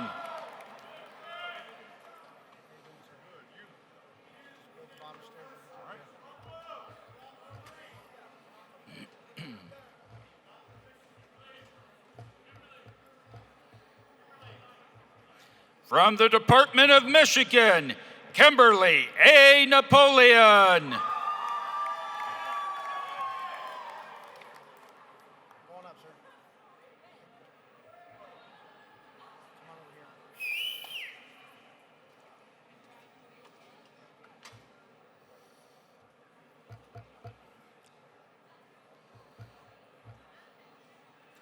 From the Department of Minnesota, Timothy V. Kent.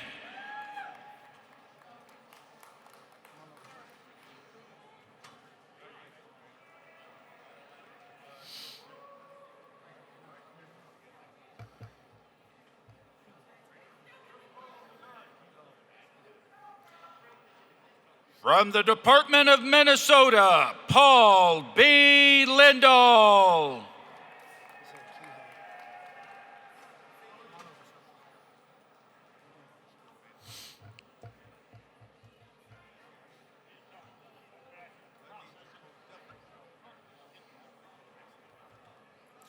From the Department of Minnesota, Edward J. Kehoe.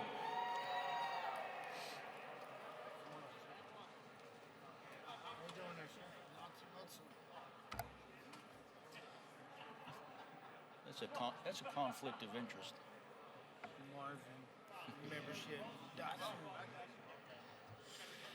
From the Department of Mississippi, David R. Thompson.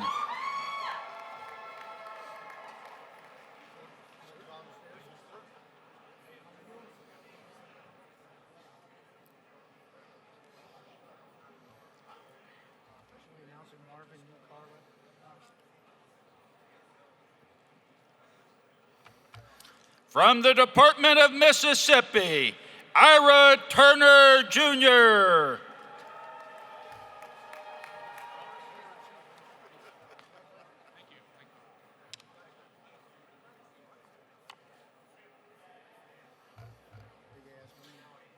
From the Department of Missouri, Marvin G. Dotson, Jr.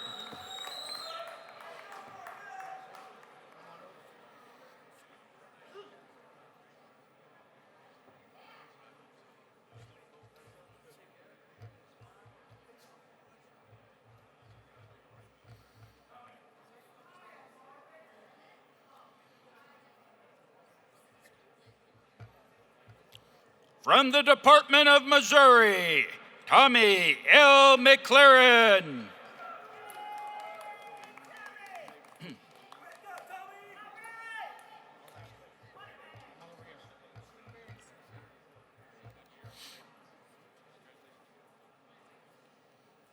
Just circle it, I'll know. Yeah.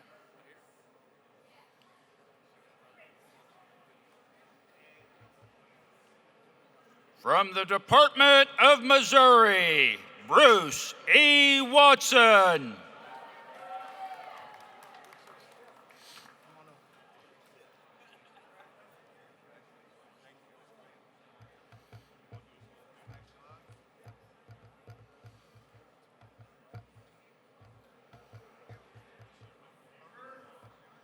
From the Department of Missouri, Jerome E. Cummins, Post 2365.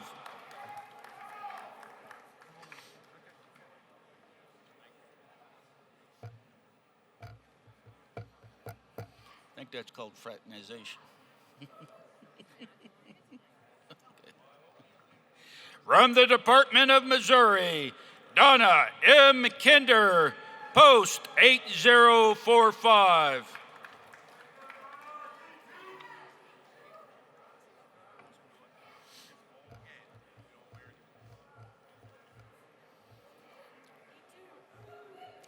From the Department of Nebraska, Daryl R. McMillan.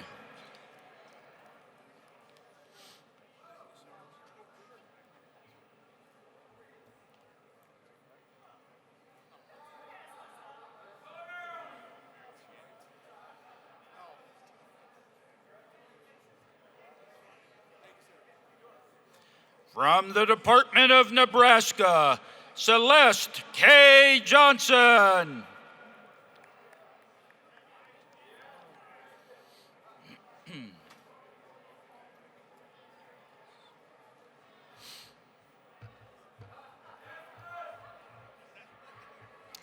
From the Department of Nevada, Candace F. Lopez.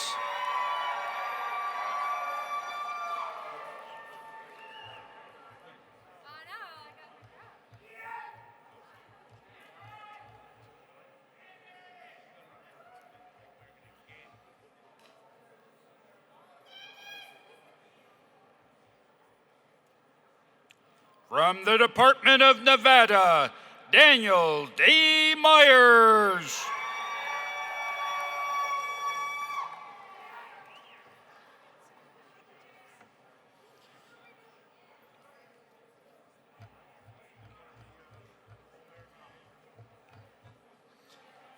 From the Department of Nevada, Luke E. Bialczyk.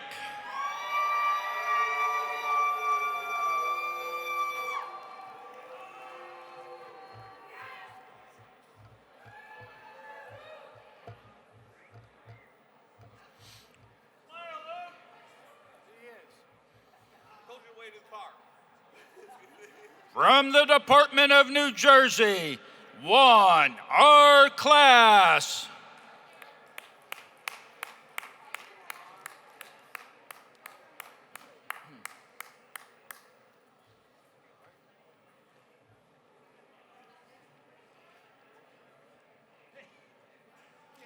From the Department of New Jersey, Felipe Manuel Oliveria.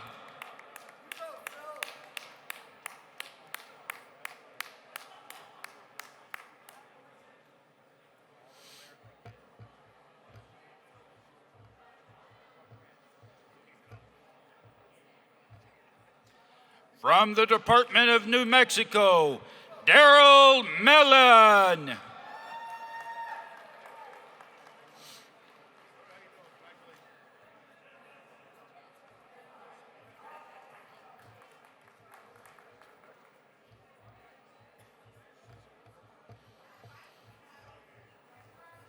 From the Department of New Mexico, Andrew J. Norris.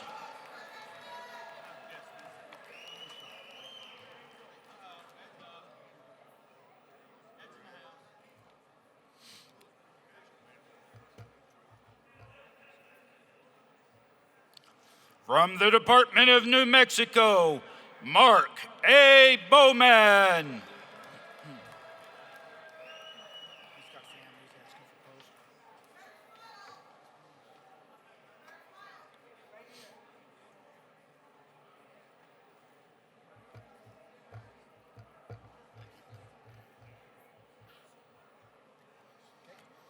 From the Department of North Carolina, Edward E. Beard, Post 6018.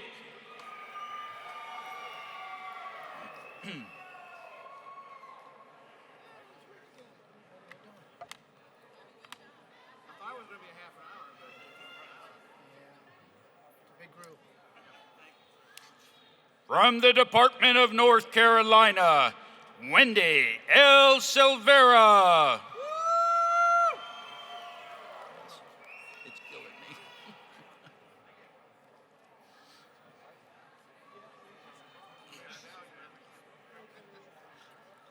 That's the first time I saw that. From the Department of North Carolina, Robert R. Kennedy.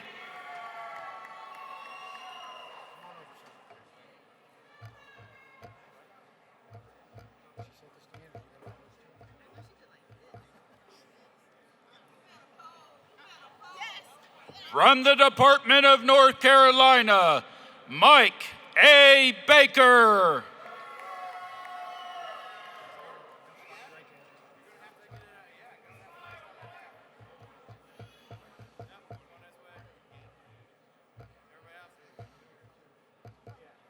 From the Department of North Carolina, William P. Wade.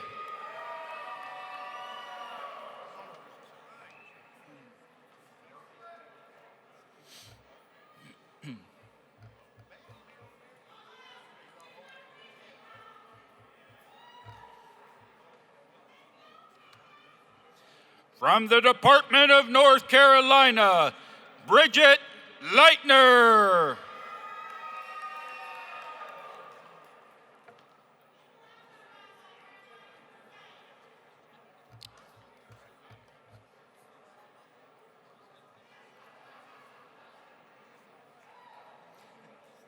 From the Department of Ohio, John R. Gorman.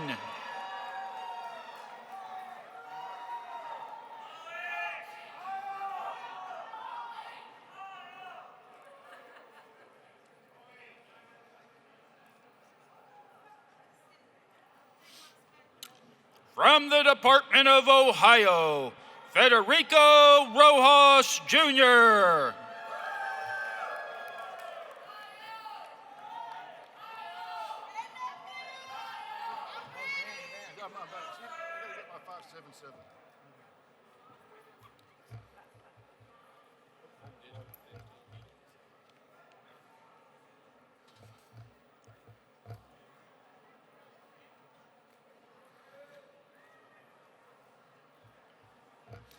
From the Department of Ohio, Michael H. Romans.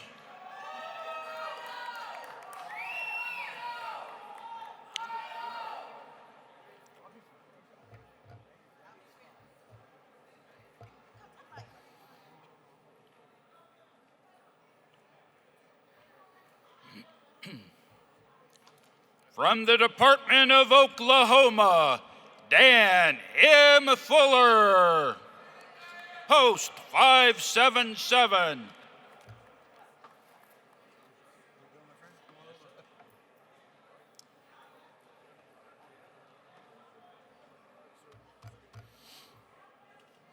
From the Department of Oklahoma, Ron J. Albert.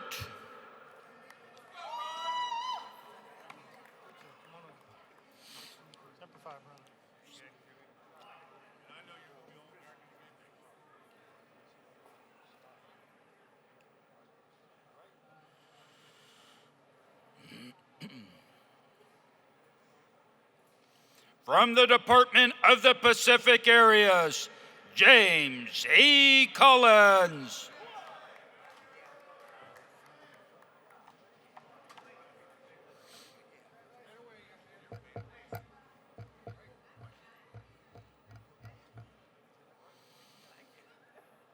From the Department of Pennsylvania, Craig A. Fisher.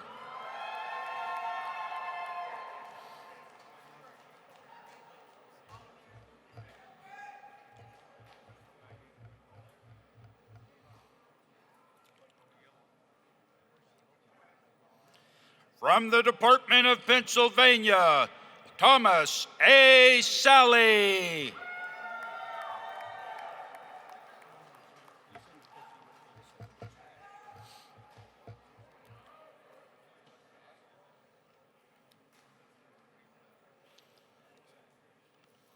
From the Department of Pennsylvania, Stephen L. Sellers, Jr.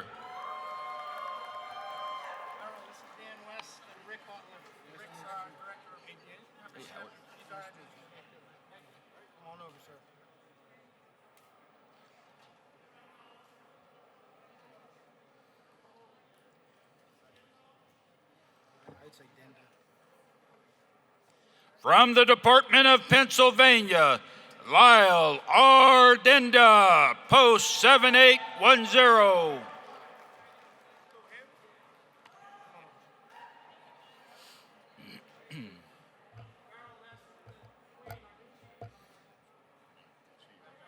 Good to see you too. From the Department of Rhode Island, Howard F. McMillan.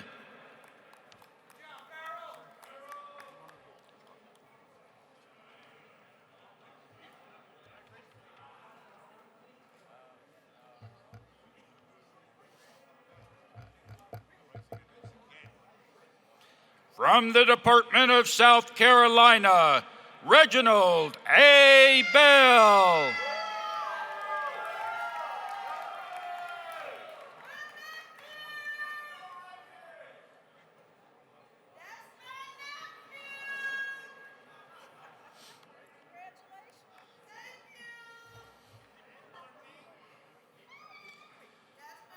From the Department of South Carolina, James Reed.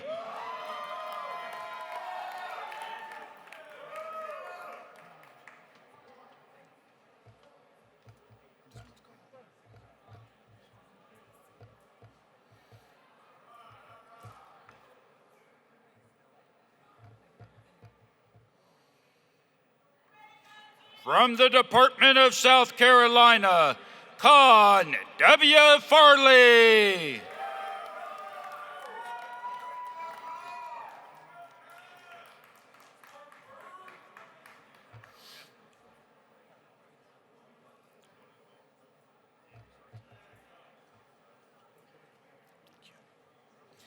From the Department of South Dakota, Lyle W. Sunderland.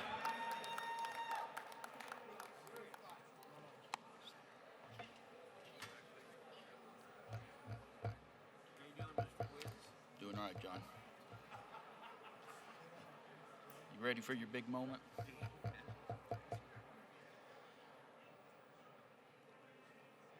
From the Department of South Dakota, Charles D. McKean, Jr.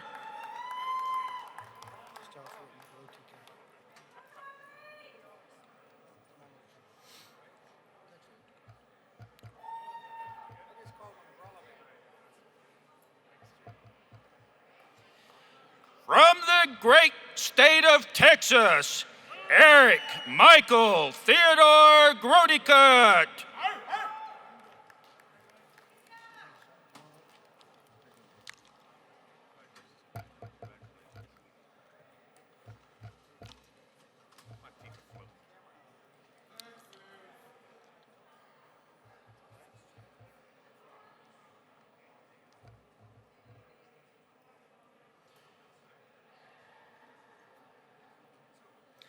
From the Department of Texas, John C. Baines.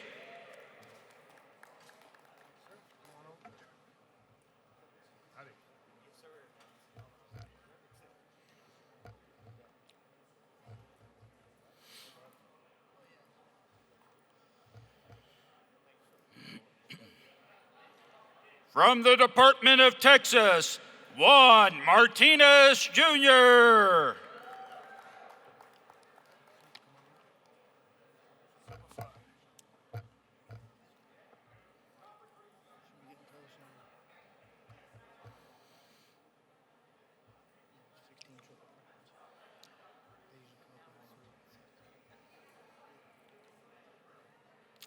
From the Department of Texas, Wayne A. Strickland.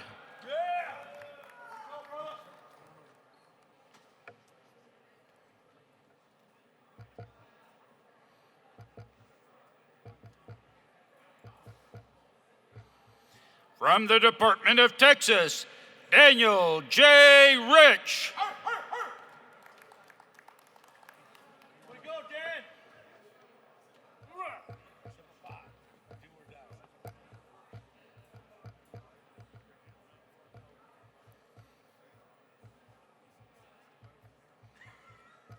From the Department of Texas, Jack A. Sturgill.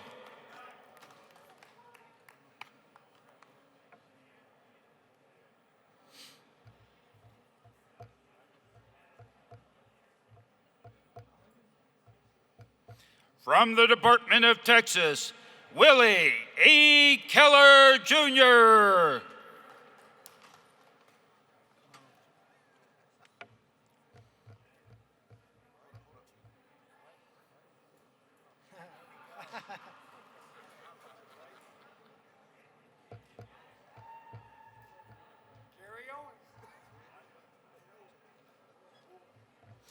From the Department of Texas, Preston R. Calloway.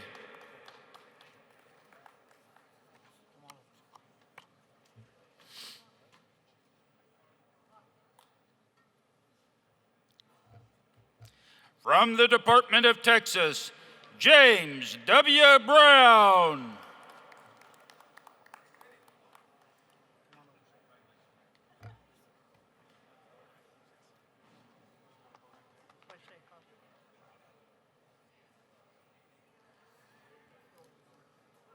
From the Department of Texas, James W. Pratt.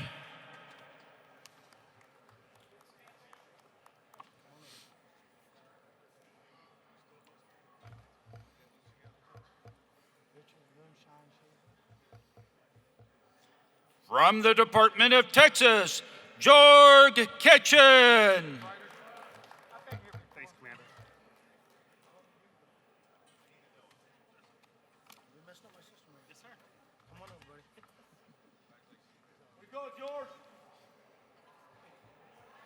From the Department of Texas, Richard D. Shaver.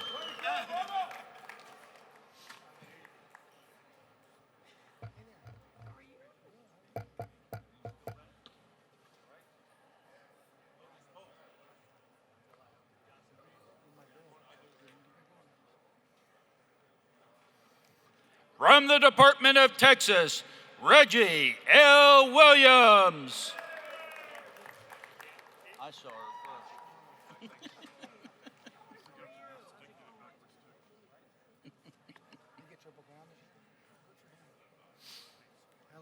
He'll come back up.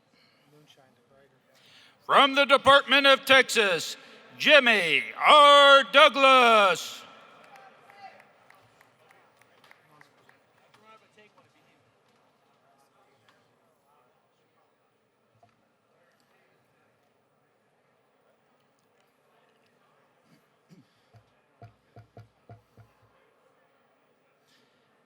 From the Department of Texas, Lupita M. Perez.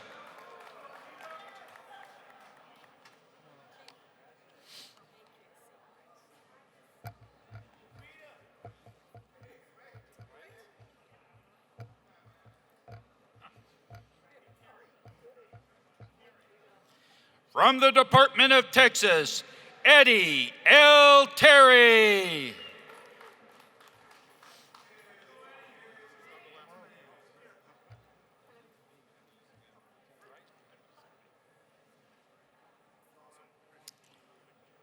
From the Department of Utah, William J. Greer.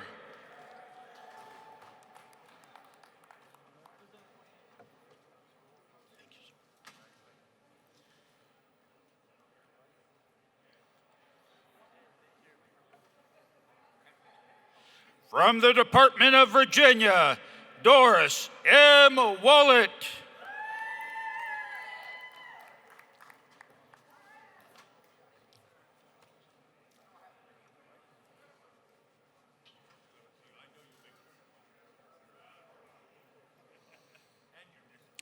From the Department of Virginia, Todd A. Taylor.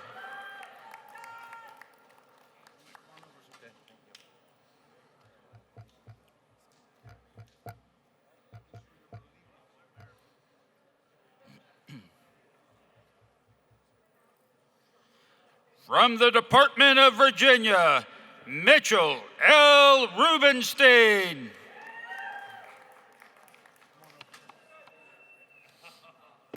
I'd hate for my voice to give out. I'll step in. I'm ready, Coach. From the Department of Washington, Charles A. Bond.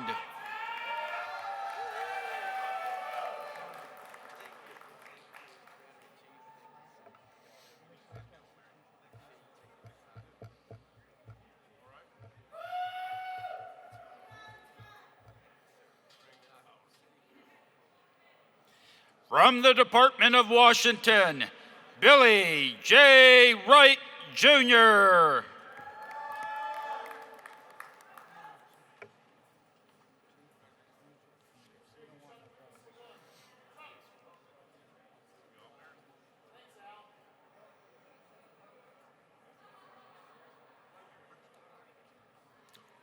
From the Department of West Virginia, Thomas L. Torrance.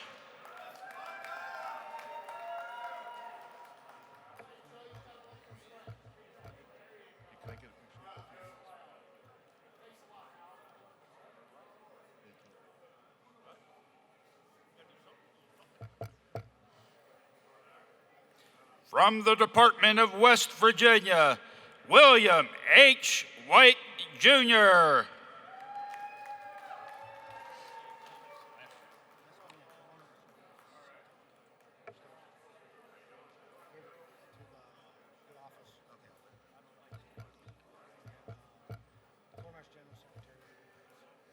From the Department of Wisconsin, Michael E. Zentak.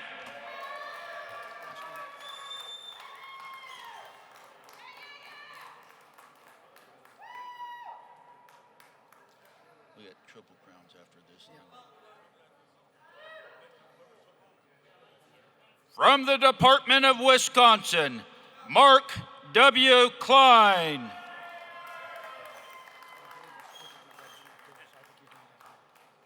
Thanks, Dan. Triple crowns?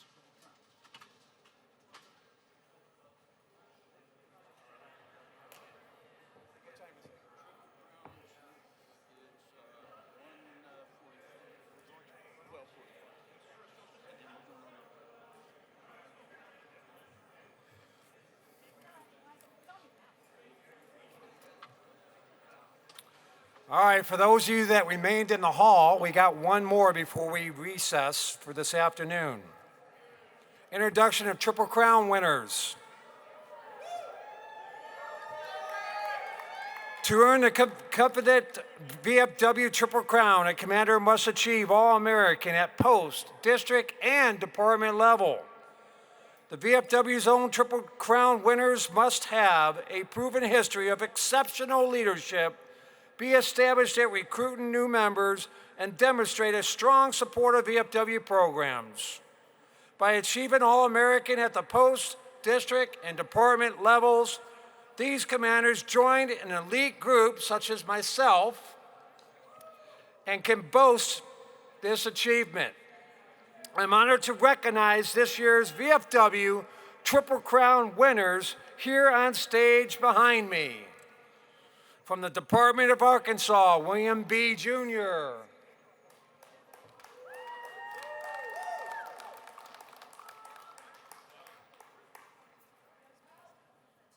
Okay, now here. From the Department of Florida, John Hamilton.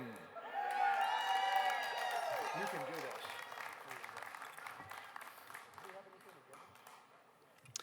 From the Department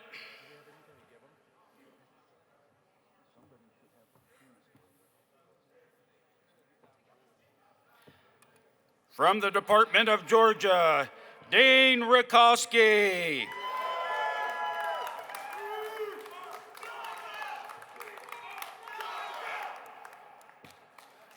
From the Department of Illinois, Bobby Edwards. From the Department of Indiana, Richard Lear.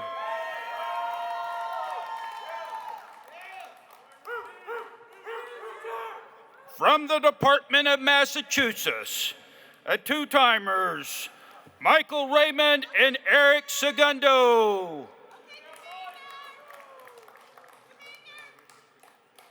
From the Department of Minnesota, Dale Hugavin. From the Department of New Jersey, Luddy Austin and Barbara Hageman.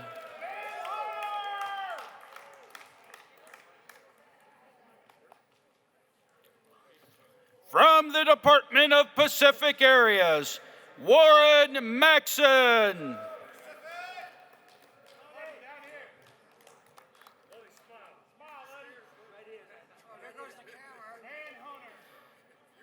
From the Department of South Carolina, Edward Stefanek, Jr.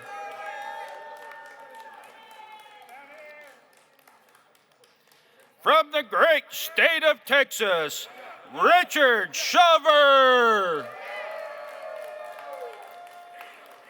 From the Department of Utah, Danny Zaharias.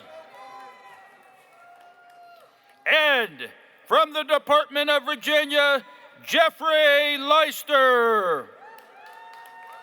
Let's give this group of commanders a big round of applause as we say congratulations for attaining such a notable record of achievement.